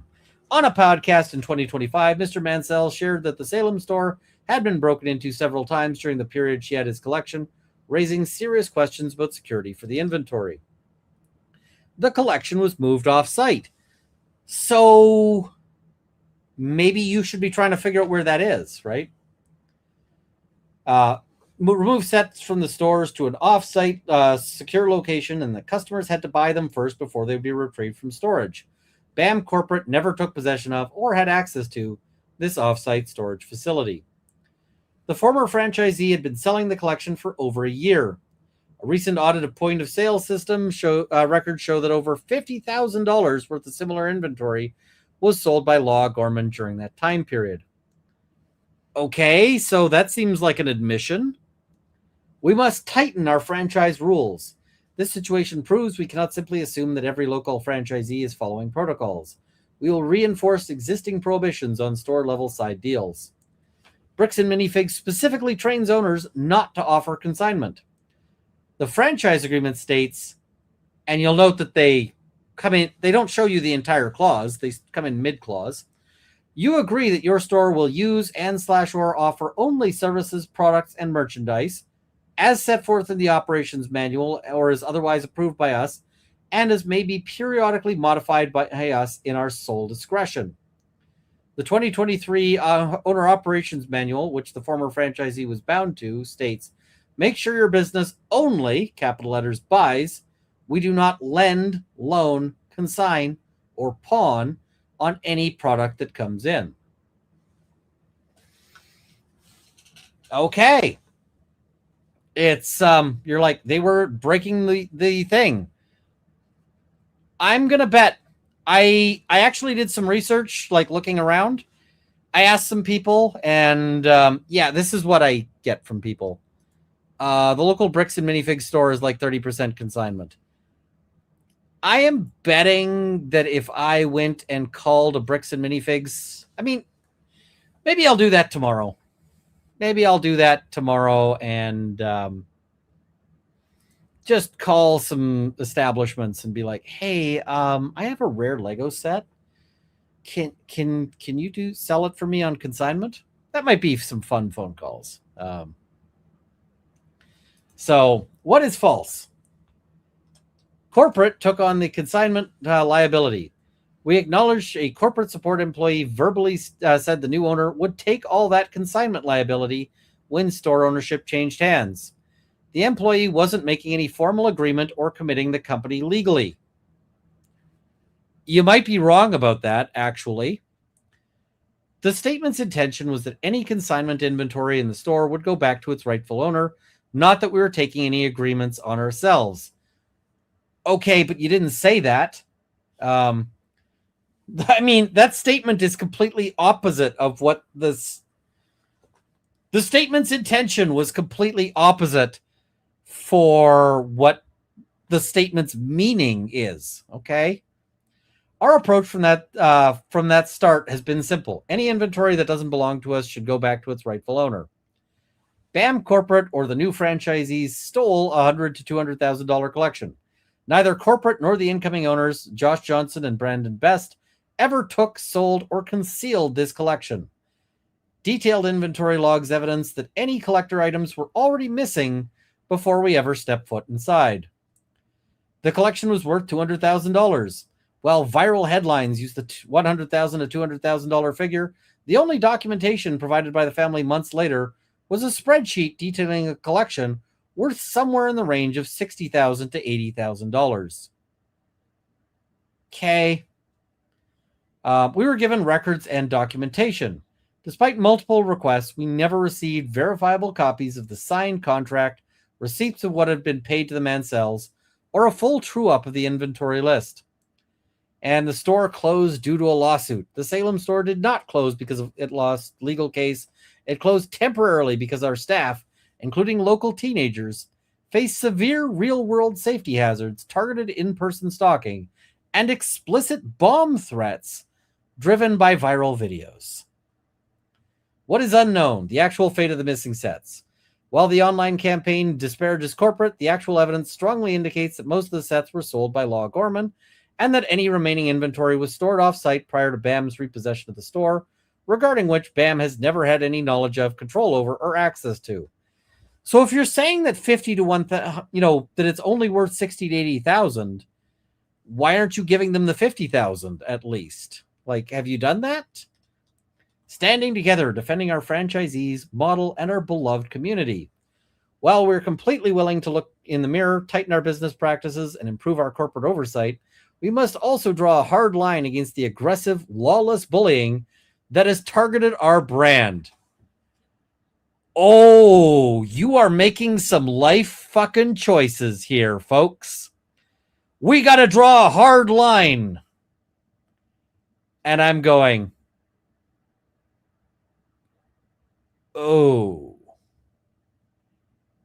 okay. Like, you have to realize that you are okay. By the way, this could be the moment that Bricks and Minifigs like loses huge valuation. Like this, I don't know if this is the kind of move that the company survives, because this is how companies die. There have been companies that have died entirely because they're like a CEO or something made a statement that was super harmful. And,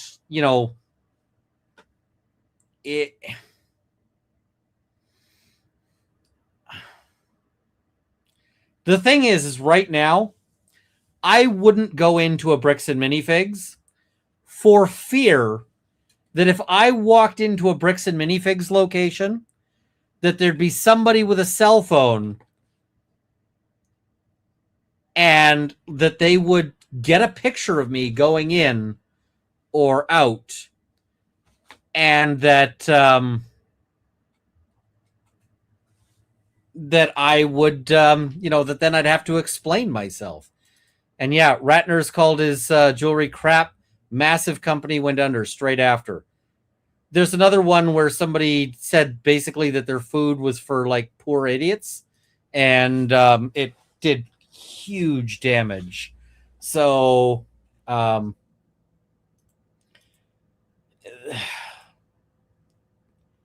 this is bad. Oh, and gets even crazier if you look into the restraining order and the judge that rubber stamped it. Guess what we're going to do? Guess what we're going to do? We're going to look over the restraining order. I've got some feelings on that, and I've got some feelings on what it's going to, what's going to happen. So, Bricks and Minifigs is not a faceless, monolithic conglomerate. The problem is that now you do have a face, and the face is people like Josh Johnson, who people hate. Like, you went from being a faceless corporate to having a face, but the face is super punchable. And I don't mean that in the like literally go and do violence. I mean that the face is people hate you. Like, do not, by the way, go to a Bricks and Minifigs to like harass or threaten. That is dick move. But the thing is it's all the more powerful to just not go to a Bricks and Minifigs at all. The thing that they say they hate is people coming in and like yelling at them, and they do hate that. That is contemptible behavior. Don't do it. But what they'll really, really hate is nobody coming in at all. If you want to see corporate turn around, you need to hear Bricks and Minifigs Incorporated when they start dealing with the situation of franchisees calling them and saying, hey, We just had a weekend that's supposed to be super busy, and we haven't seen anybody. I've been bored. I am losing my mind with boredom because nobody's coming. That's the thing that scares them, right? That is the thing that that terrifies them. So we are a network of over 300 locations across the United States and Canada, almost entirely owned and operated by local families, moms and dads, and passionate members of the Lego community. These franchisees invest themselves and savings into building joyful environments for children and collectors. Over the last several months, our ecosystem has been subjected to a vicious and unlawful campaign of disparagement and harassment. Content creators dropped sensationalized videos engineered entirely for clicks, views, and monthly subscriptions. Hey, Bricks and Minifigs, I'm letting you get your entire statement out in this. You've got 2 posts about this. You're getting them out in their entirety. I do have some comments about them, not just reading them verbatim without like interjecting, but I do have some comments. But you're getting them out entirely. Other online commentators blindly repeated these false accusations as absolute truth without reaching out to Bricks and Minifigs for a statement, a comment, or consideration of the truth. I tried. Your phone does not phone. As a direct result of this reckless approach common in internet culture, innocent people have faced a real-world trauma.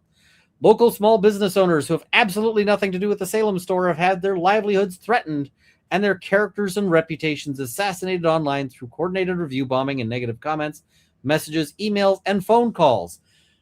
The thing is you're a franchise. The value of the franchise is the value of the brand. So, like, a McDonald's franchise isn't valuable because the burger is the tastiest thing ever. It isn't the thing where where you're going to the McDonald's because it's the best thing you've ever eaten. The reason why you pay so much for a McDonald's franchise is that you get to have the Golden Arches, and the Golden Arches has a huge amount of goodwill. And that works in reverse. If your brand becomes toxic, if your brand becomes poison, then it's going to be real bad for everyone who's got the franchise, right? So this is on you. This is you're making the PR blunders here are so bad. Teenage employees working their first retail jobs have been cornered, recorded, and aggressively harassed. You notice how we've seen this exact quote about teenage employees working their first retail jobs in both statements? They focus group that shit. Like that is something they're like, this'll get some traction. Well, no, it won't. It ain't working. It just looks like you're trying to use your teenage employees as human shields. And it's not working for me. It's not working for me at all.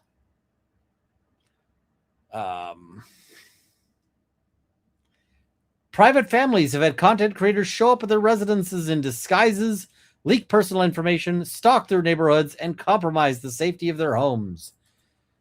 Our community spaces have been disrupted by coordinated bomb threats and safety hazards. I mean, obviously, never make a bomb threat. That is insane. So, yeah.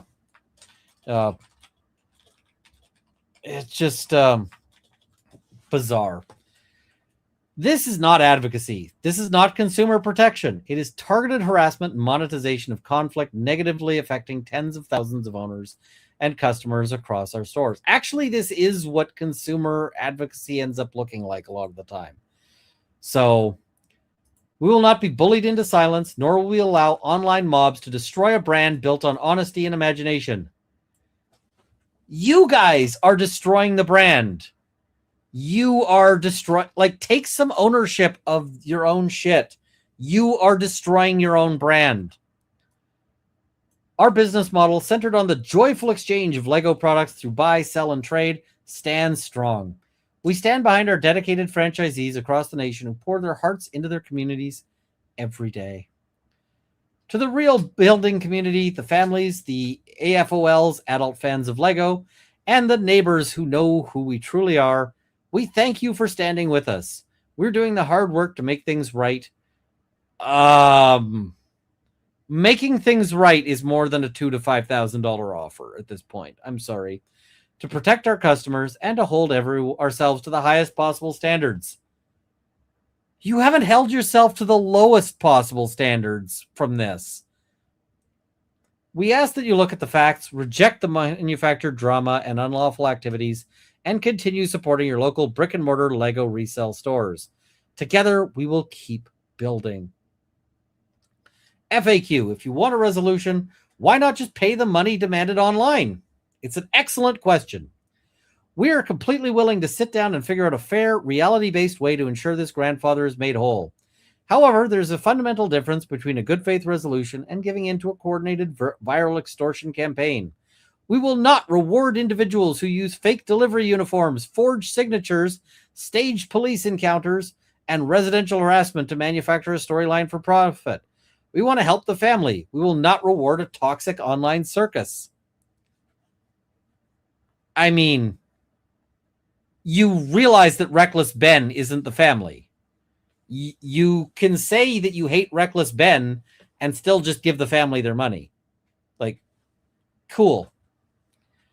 Also, staged police encounters? Are you saying that they called the police on themselves? How does that work? How is corporate holding itself accountable to ensure this never happens again? We're taking hard lessons from this situation and using them to strengthen our franchise operations. We're implementing 3 strict pillars of systemic accountability. 1, fire everybody involved in making this statement. I just made that up. It actually says more rigorous record keeping and inventory management. We're updating our inventory logging requirements. This means mandating real-time digital tracking from the moment a collection enters the store, creating an indisputable, permanent, identifiable paper trail that protects both the collector and the business. This process began in January 2025 and continues to be tightened and refined. If you are admitting that you don't know what the collection is worth because you have shitty ass record keeping, then pay the $200,000. Like, just pay it out. Because if you are making a public statement that your record keeping is ass, then you are in shit right from the beginning. 2, absolute transparency in the buy, sell, and trade process. We're completely eliminating ambiguity at the counter. Every single customer transaction, especially large-scale trades, will require standardized corporate-approved disclosure forms. Informal, off-the-book side deals or localized consignment arrangements will continue to be strictly prohibited system-wide. 3, mandatory professional behavior and de-escalation training. So you're mentioning that you think, like, this seems to be that they think that Josh Johnson is being an asshole. So, yeah.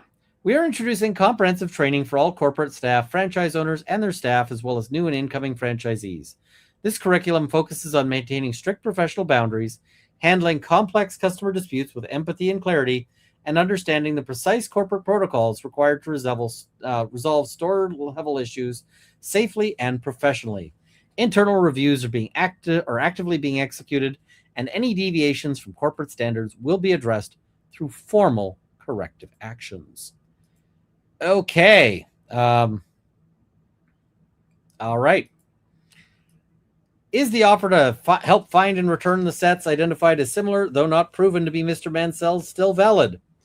Yes, our position has been and remains that we are willing to help the parties resolve their private dispute, including the Mansell family, how we can. To the extent any inventory owned by the Mansell family can be reliably confirmed as having been in BAM's possession, we are willing to identify it and coordinate its return.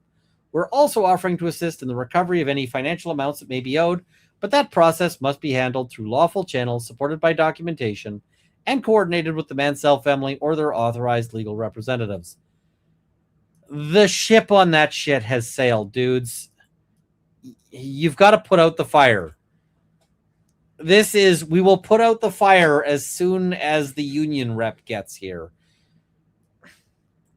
Because there have been conflicting claims, unauthorized third parties, and public statements that do not match the documentation provided to us, we cannot responsibly resolve the matter through social media demands or individuals who have not established legal authority to act on the family's behalf. We remain willing to help, but we need authentic and reliable documentation and proper representation necessary to do so responsibly and fairly. Let me just give a metaphor here for this.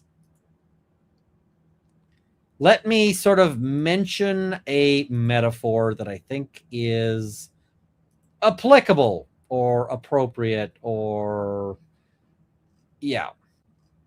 So imagine somebody breaks into your house and they take a giant shit on your floor. And by a giant shit on your floor, I mean, like, this is the most Taco Bell of all shits. Like, this is all over the floor. It is on the walls. It is on the ceiling. It is everywhere. And you get home and your house is just covered in this. And you're like, it is not fair that I have to clean up this shit. It is so much shit. It is the most disgusting shit ever. Okay, you can say it's not fair all you want. But if you don't clean it up, then you're living in a house that is covered in shit. And so, notwithstanding the fact that it might be unfair and that you might think it is, you know, cruel or whatever,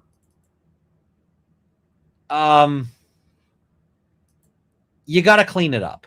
And that's the situation that BAM is in right now. BAM right now is in the situation that their business, their entire business, is covered with Taco Bell.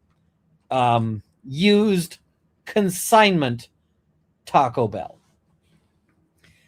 And their options are either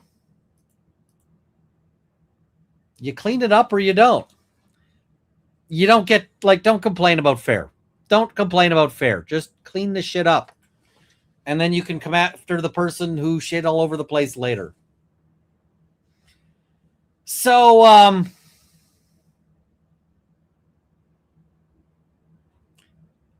I want to just have a look at some other documents because we're not done here, folks. People were like, you have so many things you have to cover, and we're not done. We're not even a little bit done. So we're going to cover this. This is, I think, one of the most fun documents. Exhibit B, franchise agreement. Dated February 3rd, 2023. From BAM Franchising Incorporated. bricksandminifigs.com. This is an exhibit filed in court. And I'm just going to do a little searchy search. Consignment. Oh, look. One match for consignment. One single solitary match.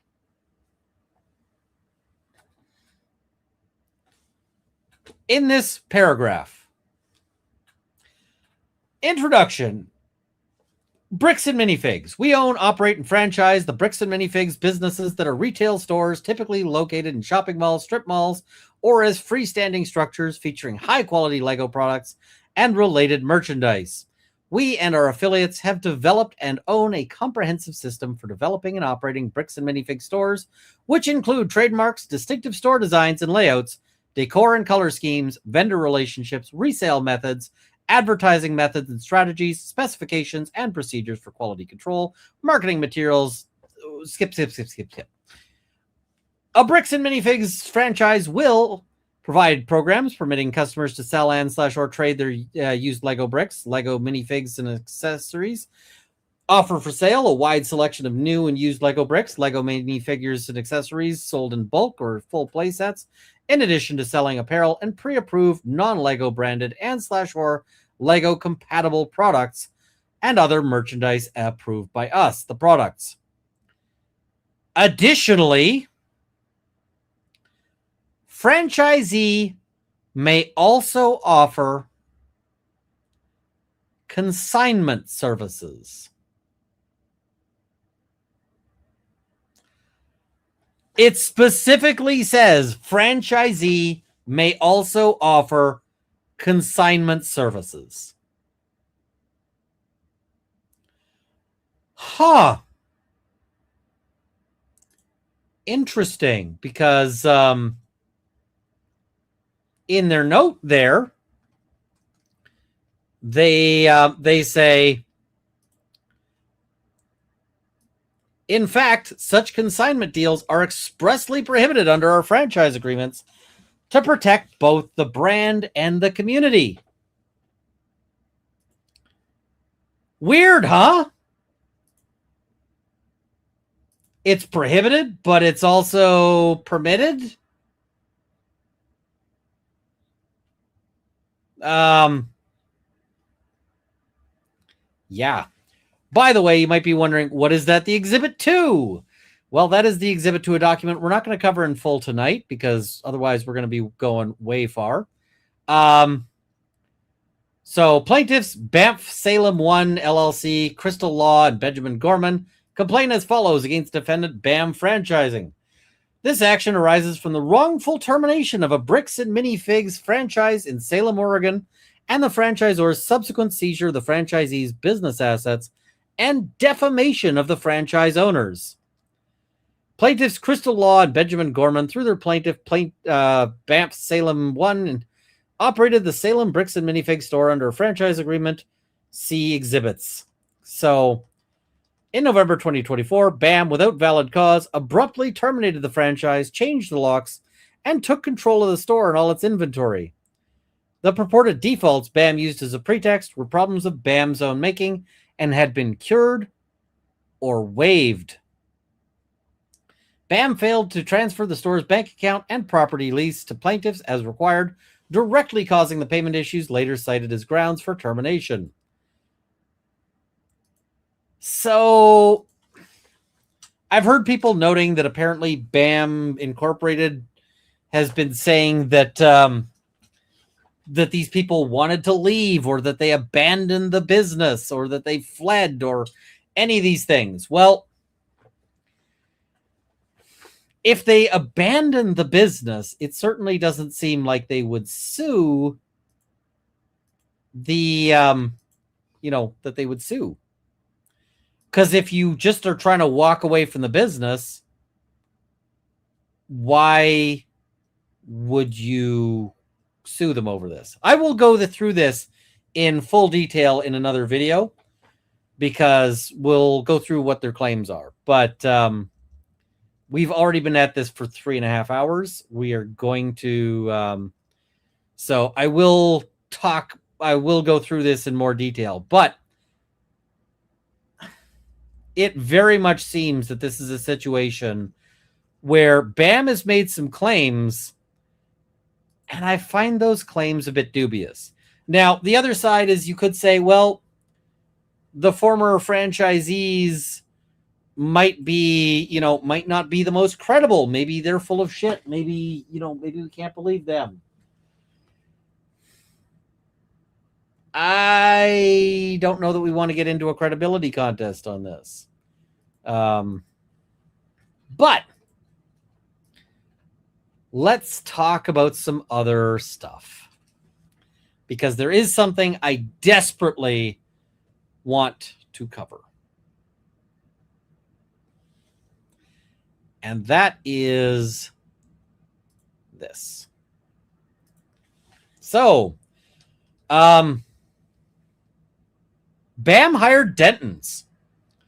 I'm just going to say Denton's is cheap. No, that is a blatant lie. Denton's is incredibly expensive. Denton's is where you go if you want to pay like $2,500 per hour for a lawyer. So Denton's. It's a good choice. Denton's does excellent work, but they are like, this is kind of showing the battle of the money thing, right?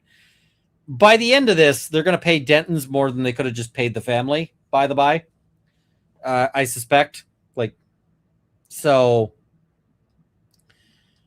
All right. So BAM Franchising versus Benjamin Paul Schneider, an individual doing business and also known as Reckless Ben. Reckless Ben and LLC, Brian Mansell, and Victor Nguyen. All right. So request for emergency relief and basis for relief. Pursuant to Utah Civil Code, etc., we're going to skip some of this or just like zoom through that.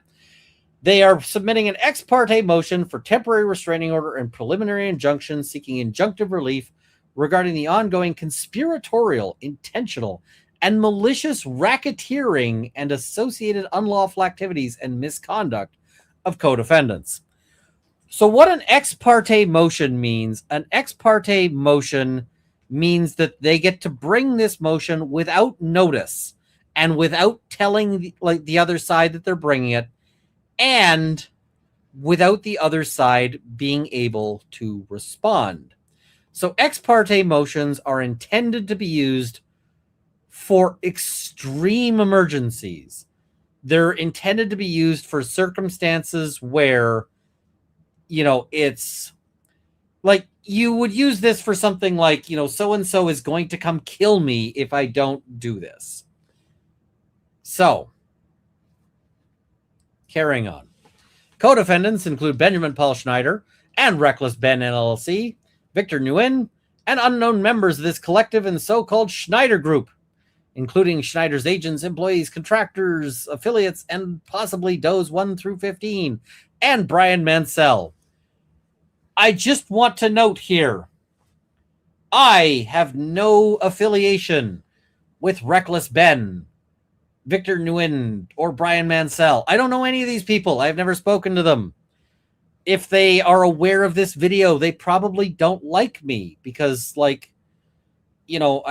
going here and saying Reckless Ben fucked up in a bunch of places. It's not like I'm, hashtag Team Ben 100%.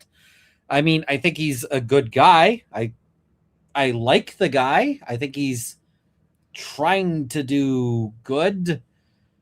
But I do not think he did the best job for the Mansells, and he got himself in some shit he didn't need to be in shit for, and, things could have moved along. But, I might even be wrong about that, but yeah. All right. Carrying on. Also, I do think he's got a great sense of humor, so... The misconduct relates primarily to co-defendants' formation of an enterprise, i.e. they're talking RICO shit here, prohibited under Utah's Little RICO statute and their associated campaign of unlawful acts, including extortion, defamation, harassment, stalking, nuisance, trespass, interference, and other deceptive and improper conduct from December of 2024 to the date hereof.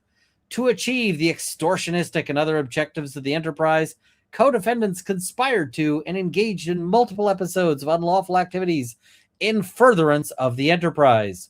This included co-defendants and their various agents, direct or indirect.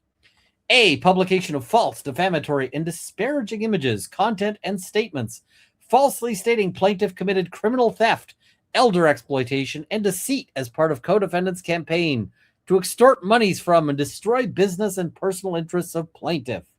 Oh, yes, I have to play the bumper. Conspiracy.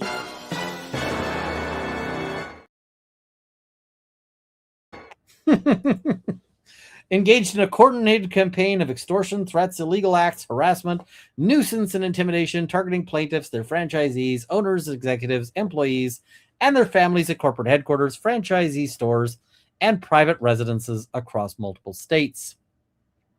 Assertion and incitement of death, bomb, and other threats of physical violence and related unlawful activities against plaintiffs. Repeated trespass upon and defacing and destruction of property. and interference with economic relations of plaintiffs. While each cause of action stands on its own, i.e. independent of the primary RICO claims, all of co-defendants' unlawful conduct has been and continues to be malicious, intentional, or in reckless disregard of the truth, and purported to cause and has caused immediate and irreparable injury, harm, and destruction and damage to plaintiffs and their businesses, reputations, and safety. The record evidences, 1, that in the absence of injunctive relief, immediate and irreparable harm or injury, harm, destruction, and damage to plaintiffs and their businesses, reputations, and safety will continue to occur. 2, that plaintiffs have a substantial likelihood of success on the merits of each cause of action, or there is an existence of serious issues of fact and law. 3, that any nominal injury or inconvenience to co-defendants is significantly outweighed by the injury, harm, and prejudice to plaintiffs. The nominal injury, by the way, is First Amendment.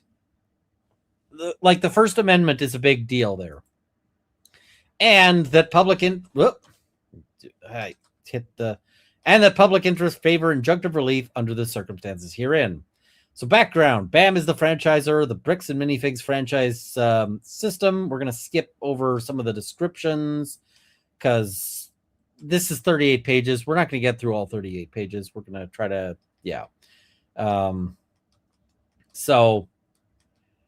as alleged in the verified complaint, beginning in early 2025 and continuing to date, co-defendants engaged in a campaign of extortion, harassment, defamation, nuisance, interference, trespassing, stalking, and intimidation targeting plaintiffs and their business, though relating to a private civil matter between only Crystal and her company Banff Salem 1 and Brian. The dispute related to Crystal and her Salem LLC's unauthorized, undisclosed private consignment inventory arrangement with Brian, relating to alleged collector's Star Wars Lego sets, which Crystal agreed to sell for Brian with a profit-sharing agreement. When Crystal failed to pay Brian's sale proceeds or to return the consigned inventory, a private civil dispute among them arose. Except if you confiscate everything at the store, that is a problem.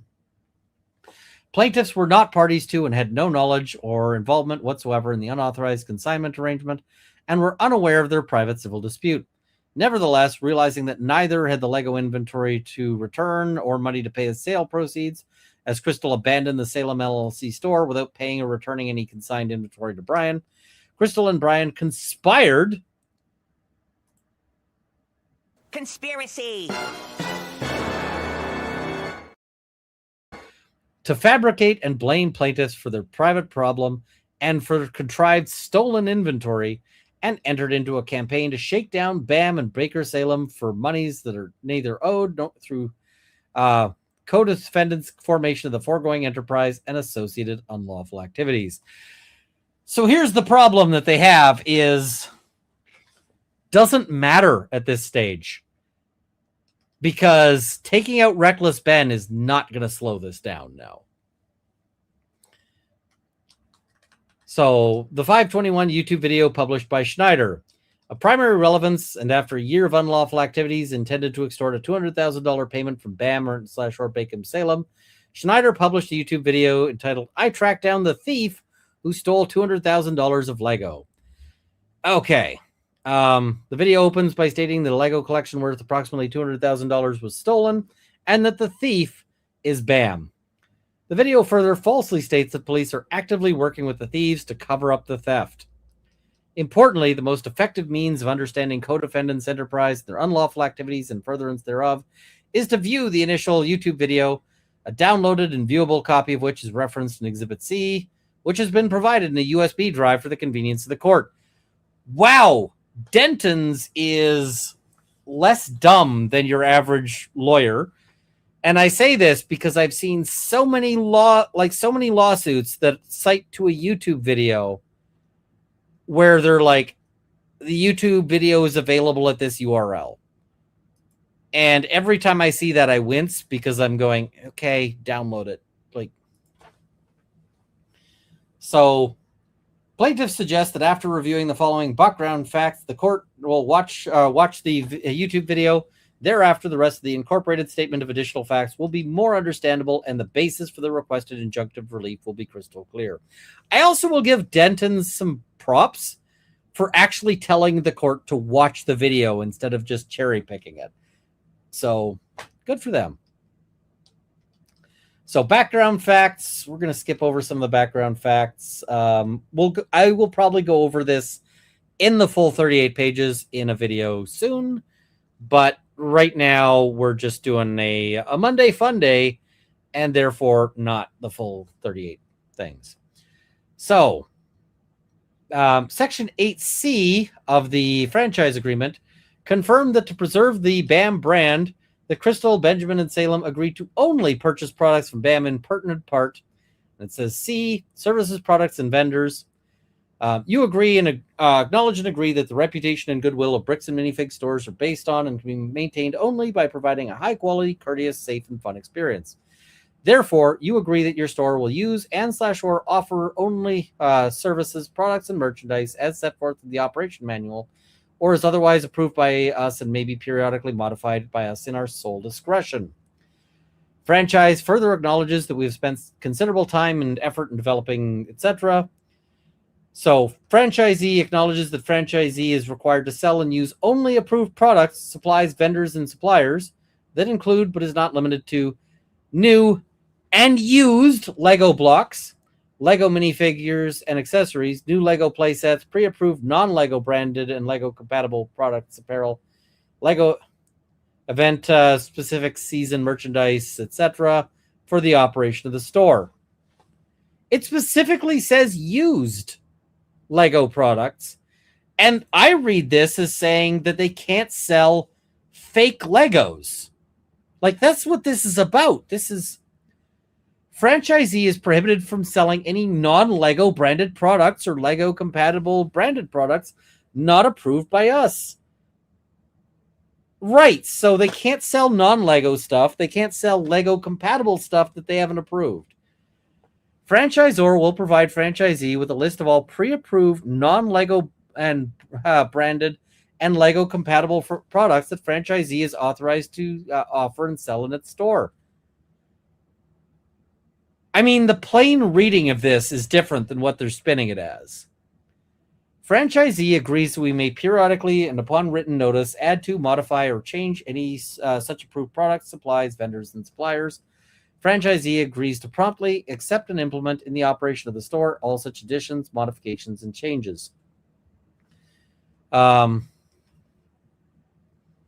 So they say to ensure the consistent high quality and uniformity of products and services, franchisee must purchase products, supplies, POS systems, computers, software, cash registers, camera and security systems, marketing and advertising materials for use in the operation of a Bricks and Minifigs from franchisor, its affiliates, or approved vendors who demonstrate to franchisor's continuing satisfaction and ability to meet franchisor's standard and specification.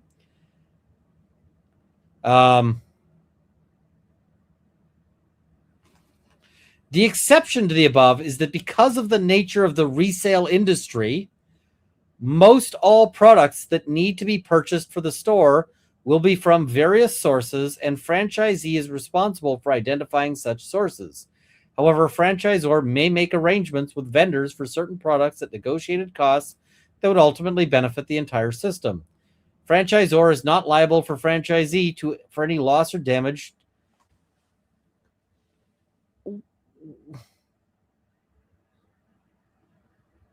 It says that they can go to others? Like, how is this not... I'm having some trouble with this. Because, like, how is this not saying that they can go to others? And, yeah. I've got some questions here. I also want to see the rest of it. Yeah. Okay. I got some questions here. Like this. Yeah. Penguin Oz with his 18 million subscribers is now covering this case. The window to fix this easily is closed. Yeah, they. This is the ex parte motion. To be clear, APA Section 1 provided that while select consignment services may be permitted, such were limited expressly to those approved by BAM. Section 18A mandated all modifications of this agreement must be in writing, and 18K directs whenever... Wait, why are you not... Okay, so you quote the other things, but then you just say APA Section 1 and you don't give the... If I'm a judge, I'm going, I have some serious questions about how you're framing this to me, because this is an ex parte motion and it requires full candor, and I am seeing some stuff I don't like here. So, despite the foregoing plain requirements, they materially breached their obligations as required. APA payments were not completed. FAA royalty payments became delinquent, etc. All right. So, early fall of 2024, Benjamin accepted work overseas, and Crystal advised BAM that she intended to close the store and abandon the franchise operation altogether, and including stating an effective date for such closure of December 2024. As she did not have the rights to do so under the franchise agreement, BAM notified her that such was not appropriate. I notice a lack of citation here. I notice a lack of the of the quotation bit. So, all right. So they terminate. Let's get to the parts where they're, so they're saying the consignment agreement is unlawful. We'll skip past that for now, because we want to see the parts that they're saying where they're saying that they get to, get that. All right. So conspiracy and formation of enterprise to engage in unlawful activities. Conspiracy.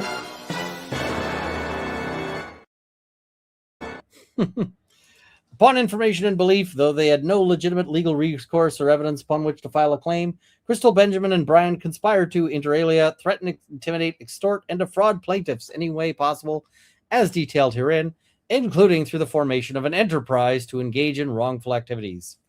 Commencing after Baker Salem began operations as a new franchisee and continuing to date, Schneider and the Schneider Group waged a malicious and intentional campaign of extortion and destruction through independent episodes of unlawful activities against plaintiffs.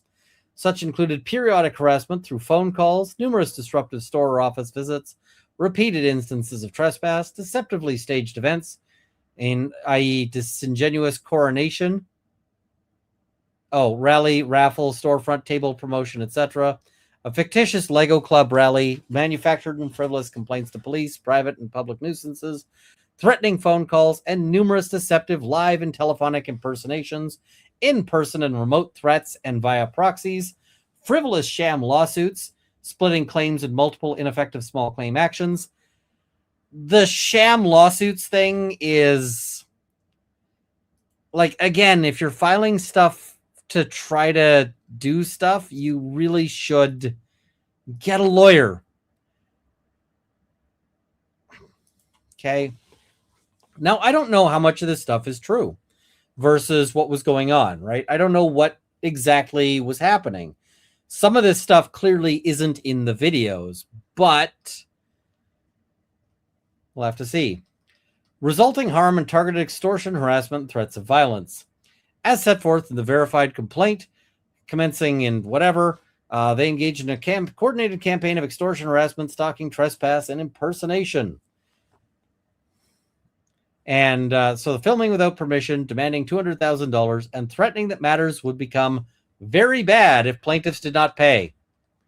I feel like we're past very bad now. I feel like we are way past very bad. So, very bad happened last week. Now we are at giant freaking disaster. So, all right. So, impersonating federal delivery personnel, UPS/USPS.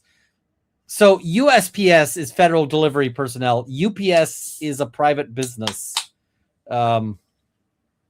I saw there were some late entries on the goal. We're hitting the goal anyway. and approaching the private residences of Josh, Brandon, and Josh's sister in American Fork, Sandy, and Pleasant Grove, Utah, delivering humiliating packages and fraudulently obtaining signatures. Were the ducks humiliating? How were ducks humiliating? Impersonating church congregation members and investigators to lure plaintiffs out of their homes, repeated trespass at store locations and private residences despite multiple police warnings, and Schneider's multiple arrests on stalking and picketing charges, his release on bail, and immediate resumption of harassment.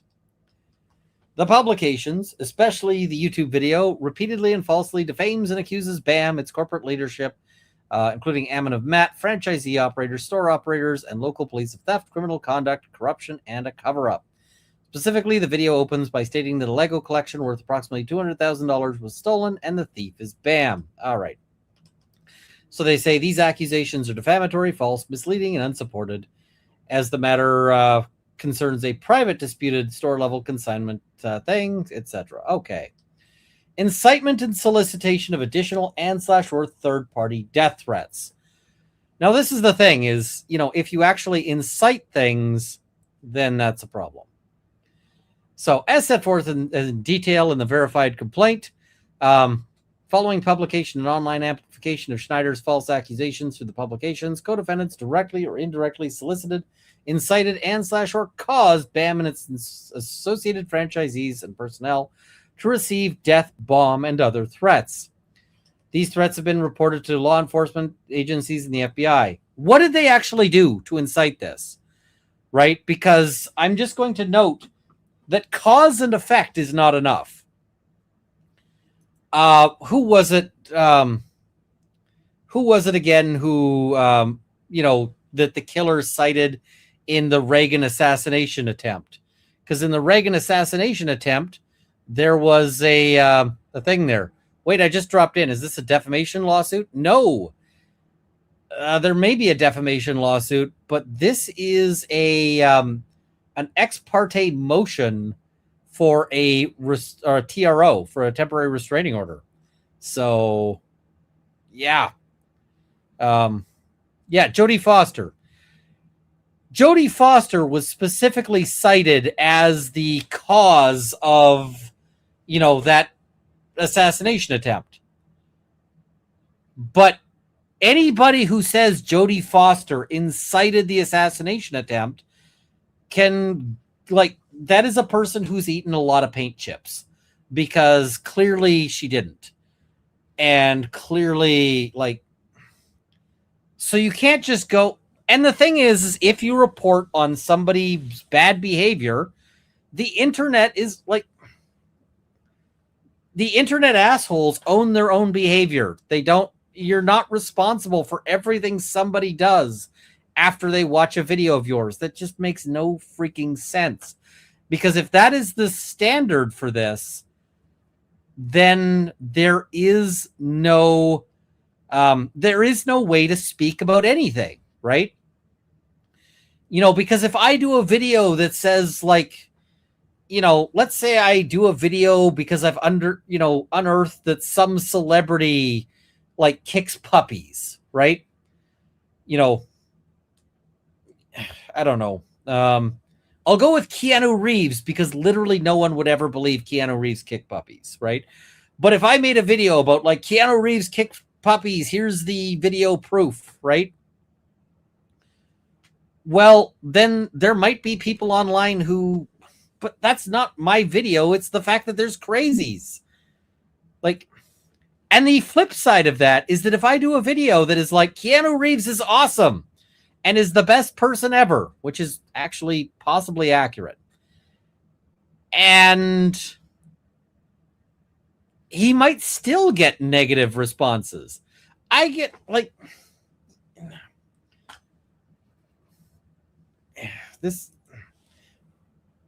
this does not make any sense. They have no indication that he incited anything or did anything other than news reporting on a story.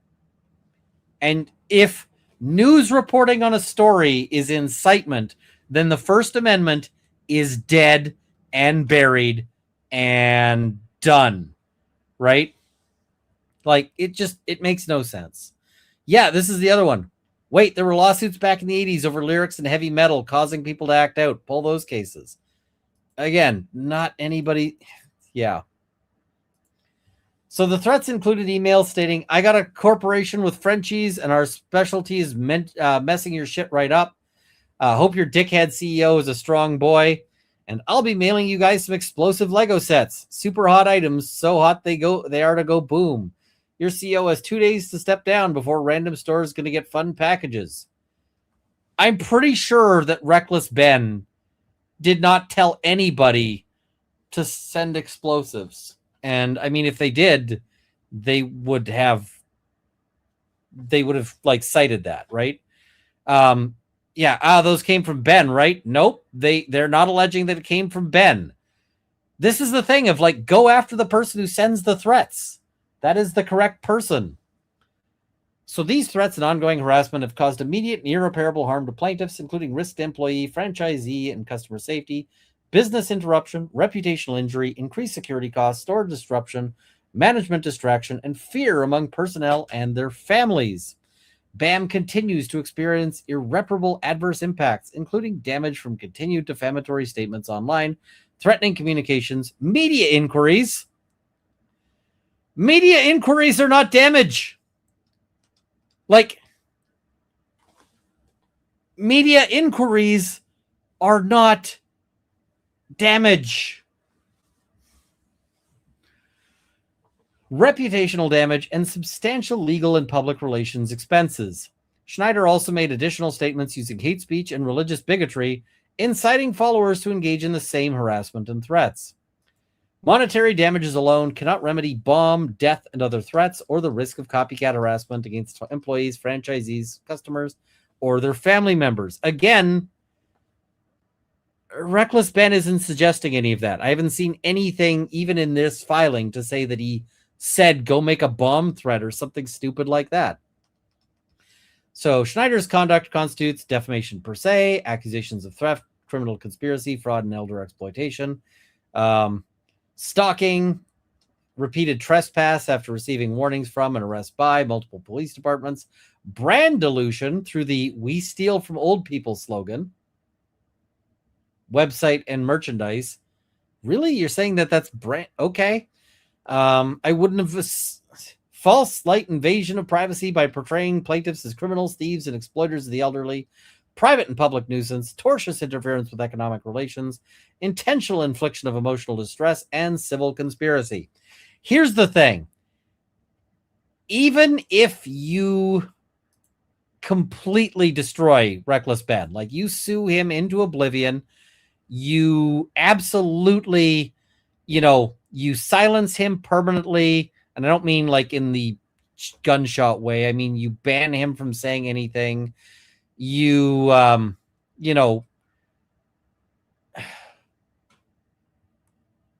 at this point, you cannot hit Ben hard enough.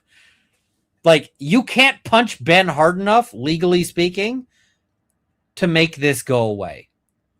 Like, you can't, right? You just cannot do so.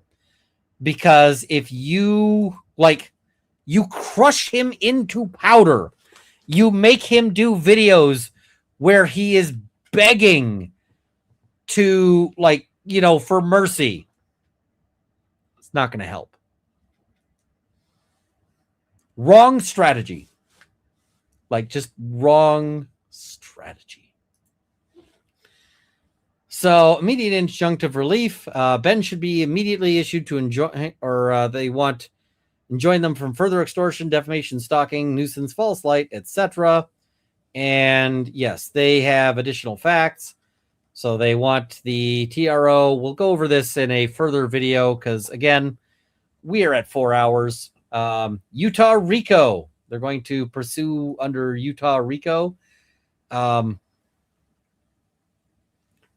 Yeah. So they ask for the temporary restraining order. What ends up happening?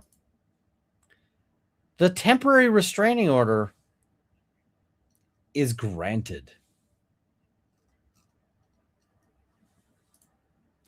And I got some thoughts about this. So, here is the TRO that is granted. I did say hi. Hello, Legal Bites. I miss I miss you quite a bit. So I got to make a trip to do a visit of a bunch of people I like, and Legal Bites is on that list. But yeah. So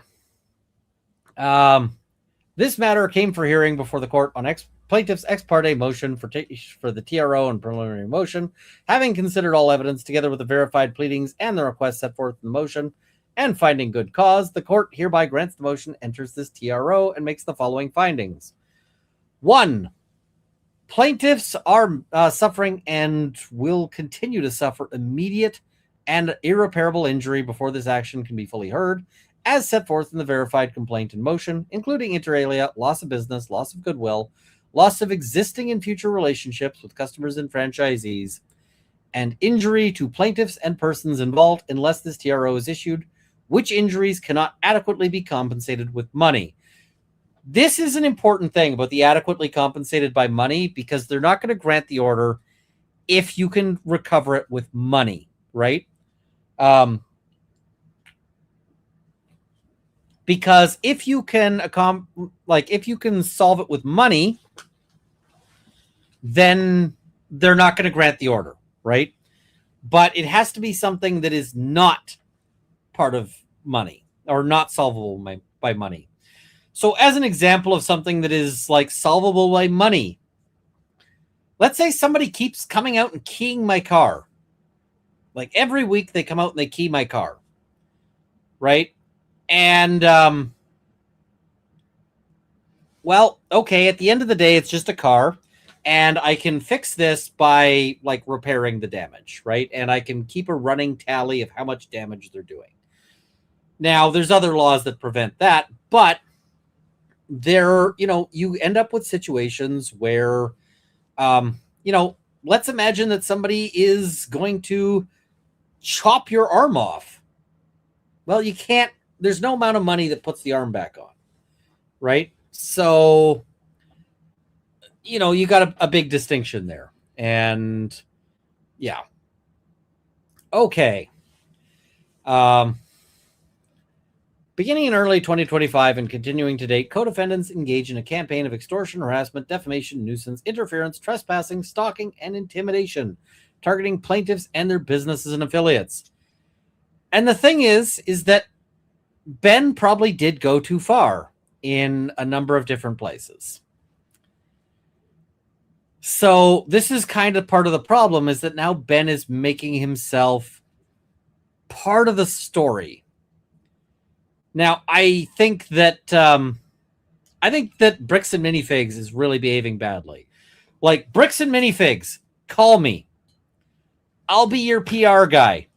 I can't say you're going to be completely fixed, because you sailed that ship and then you blew it up.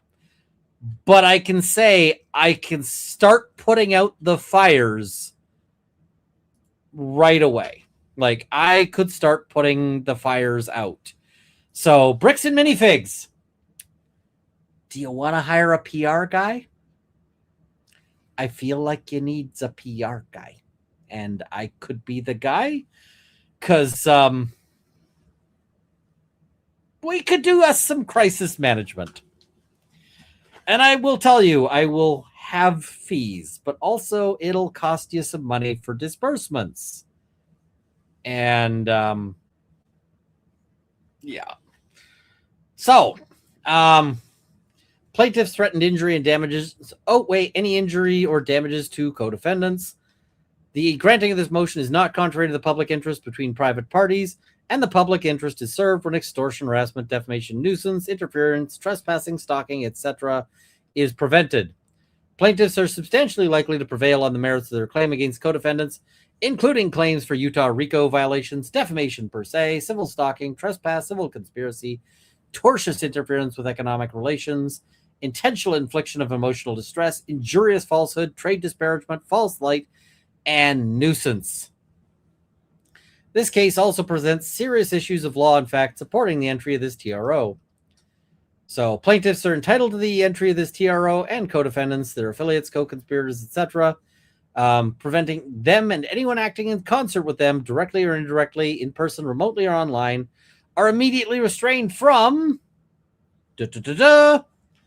A, making, transmitting, soliciting, encouraging, or facilitating death, bomb, or other threats of physical harm, property destruction, or otherwise against plaintiffs, their franchisees, employees, officers, owners, customers, or vendors, or family members.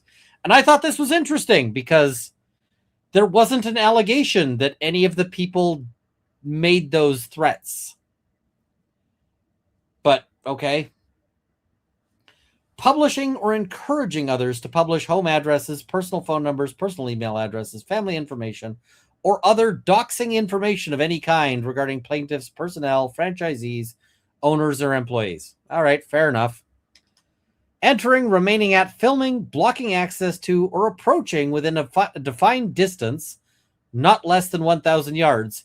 Now this, I'm like, this is your court order. Why does your court order say defined distance? The order should define the distance.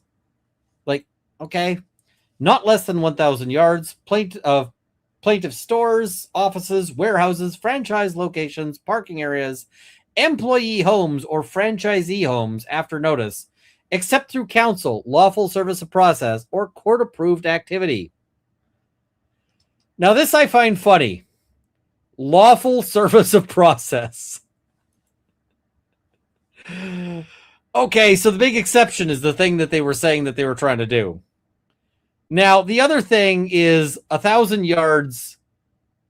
They have like 300,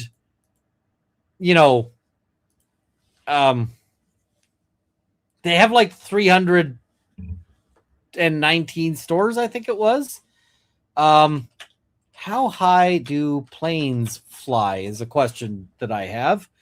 All right, so they're going to be above the 1,000 yards unless takeoff or landing at an airport takes them over a mall, because 1,000 yards is actually a fair bit in the air. Now, I mean, if Bricks and Minifigs wanted to be real dicks at this point, what they could do is they could send a complete list of all employee homes, and all employee homes would at that point be like, all right, you can't go anywhere.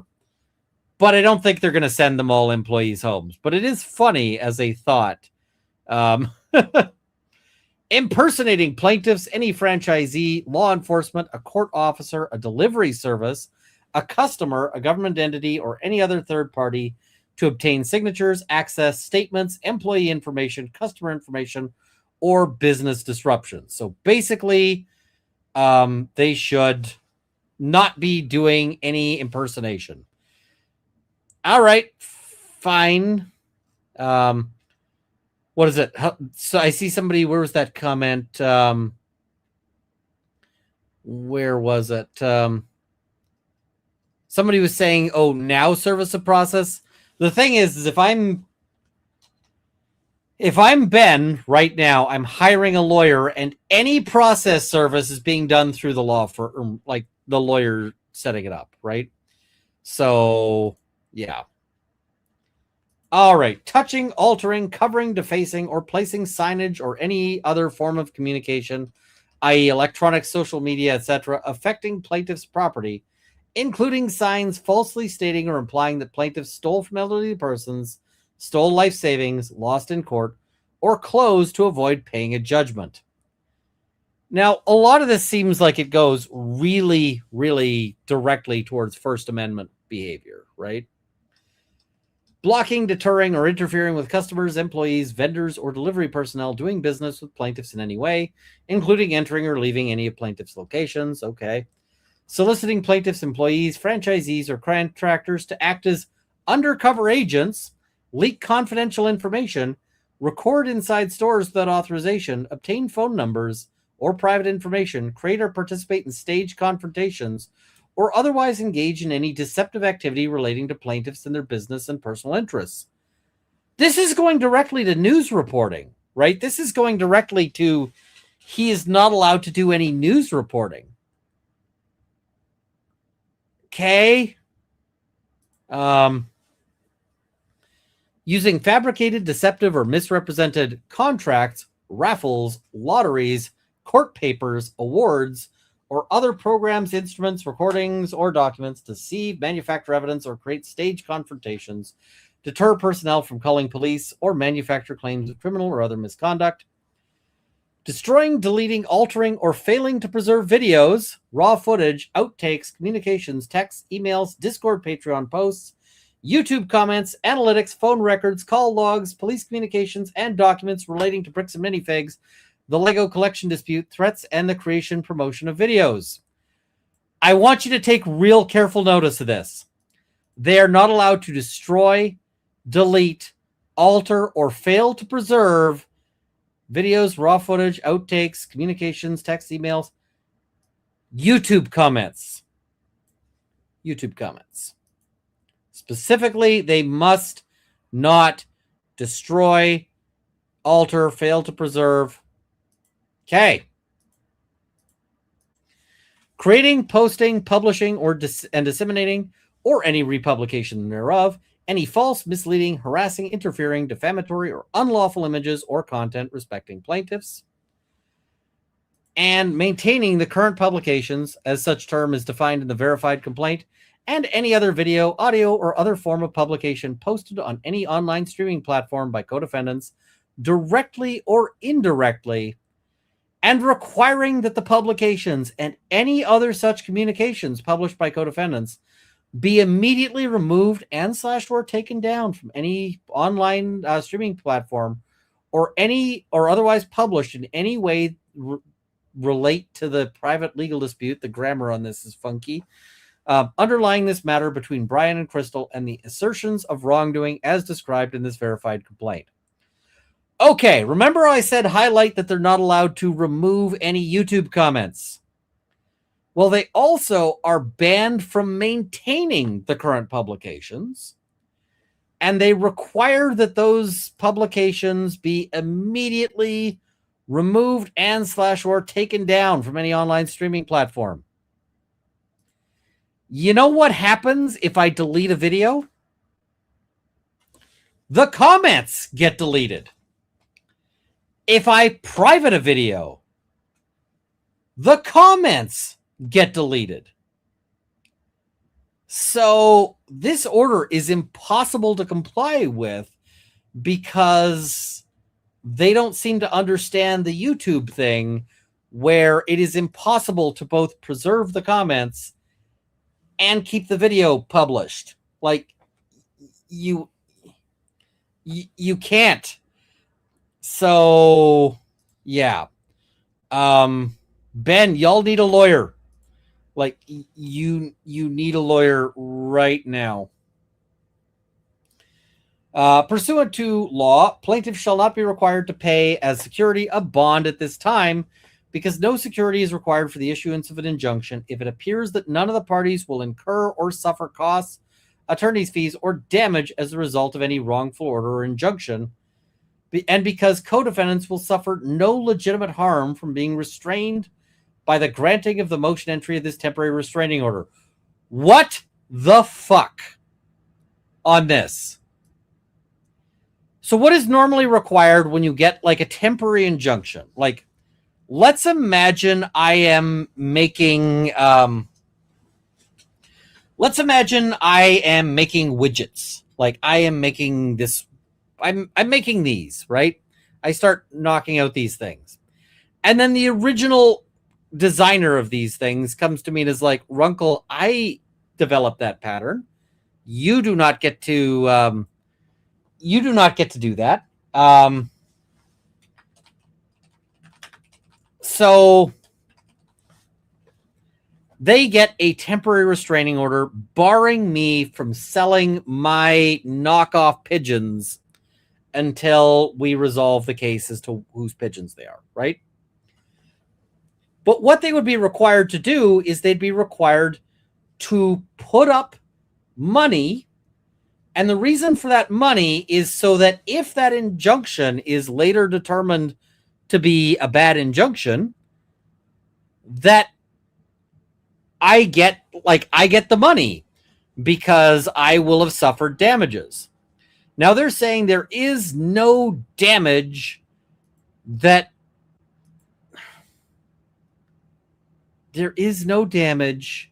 he will suffer by being restrained. And I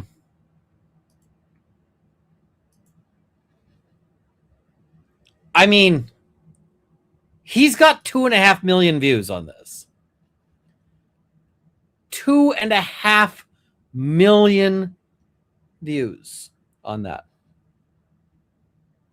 And it's not a short video. Like, it's a long video. So I am just going to do some rough estimation here. So let's see. Just looking at a video. So I got a video with 1 million views. That video with 1 million views is sitting at $4,000 in revenue. All right.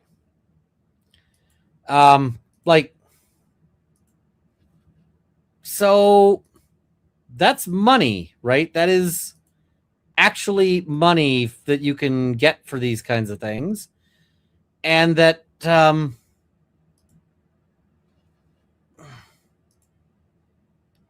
now I'm sure he's making more than like $10,000 on that, right? Because, just saying, oh yeah, the you can't necessarily, it doesn't always match with like the revenue for like the number of views, etc.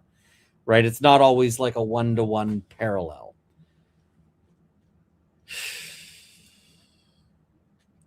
Yeah, that's all. That is all on that one. I don't know why that one's making so little. Because yeah, that one is not. But I mean, I am sure that he is making a ton of money on this. A ton of money. And yeah, he's got a Patreon. His viewership, like his subscriber numbers, have apparently like doubled. I'm sure that his Patreon is just bopping right now. I am sure that like he's making money.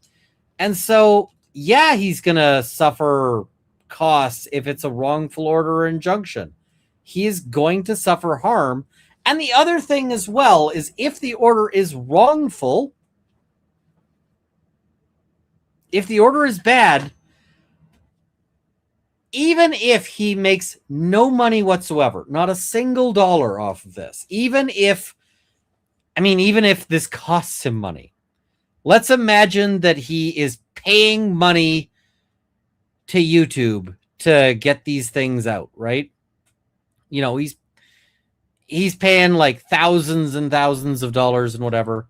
I figured it'd be a lot more. You see these YouTubers with millions of dollars. I'm not one of those YouTubers. I'm not making millions of dollars. But, even if he was paying, like, let's say it was costing him $10,000 for each video he put out,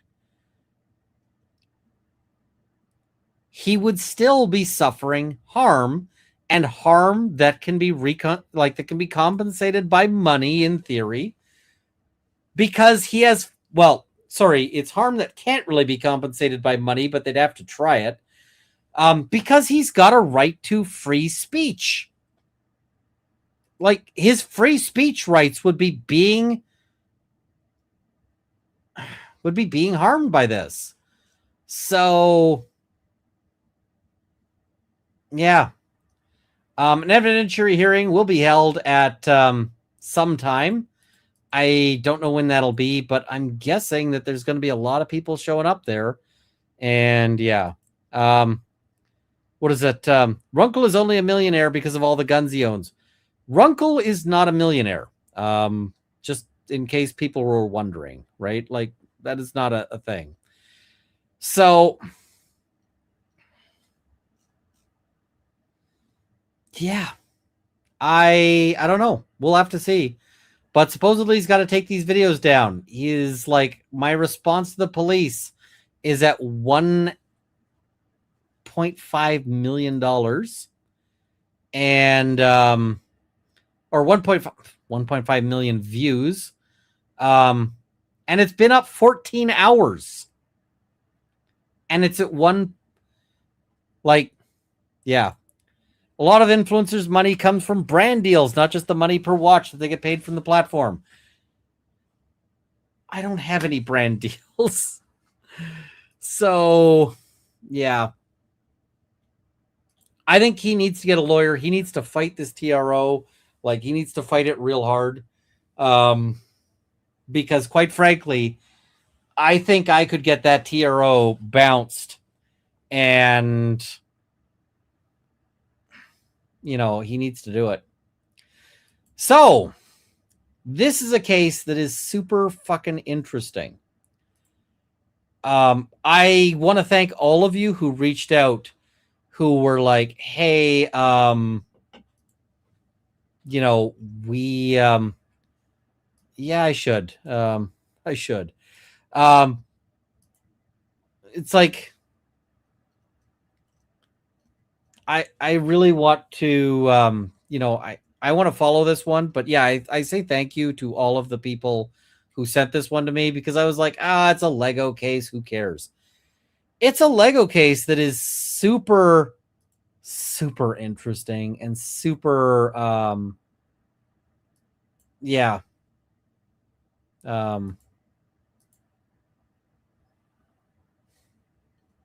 Yeah. But we'll see. I'm going to keep covering this. I'm going to have to dig into this. I'm going to end up putting out more videos on this because, quite frankly, there is so much stuff that, like, just to cover this today, I was like, we're going to spend 4 hours on this. And I want to cover, like, there's so much stuff. So, yeah. Anyway, let's wrap it here. And bloodbath. We'll talk. How did Ben go too far? We'll talk about that as well. There is some stuff that Ben should not be doing. Runkle explained pigeon business origin. So the origin of pigeon business is basically that sometimes you've got people who are doing things that are so stupid that you don't know if you are in a position where what they're doing is some genius strategy that you don't understand, or if it's just pigeon business, as in like a pigeon dancing on the chessboard, knocking over all the pieces and shitting on everything. Oh, I have not yet done the Malort. I have not yet done super chats, but I owe you guys the Malort. So this one was given to me with a tag that says liquid war crime. I was given in total, I was given 8 mini bottles of Malort. And so I have Malort to use for when I need to, for possible goals, but I'm going to find things to do with Malort. But right now I am going to do a Malort tasting here. Somebody was also asking if I got the Suze, the other thing. Yes, I did. I got a 700 milliliter bottle of Suze, so I'm going to try that. So, Jepson's Malort liqueur. From Chicago. Government warning. Do not drink while pregnant. Also, do not drink. Here we go. I gotta, steel myself for this because it's real bad. Okay.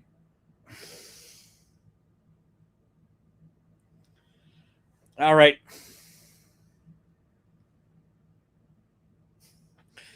Christ, I've eaten Carolina Reapers that I felt less, less terror about. All right. Oh, the mini bottle means you can't chug it. Ah! Mm. Mm. Fuck. Okay. I still have how much left? All right.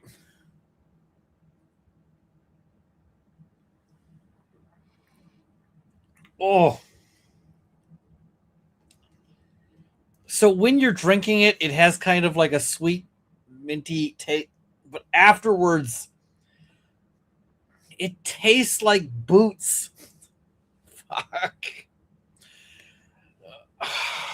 We're not done yet.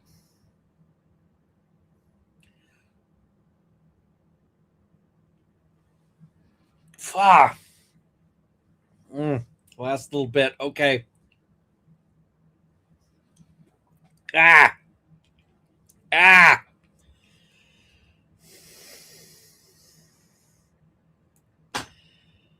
Ah.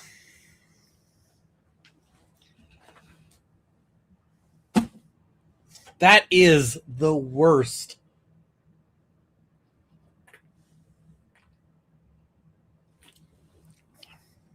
Ah. So the other thing about Malort is that I had 2 shots of Malort at the meetup. Ah, it's still going. The aftertaste does not give up. It just keeps going. So after having Malort, like 2 things of Malort at the meetup, the next day I could still taste the Malort aftertaste. I'm trying to get it out of my mouth here with hot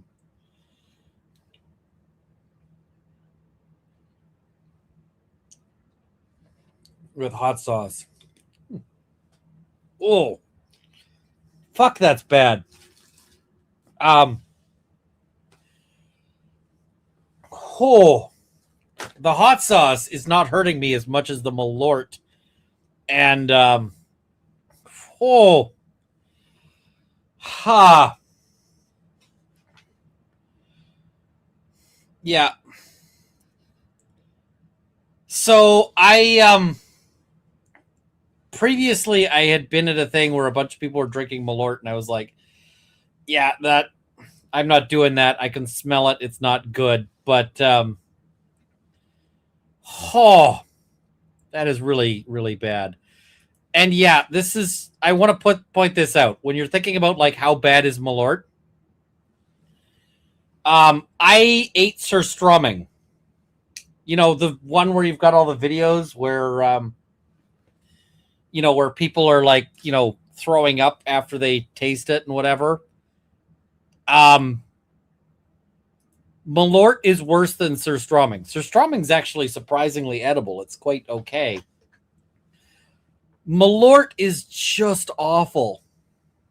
Like, Malort is just the worst. Runkle, so worse than the beer you couldn't give to a homeless man. I mean, yeah, Coors is just bad, but it's not like painful bad. I can still taste the Malort. Like, I can still taste it. God,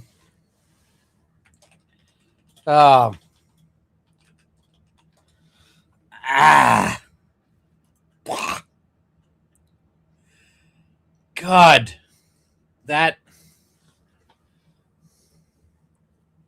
like, if the apocalypse happens and there's like, you know, warlords are going on, like, I am gonna raid the Malort factory just so I can try to find the secret recipe and burn it.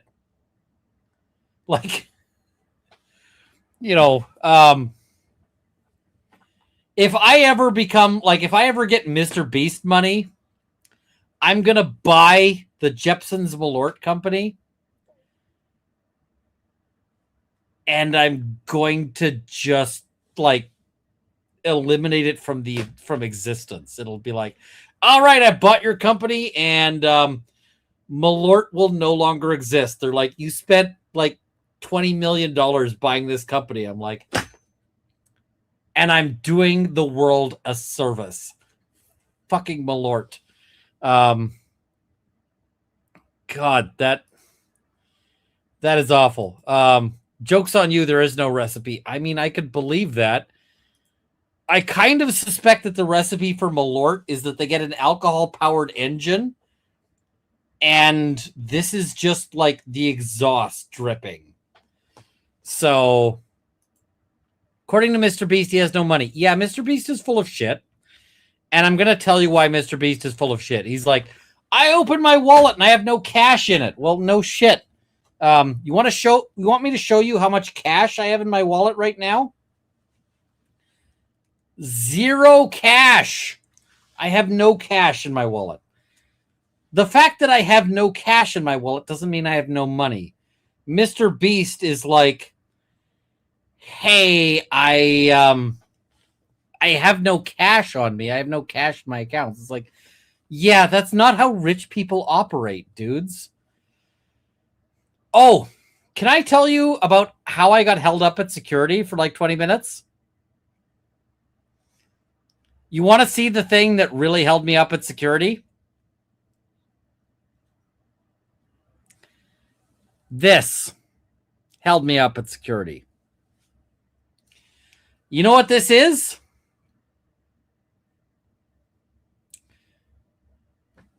Can you read it? It says Covert Instruments. It's a metal business card. This business card is for lockpicking lawyer. I'm going to have to blur it later. I don't think it was readable, but I'm going to have to blur it later. It's lockpicking lawyer's business card. It has no... I'm going to have to go see if it can read. They wanted to know if any of the pieces could break out and be used as tools, and they wanted to see if it was sharp. And the thing is, they wanted to know if it was sharp without, like, testing it. Like, they didn't want to touch it. So, yeah. Lockpicking lawyer business card.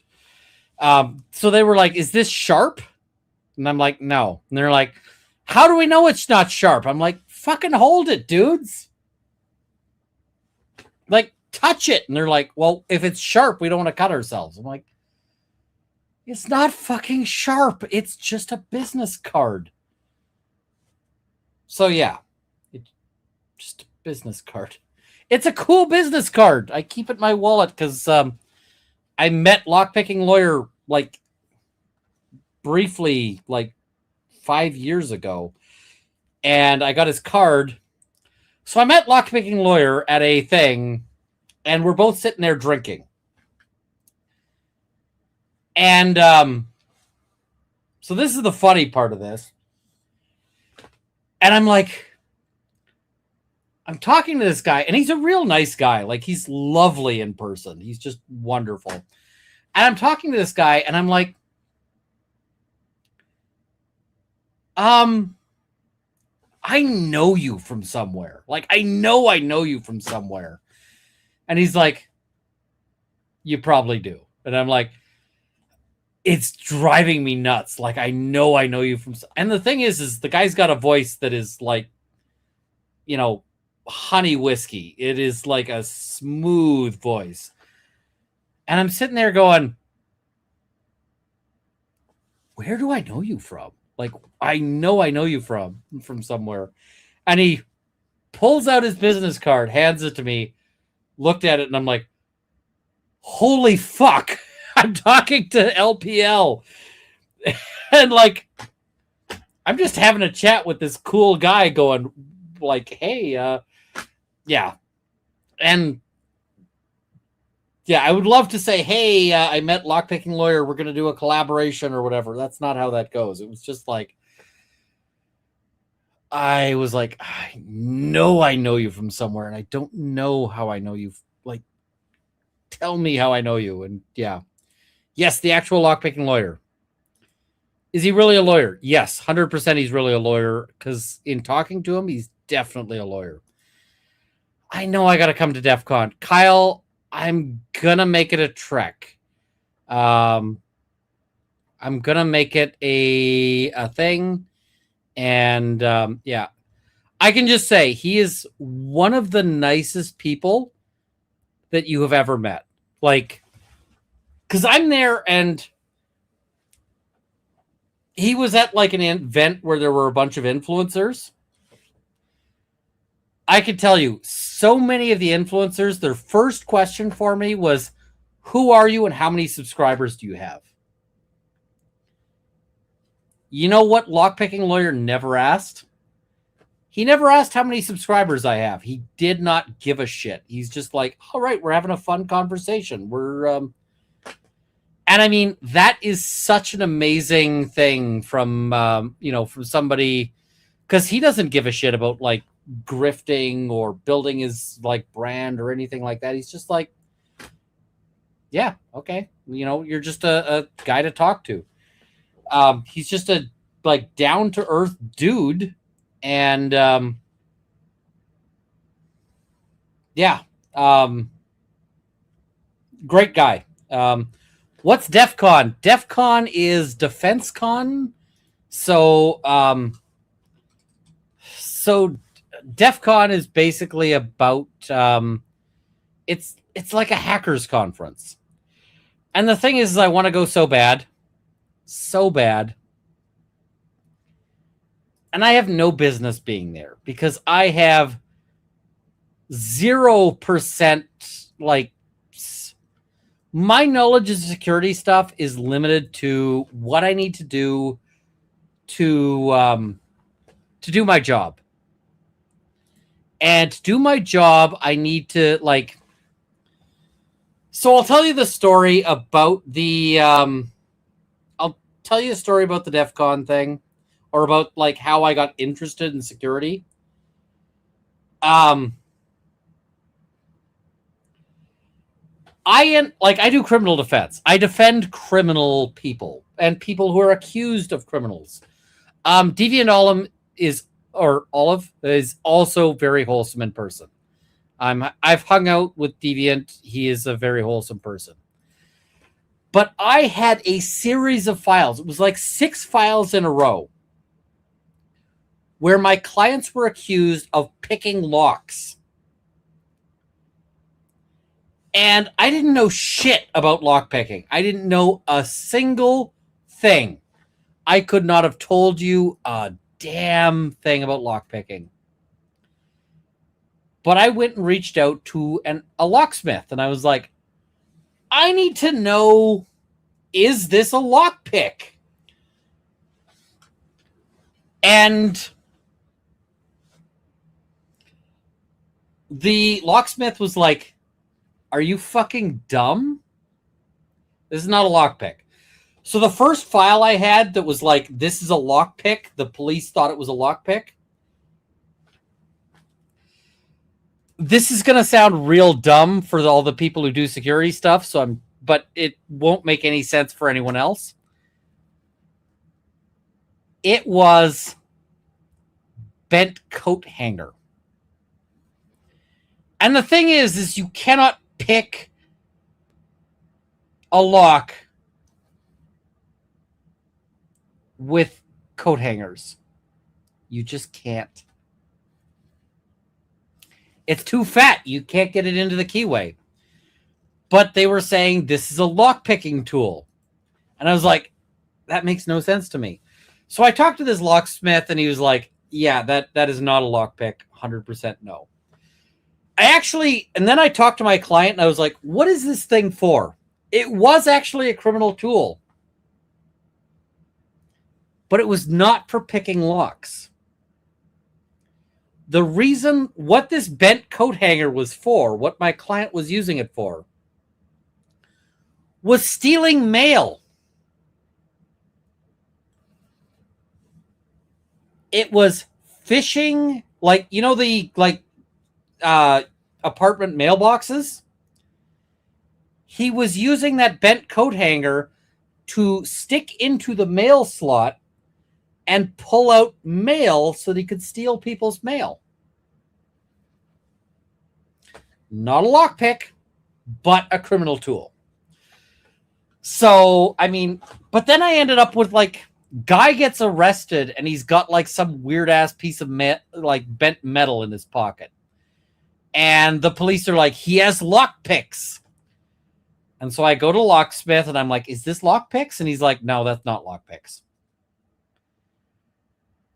And so after a certain, like, I had 6 of these files in like short order. And the locksmith told me, like, look, dude, fuck off. You keep coming to me with these questions and I'm fucking tired of it, because he wasn't charging me. He's like, I'm not charging you. I'm not, like, we're not doing that. Like, but he just told me, like, you can't keep coming to me with all this shit. And I'm like, okay, fine. So, I then had to learn myself, like, what is lockpicking about?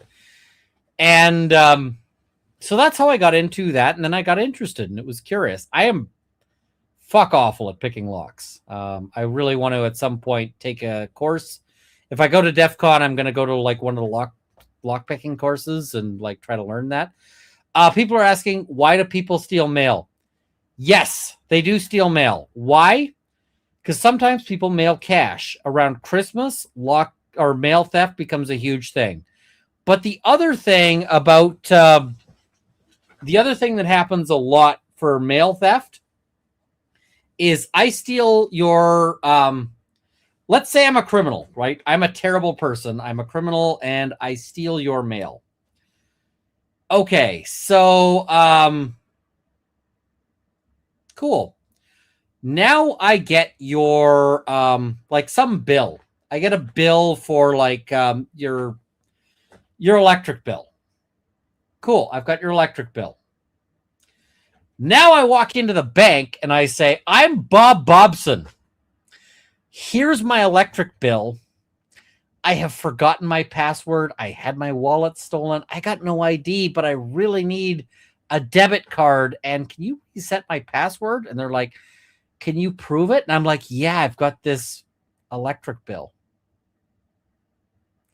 And they go, oh, you must be Bob Bobson because you have Bob Bobson's electric bill.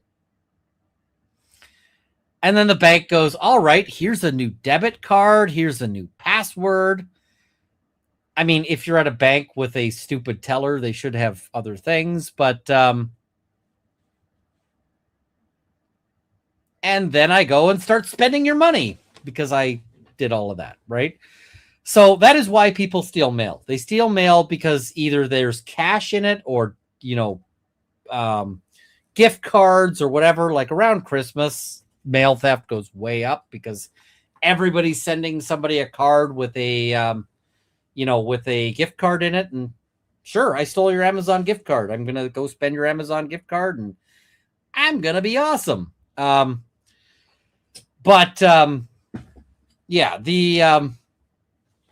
the other thing is just like people do ID theft, right? So, and I mean, you steal like enough mail, eventually you get credit cards, you get all of those things, right?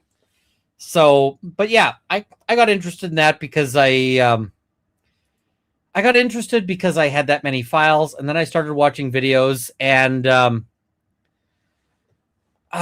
one of the people who's one of the videos that's kind of inspiring to me is Deviant Olive has a video that basically says you have to give of yourself. He's like talking about, he's basically saying, so you want to be an influencer in this sphere, or so you want to get a good reputation. And it's like, he says you have to give of yourself, give up something of value. And that was super good advice when I had a Facebook page and I was trying to get people interested in that. And it's also been really good information and advice from for doing this channel, right? Because when you're doing a YouTube channel like this, you have to give stuff that is valued, right? Yeah, I know. I forget all the time. And yeah. Jenny Hicks says, I'm a cab driver in Vegas and met some of the coolest people at the last hacker convention. Jenny, I am occasionally in Vegas for conventions. I go to the SHOT Show convention. I may have to go to the so around the same time as SHOT Show, there is a porn convention. And the only reason I have for going there is that I want to meet the people at Bad Dragon. And the reason why I want to meet the Bad Dragon people is that I did some coverage on the Bad Dragon stuff, and they sent me a gift package that like included a mug. But I want to chat with... I also want the Bad Dragon people at some point to give me a referral link. Because if I get a referral link for Bad Dragon, I am going to tie that in on so many videos. So, yeah. If you come to DEF CON, I'll see if Varka can come by. All right, let's make it happen. I'm going to try to book that. What is the mug shaped like? It's shaped like a mug. The mug just has the Bad Dragon logo on it. And the thing is I can't do much with the mug. But what I'm probably going to do is like put it, like if I work somewhere where there's like a thing of mugs, I'm going to just quietly put that there and as like a work mug. All right, let's cover some super chats while I'm still like conscious. Honk Banana No, thank you for 10 gifted memberships. Jacob Gould, thank you so much. Kay Paris for the goal, thank you so much. Grayspace, I'm glad you didn't cancel. I had a great time. Grayspace, it was lovely to meet you because like we've been on a stream together, but yeah. Brentwood Chic, if it's Malort, I want my money back. Fair. What is that? The Bad Dragon thing. The thing is so I've also met Print Shoot Repeat. Print Shoot Repeat is also a super like nice, decent, generous guy. Like he's just awesome. And but Print Shoot Repeat, apparently he's got a sponsorship with like Adam and Eve or something. And he what is it?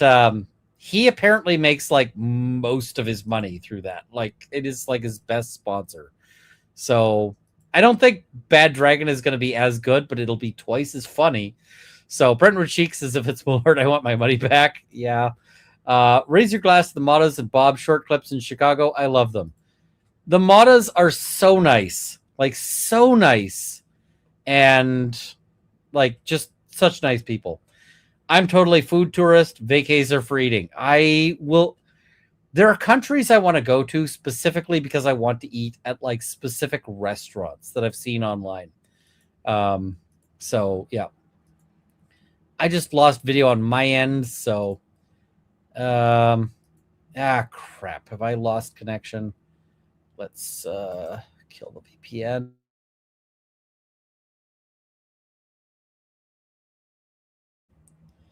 All right, there we go. I'm so hyped for the Bob knows what he did shirts. Hopefully making shipping go smoothly. I gotta do that. Regional sandwiches really are the best. It depends. Some of them are kind of underwhelming. Wi-Fi is out for the entire town. Yay, rural Alaska. I mean, rural Alaska's got to be a beautiful place to live, though.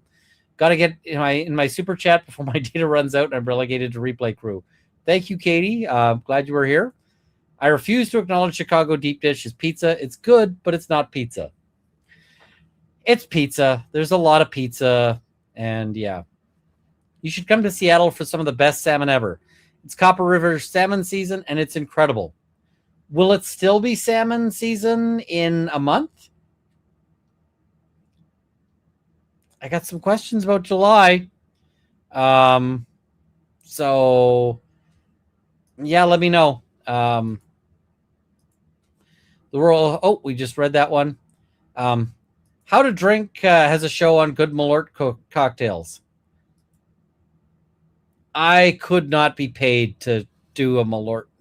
I just don't see any likelihood of that. Did a Malort shot out of a crawfish head at a boil this weekend, and it was not any more tolerable. The crawfish head will taste way better than the Malort. I'm behind, but I guess the cam wasn't plugged in. Great to meet you on Sunday. You are correct. It's not plugged in. It's in my suitcase. And it was great to meet you. I really enjoyed meeting you. I apologize. I'm awful with names, and I wouldn't be able to say it on stream anyway. But yeah, it was. I remember you. I see the profile picture, and it was lovely to meet you. Is the long and short of it. I have the best fans. I really do, because at the end of the day, I end up going and like go to these events, and nobody I see is ever the asshole. And because nobody I see is the asshole, it probably means it's me. But yeah. How did your Chicago court thingy go? It was canceled before I got there. Rumble rants too. I don't see any Rumble rants. I just looked at the Rumble, so I might have missed them. They might have timed out. Tide, did you capture any, or no? Am I out of luck? I might owe you an apology. So Dark Tech, I'd go to a 30-day meetup, but outside the city. I would love. I mean, there's all sorts of things I would love to do.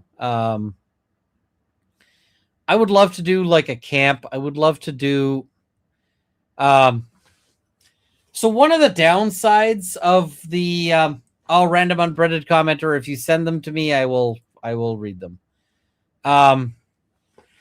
So one of the downsides of the meetup is I meet all of these really cool people, but I don't really have the ability to talk to them properly. And so what that means is that there's like, some of the people you get to just like say hi and you talk to them for like 5 minutes.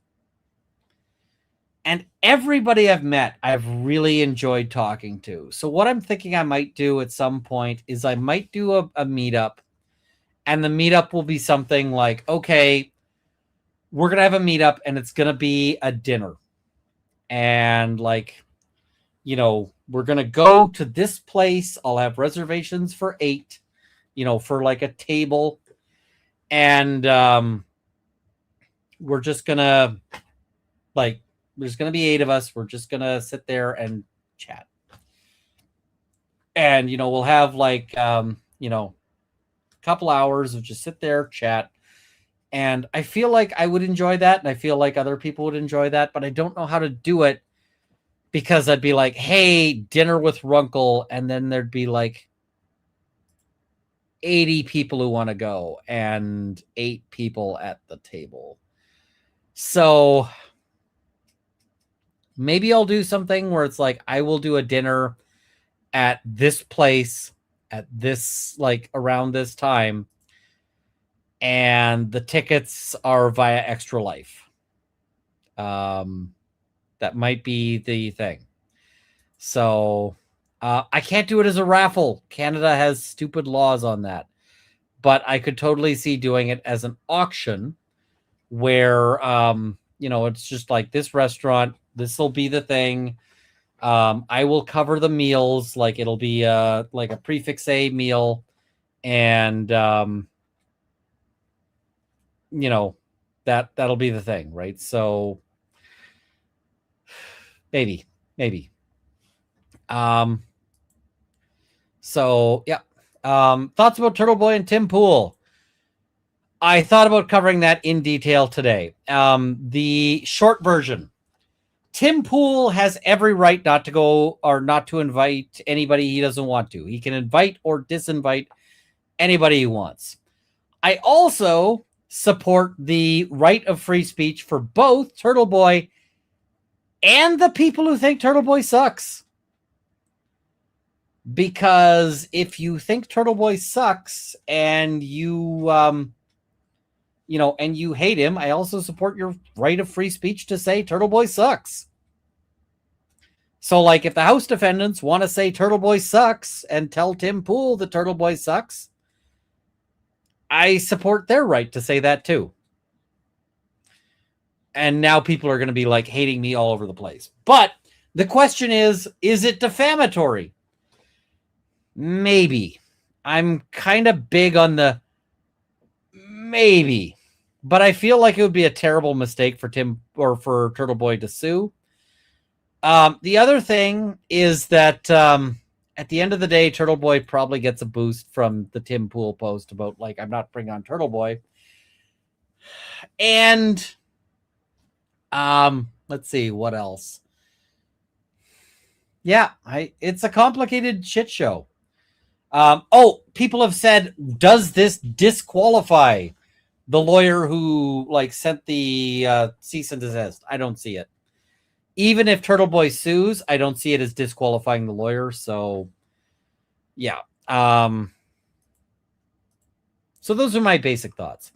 Joy W., glad you had a great time. Now for the penance, Malort. The Malort. I'm glad everyone had fun in Chicago. I really hope there'll be some sort of European meetup at some point. Marvin, I've got to figure one out. Problem is that European travel is really fucking expensive. Like, really expensive. And so, like, booking a trip just to do a meetup is really hard to justify. And I mean, the last time I did a trip to Europe was for a funeral. And I can tell you, I was not in meetup mood that weekend. Like, just was not. I would not have been at my best. I had emotions. So I got to figure out some reason to, go. Something that's going to take me there, otherwise. Comes to Amsterdam, not for my funeral, though. I would love to do it. And we need the captain. All right, I'm going to roll the bumper, and I'm going to try not to, but people are asking for the bumper, so we're going to try to hold it together.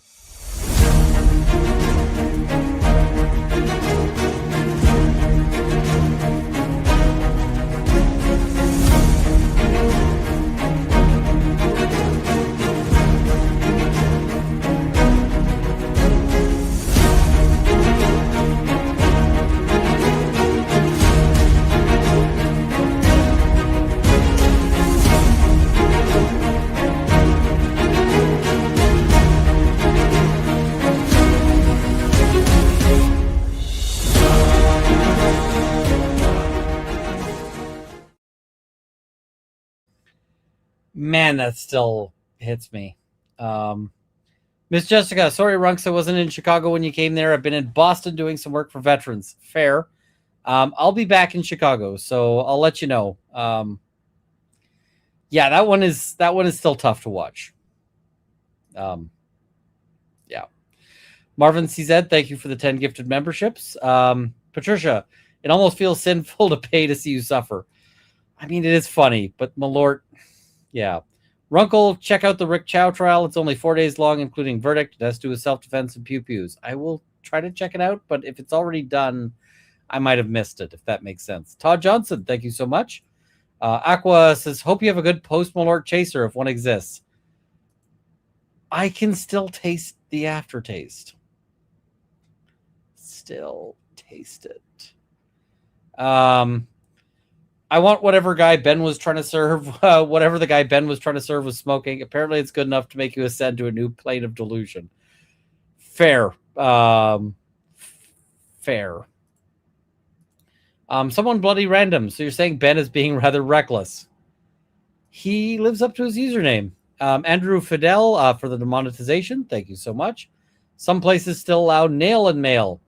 So if you're wondering what nail and mail is, it's you post it to the door, you mail it to them, and yeah, you can get service deemed good. I need advice. I ran out of bourbon and Irish whiskey for making old fashions. Scotch next or Canadian? Go with the Canadian because you're watching a Canadian. Professor Sideburns, while I agree that Ben was too reckless, I also think that nothing would have happened if he wasn't so reckless and Bam would get off scot-free.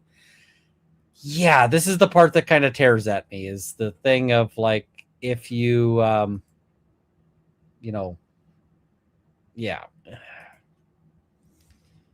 Yeah. What does the cop's connection to the store owner revolve around? I'm not certain on that. We'll have to see. Trakushan, have fun in Chicago. Come to Kelowna next. Probably going to be in Kamloops sometime, but I don't know about Kelowna. This thing has gone full Streisand effect. Honestly, I've only heard one side, but it's really hard to see how the cops and Bricks and Minifigs is in the right. Even if Bricks and Minifigs is in the right, at this point, they are handling it wrong. And that is a big problem. Like the Taco Bell thing, right? Just because someone else shitted up your living room doesn't mean you don't have to clean up the shit. So, Lori in Connecticut, I wanted to go to CrimeCon. It was this past weekend. Poor planning. Next year, I'll have more cash on hand. It's in Orlando next year. Wish it was somewhere I've never been. Lori, I'm going to level with you. I went to CrimeCon. And at the end of it, I did not feel the need to go to another CrimeCon. I don't think CrimeCon is that good. I would love to build a LawTube con. Like, I would love to set that up. You know, ask lawyer, you know, if he wants to headline it. But I don't know if that's possible. So, I don't know. This thing has gone coding ATCs. This thing has gone full Streisand effect. Yes. Honestly, I've only heard one side, but it's... Oh, wait, we just read that. Thank you so much. ENBPK, mute events would appear on an accident audit trail. Yes. Excuse me. Hey, good to see everyone. Good to see you too. June Sidlakos, are you still going to cover the two lawyers shooting each other? Or it wasn't the lawyers shooting at each other. It was lawyers getting shot. And I will cover it. It'll probably be next week. I had to... Normally, I do more work and more research for a Monday. This one, I got caught up in because I bought airplane Wi-Fi on the way back from Chicago, and I just started reviewing it. And I was like, I want to see all the things. And I didn't have time to do any more stuff. So... The biggest I ever screamed in these vids, lawyer. Yeah. I mean, there's lots of people who think lawyers are like grifty, scammer, shithead, whatevers. I feel like a lawyer could have helped a lot, both for Ben and the others, and the family. So the world wonders. Mods are coming off as very hypocritical here, shutting down any mention of the LDS, but offering their own defenses about which congregation. I'm sorry, there isn't really a good way to deal with this. I'll try to figure it out, the world wonders, but at the end of the day, my mods are very good people, and they're doing the best they can, and they're just trying to support me. So please give the mods some credit, give the mods some leeway, give them some, and yeah, I'm sorry. It just is what it is. Vomit Fountain says, for the Malort goal, very aptly named. Miss Vicky, these guys deserve the Afro-Man treatment. They are gonna get nuked. Vomit Fountain, is your next hot sauce gonna be called Spicy Landmine? No. I already have plans for my next hot sauce, and what I'm working on it. I am trying to perfect it. The problem is that right now I've got a recipe for a hot sauce that is really good. Really excellent. But it includes a straight fuck ton of MSG. And the problem is that when you put MSG on your ingredient list, then people are like, we don't know about that. So Lilacs and Chocolates is for folks interested in the cultural angle. I recommend Alyssa Grenfell. She's a very knowledgeable ex-member and has lived and taught in the public schools this exact town. Fair. Did you figure out the allium-free one? Not yet. I have some experimenting with it. But Maritime Madness does some allium-free sauces that are actually quite good. Yeah, I have a rant about MSG things. Most people who think they're allergic to MSG are not. Now, some people are just like, it's in their head, right? That's some people. Some people have a reaction to histamines because a lot of foods that are high in MSG are also high in histamines. And they have found that histamine reaction is a thing. But the thing is that MSG is in everything. It's in everything you like. MSG is in anchovies. MSG is in mushrooms. One of the recipes in my cookbook, I talk about, I have some like shiitake mushrooms are an ingredient in it. And the reason why shiitake mushrooms are good is because they're full of MSG. Tomatoes are full of MSG. But you know the other thing that is full of MSG that I can guarantee you are not allergic to?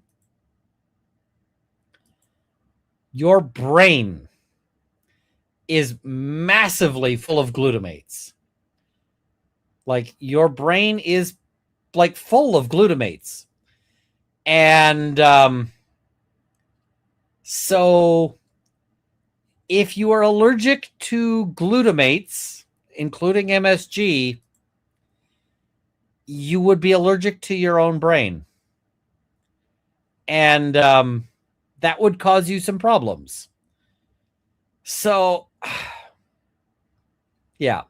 The other thing about MSG that you may not have considered about MSG is a wonderful, wonderful product for one specific thing. And that is if you have dogs who eat their own poop. Because I found this on the internet. If you sprinkle MSG onto dog food, the dogs do not mind the MSG and it doesn't bother them at all. But it makes their poop taste awful. I haven't actually taste tested it, but I have observed that the dogs who ate poop, the way to break them from eating poop was to sprinkle MSG onto their food, and then they stop eating their poops. So, pro tip. I've used that on multiple dogs who've developed the poop eating like thing, and it works like a dream. So, yeah. Nurse Thale, thank you for being a member. Good to see you.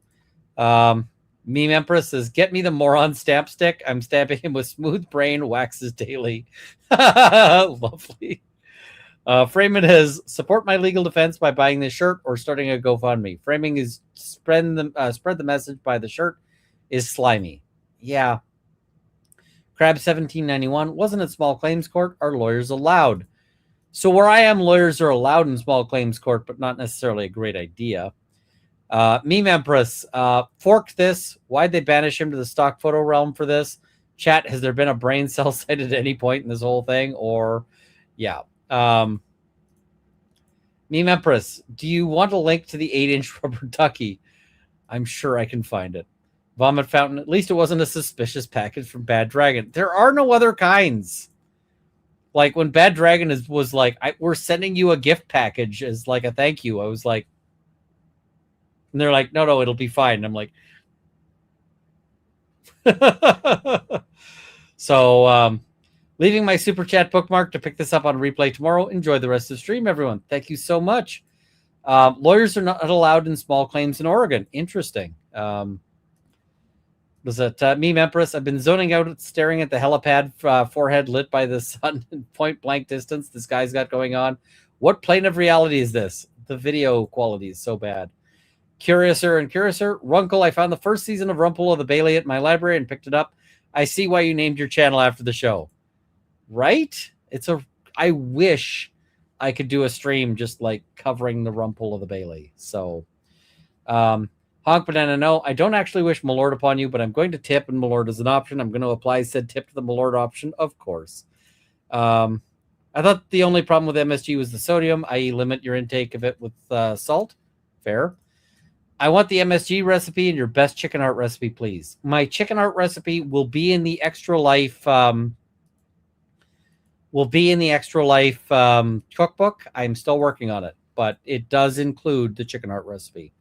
SCP Foundation needs to confiscate this video. It's a memetic hazard. Call it SCP-286268. Fair.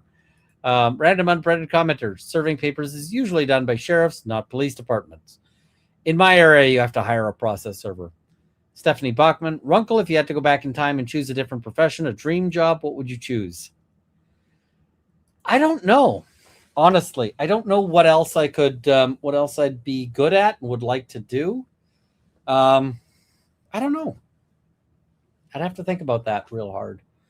I mean, this is assuming like people are like, if you could do anything, I'm like, anything? There's a guy who gets paid millions of dollars to listen to music and say if he likes it. So yeah. Yeah. Wolf Kiara, Runkle, tiny objection. We've been told we aren't allergic to stuff a ton. People can have strange allergies. Yes, it's just the vast majority of people who think they're allergic to MSG aren't. So yeah, it is a thing.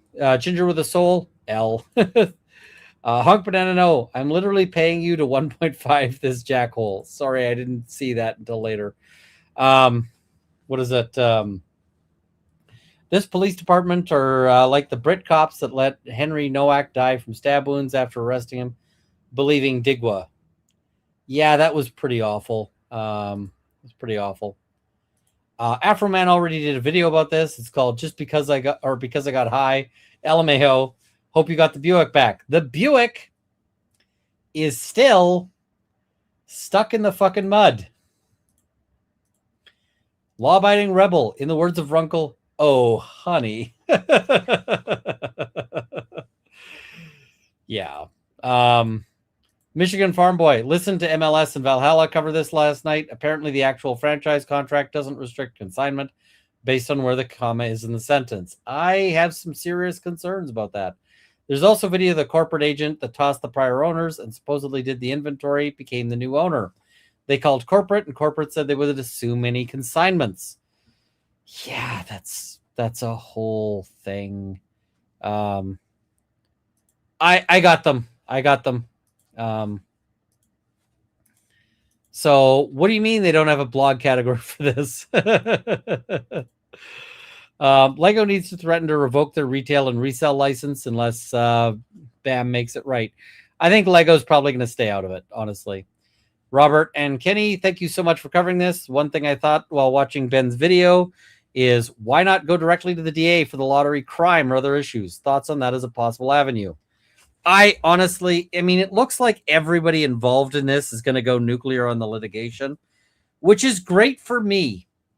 Like, as the asshole who's going to make money not being involved in this, but just covering it from the outside, everybody going nuclear on this from a distance is, is fantastic for me. But,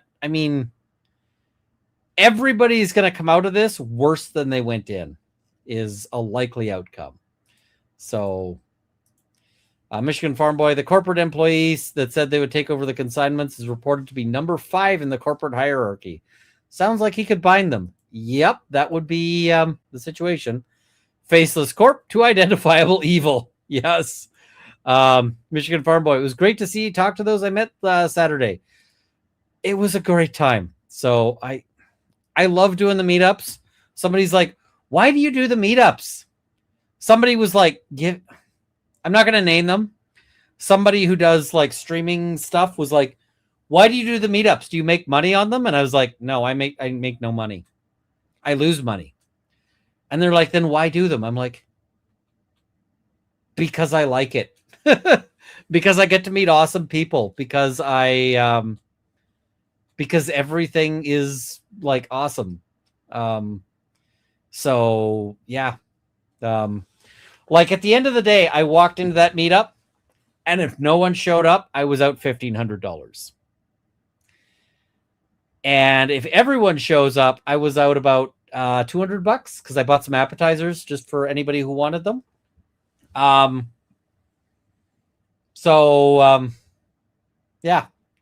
I thought I was going to be out my own drinks. Somebody covered my drink tab, and it is what it is.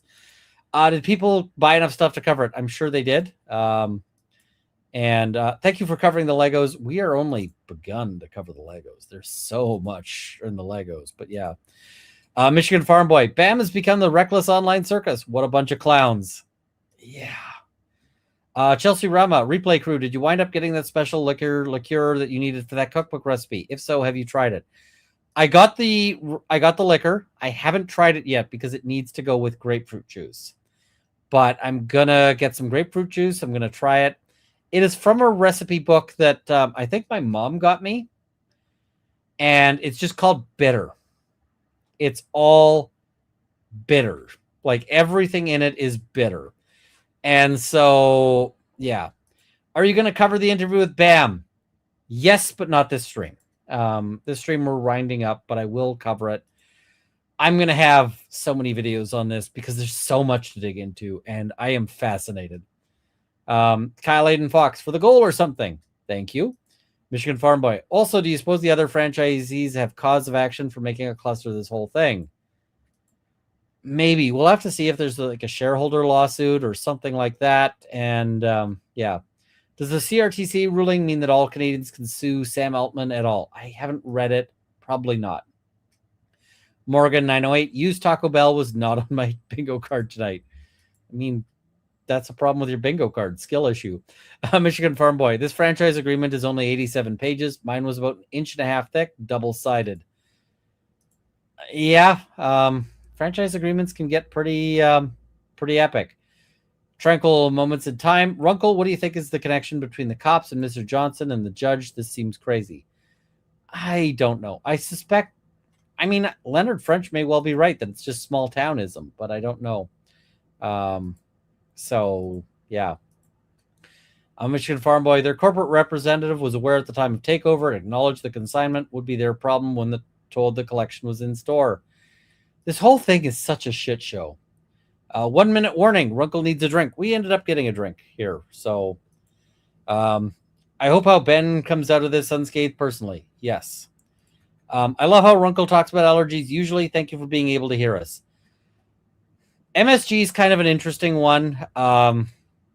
Most people who think they're allergic to MSG might actually have an allergy, but it's to a different thing that is associated with MSG, but isn't MSG, if that makes sense. So, there's like a different, like, it's like the way you can think you might be allergic to like tomatoes in pasta sauce when you might really be allergic to like the Parmesan cheese, if that makes sense. Yeah, and I'm not saying there aren't people who are genuinely allergic to MSG. I don't know enough to say that, but it's one of those things. It's just weird. And the other thing is that there's a lot of people who've heard that MSG is a problem, and when they take like blind tests, and the way they do the blind tests is they get like a pill, like what do you call it? Like just a gel cap. And they give people either MSG or not MSG, but they tell them it's MSG. And if you get people who only have a reaction when they're told it's MSG, but they're told it's MSG and it's not, and they like, oh, I'm having a reaction. It's like, okay, well, you're having a reaction to nothing. But also when you're telling people that they're not getting MSG, and then you give them MSG and they're like, no, I'm fine. Like, it's not MSG, so I've got no problem. And, but you actually gave them like a mega dose of MSG. It's like, you probably don't have an allergy because you gets it wrong all the time. Right. So there's a lot of people like that. That's what studies have shown. And yeah. That isn't to say that nobody is allergic to MSG. I don't know that, but yeah. Kyle Aiden Fox for the goal. Thank you so much. And Janaski, thank you as well. And thank you. This was people hammering the goal at the last second. I appreciate it. So goal. Gerald Manning, thank you so much. That's very generous. Thank you. Donovan Cruz, if you were judge, jury, executioner of this whole thing, how would you make it right? Touch on Ben going too far, Bam, favoritism of the police department, abuse of lawfare. I would probably be like, all right, Bam, your people are going to jail. Ben, you're also going to spend some time in jail. You guys are all getting 30 days. And you get to spend those 30 days in the same fucking cell. You guys are going to be cellmates. That would be the way to solve this. Family, you get your 200,000. Law-abiding rebel, judges that harm and don't follow the law, Judge Gull, Judge Hine, Judge Canone. ASG, I have an amazing habanero vanilla fermented hot sauce recipe, but my partners are weak when it comes to heat. Any suggestions for alternative peppers with a fruity profile for the mash? ASG, let me think about that, because it is a fruity habanero thing, so I got to think about that. Here's some money to help. Even whitehead hackers need a lawyer from time to time.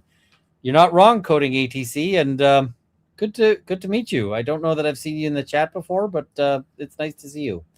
Annabelle Feinstein, sorry I didn't make it. Father-in-law in hospital and family chaos. I get it, and Annabelle Feinstein, there'll be other opportunities. Ian BPPK, there's a pro bono joke in there somewhere. Fair. ASG, Copper River salmon season is end of May, June, and July. Coho, Hawkeye, and King salmon, though mostly Coho and Sockeye by July. Copper River is famous for how long and cold it is, so the salmon get fat and meaty famously. Oh, fuck, now I'm hungry. I want sushi now. Ooh. Michigan Farm Boy, between the Malort and the bumper, the chat loves you, but maybe guilty of intentional infliction of emotional distress. You're not wrong. The J13 the Jaybird. There we go. The Jaybird. Go with a Gibson's Rare 12 Canadian. Fair.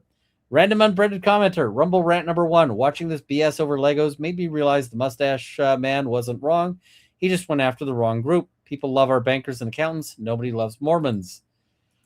Random unbreaded commenter. Not to mention the behavior of officers like these are a reason a large majority of Americans would be willing to store several pounds of tannerite around every point of egress in their domiciles. No comment on that one. I will just say there are a lot of Mormons in my neck of the woods. All of the folks that I know locally who are Mormons, which includes several Crown prosecutors, are entirely decent people. And I haven't really met a Mormon I didn't like, but I'm sure there's Mormons out there that I don't like. I don't know. I try not to judge like an entire religion by its assholes, because every religion has assholes. And also every religion I found has good people. And at the end of the day, yeah, it's a whole thing. That reminds me, I asked the server and she said we made the minimum. Probably good for you to verify. I'm going to shoot them an email.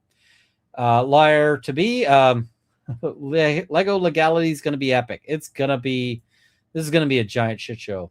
Jan W28, morning Ian. Hope you had a great time in Chicago. I did.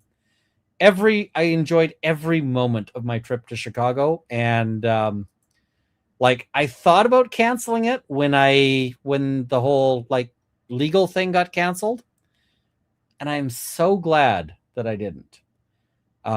So glad that I didn't, because every moment of my trip to Chicago, I just thought was great.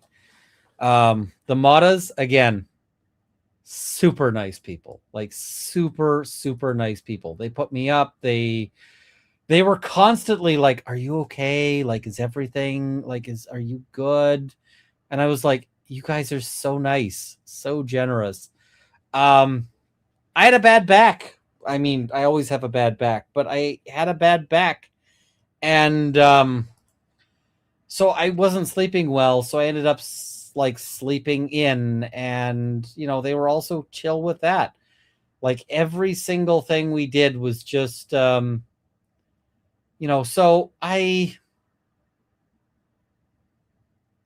everything was fun. So I met great people, I had great food, I got to do cool things. I got to do escape room. Did you eat the afternoon wake up bacon? Okay, let me tell you all about the wake up bacon. So I did eat the wake up bacon. But so I slept in the one day, and because I slept in, I missed like heading out for a thing, and yeah. But